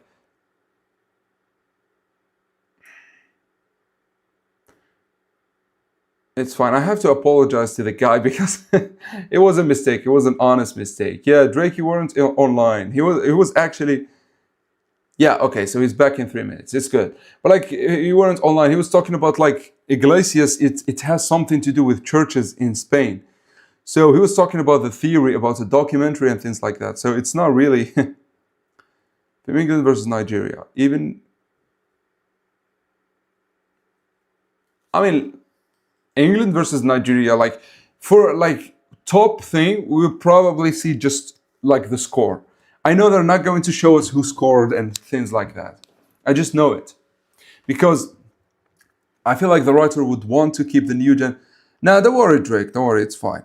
I don't think the writer would keep a new gen like a new like would show the new gen for no reason. I think he will save him until they face England. So the best you will get with England versus Nigeria is the score. Yeah, listen, Otoya, there is. I don't see it.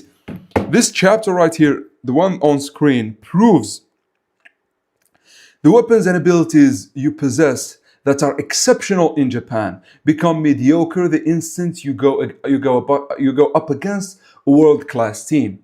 This is something, unless Kira trains in Europe, can never overcome.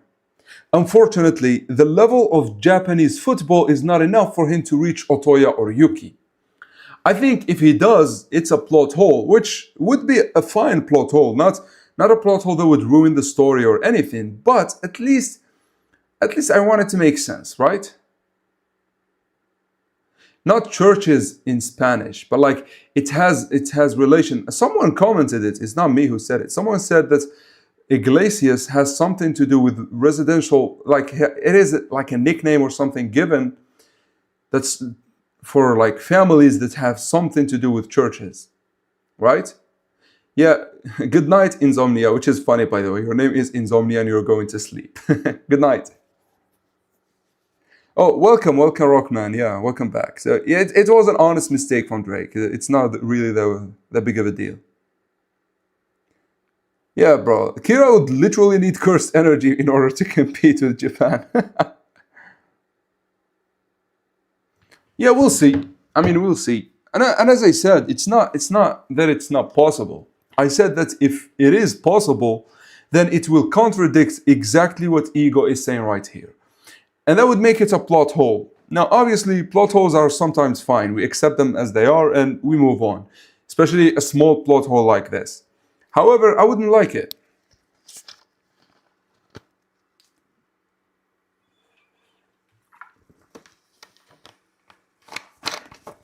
The thing is, with Onazi scoring over England, if we are assuming in New Gen 11 is a defender, Onazi scoring would actually be bad.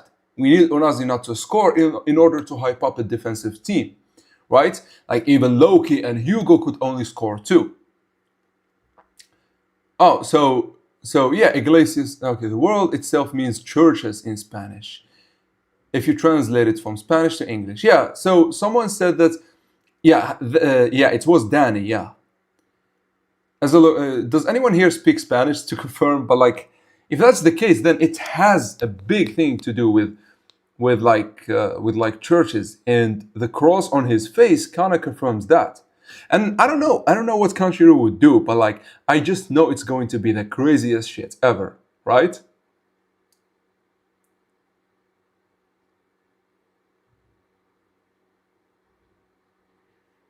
Yeah, Yuki. Listen, Yuki might play next game. Who knows? Like, I feel like we could have random substitutions here and there. What if Japan does not win the World Cup? Yeah, so this is a theory too. Japan could lose here against France, and this is the only place where they could lose. They cannot lose to Germany, they cannot lose to Spain, they cannot lose to Brazil, and obviously not losing to a random team here. So if they lose against France, then it sets up the real World Cup where it is France versus Japan in the finals, but this time they win.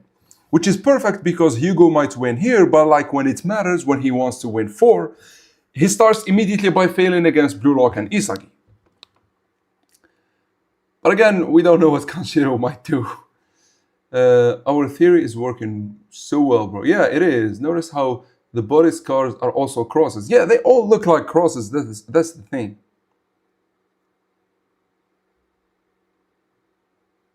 Bro, God forbid you got touched by one. Bro, that's actually funny. But you know what? The thing is, I don't want it to be just abuse because we already had that with Kaiser. And I don't want it to be abandonment because we already had that with like Lorenzo. I want it to be psychological torture. I want it to be that like Bunny reached a point where like his personality split or whatever. Listen, Otoya right now is better than Kira. No, not Kira. Otoya right now is better than Yuki. Reo is better than Yuki. Yeah. I think even Onaze is better than Yuki. They give him angle, bro. You know, if they give him Angel Wins like flow state, that would be insane. Like he is the complete opposite of Karasu. Karasu is like a crow.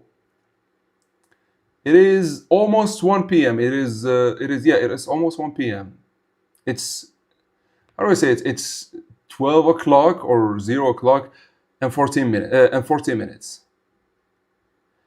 Yeah, I think it's 40 minutes past 12 o'clock. I really forgot how you say that in English. That made me laugh. I'm such a horrible person. I mean, listen, laughing at good jokes, even if they are horrible, is just part of being human. Y'all think that Isagi will rebel against Ego? Yeah, we spoke about that. So there is a possibility that Isagi might turn on Ego, which we will talk about maybe tomorrow. Maybe tomorrow we'll do a theory on just Ego's downfall and like Isagi and Karasu, Rin, everything that is happening. Because we got some interesting facts, especially with like the color of the hair and Kira, Nagi, Bunny, and all of that. What if the final team isn't France but Argentina? Listen, the issue with that is they would need to present at least 2 new Gen 11s in Argentina that would be on Hugo and Loki's level. And the reality is they cannot present one new Gen because that would mean that one new Gen is better than Hugo and Loki, and that does not work.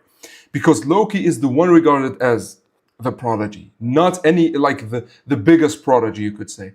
Not any other new Gen 11, right? Loki is at the pinnacle. So, unfortunately, no matter how I think about it, I doubt Argentina would beat France.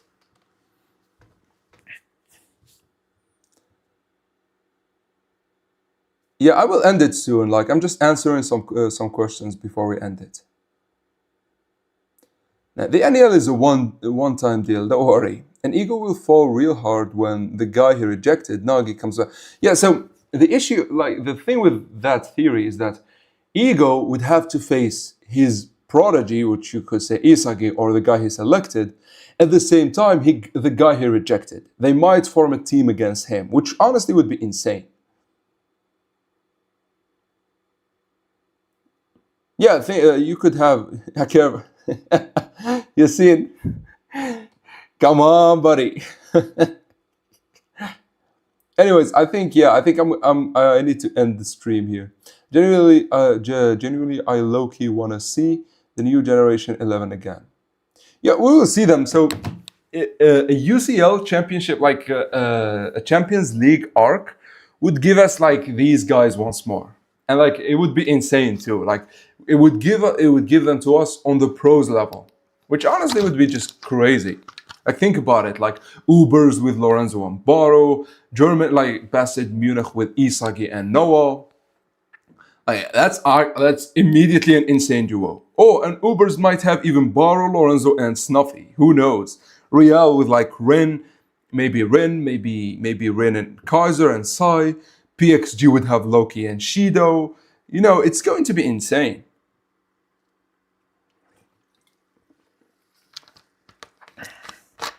The Don Lorenzo. So Luna. So this actually brings a very interesting theory. The reason we did not have Real yet, because we are going to have a pros Champions League where the teams and the final boss team is going to be Real. I think it's Noah, Isagi, and Ness maybe against Kaiser, Luna, Sai, and Ren. And now that's a lot of damage. Maybe Loki and Shido would be in the semi-finals. Maybe Ubers. Oh no, it needs to be Ubers, because Snuffy, Baro, and Lorenzo against Noah, Ness, and Isaki. Yeah, then maybe we get another player. Maybe Kaiser does not go for Real. Who knows? Yeah, he is in like Arsenal, who won the league, which could influence, but like I doubt it. I think Kashiro already had the end of this of Blue Lock in mind. So I doubt anything that happens in real life would influence Blue Lock anymore. Anyways, Luna definitely has final boss energy, especially during the World 5 game. He does, exactly. To be honest, before we've seen Loki and how much Noah respects him, we need to see Lorenzo. I'll explain something about Lorenzo. Give me a second. I thought Luna is the strongest of the World 5. But then definitely now it's Loki, but Luna is still number 2. As for Lorenzo, as I said, this is a placeholder game for Japan. It could be Colombia, it could be Switzerland, it could be Iran, it could be Peru. Which none of them are really a threat, right? So the writer could do something different and give us things from Charles or Hugo's perspective against Italy, where we see Lorenzo. Because the writer, I think, understands that Lorenzo is also a fan favorite, so he cannot ignore him the whole arc. Yeah, listen, guys. So Luna is a genius for sure. Luna obviously, not obviously, but he is a genius. He is a dribbler, and he seems to be a very perceptive dribbler. is like Ren. Ren is perceptive and in his destroyer mode is very good at dueling. But like Luna is more good at dribbling than dueling. Anyways, I'm literally beat, guys. I really need to end it. I know we had so much fun, but like keep your questions to tomorrow's stream because we'll do it daily. And we will have fun. So far, in Bunny's case, they're heavily emphasis on shame and guilt, but can change the psychology of kids. Think about kids at church expect always smile. Yeah, it could be that. Yeah, it could be that.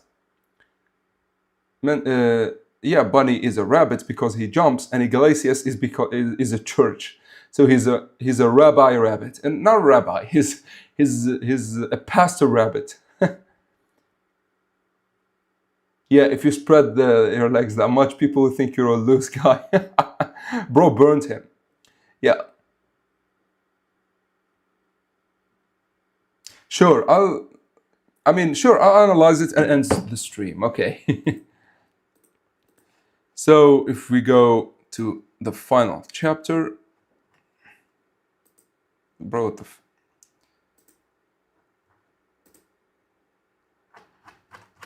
so here's an interesting fact.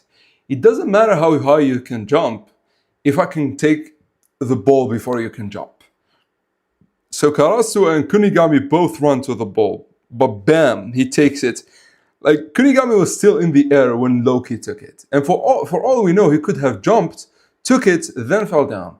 Maybe not with his aura, then like so these two players, he destroyed two players. Then there is another player here who I don't know who that might be. Like, who's number 12 or 2? Number 2. Is it Aryu or is it Aiku?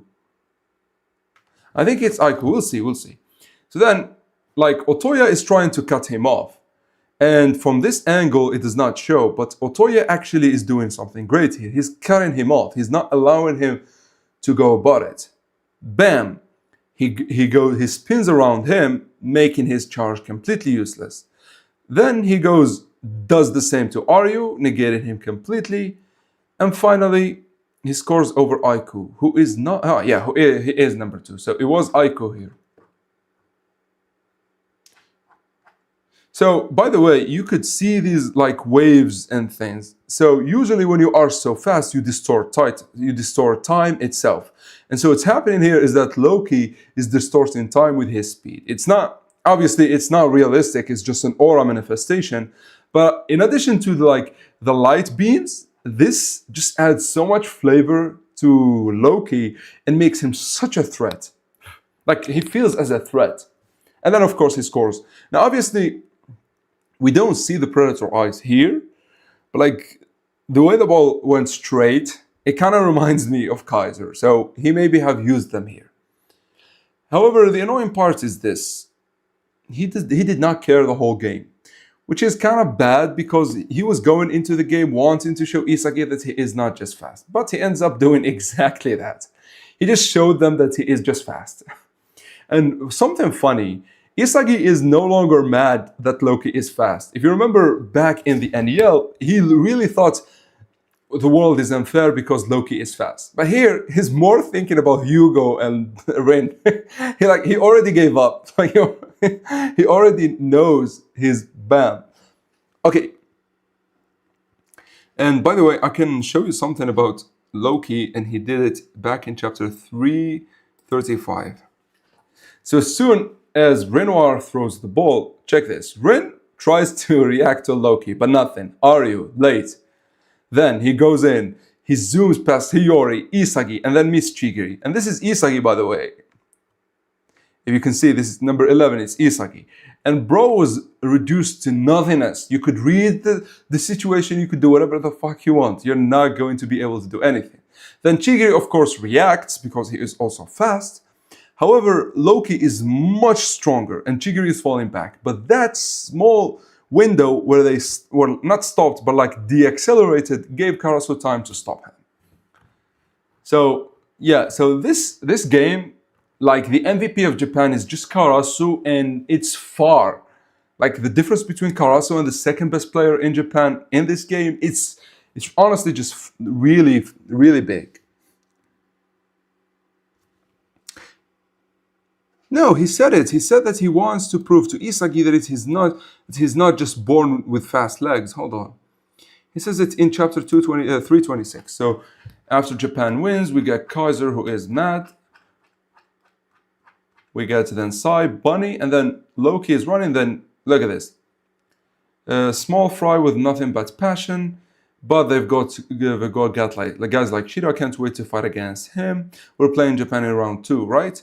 Right. Well, on a personal level, I want to face Isagi again and ask whether he still thinks I am full of myself just because I happen to be born fast, which means he is willing to face him to prove that he is not just fast, right? But then he did nothing of that, nothing of the sort. He literally proved him right. Mind you, Hugo and Loki weren't even sweating. Yeah, sweat scaling is actually a thing. If a guy does not sweat, it means he did not try his hardest. Because here, when Loki is training, obviously you try your hardest in training, you could see him sweating. And this is something do not get used to, because we're not going to see it for a long time. No. It actually, so sweating here is not about how tired you are, but actually it's about how much you're trying. For example, Isagi, his sweating here is much less than how he was sweating against like PXG. And that's actually intentional, because in this game, Isagi was not trying as hard. And if we look at how the first panel, the first half ended, which should be here, right? Yeah. No. This is second half. Yeah. They literally are not sweating. So Nigeria, you could see them sweating. But Ren, he has one drop on his face, right? Look, he's not sweating at all. While this guy, Obo, he's sweating. So here, Japan were the OP ones and they weren't sweating at all, right? Yeah, Loki. So Loki is great because of his perception. He can jump high and he has the predator eyes. So he is great in many ways, but being fast is literally his main playing style. And he did not prove Isagi wrong in the end. He just proved him right. He just proved him right. Anyway, guys, I'm beat. I'm dead. And we've been live for for almost 5 hours, which is great, by the way. Time literally flew by. And so I think, yeah, it is detail in the art, like the sweat thing. However, I think that's all for the stream. We'll meet tomorrow, and I think we'll talk about Ego and Isagi and the possibility of Isagi betraying him. I feel like this could be an episode, it's an episodic thing. Like every stream is like an episode. And by the way, today's stream we broke the 100 concurrent watchers. We reached 112 peak concurrent watchers. So really thankful for you guys. I really hope you enjoyed this. And until next time, thank you for watching.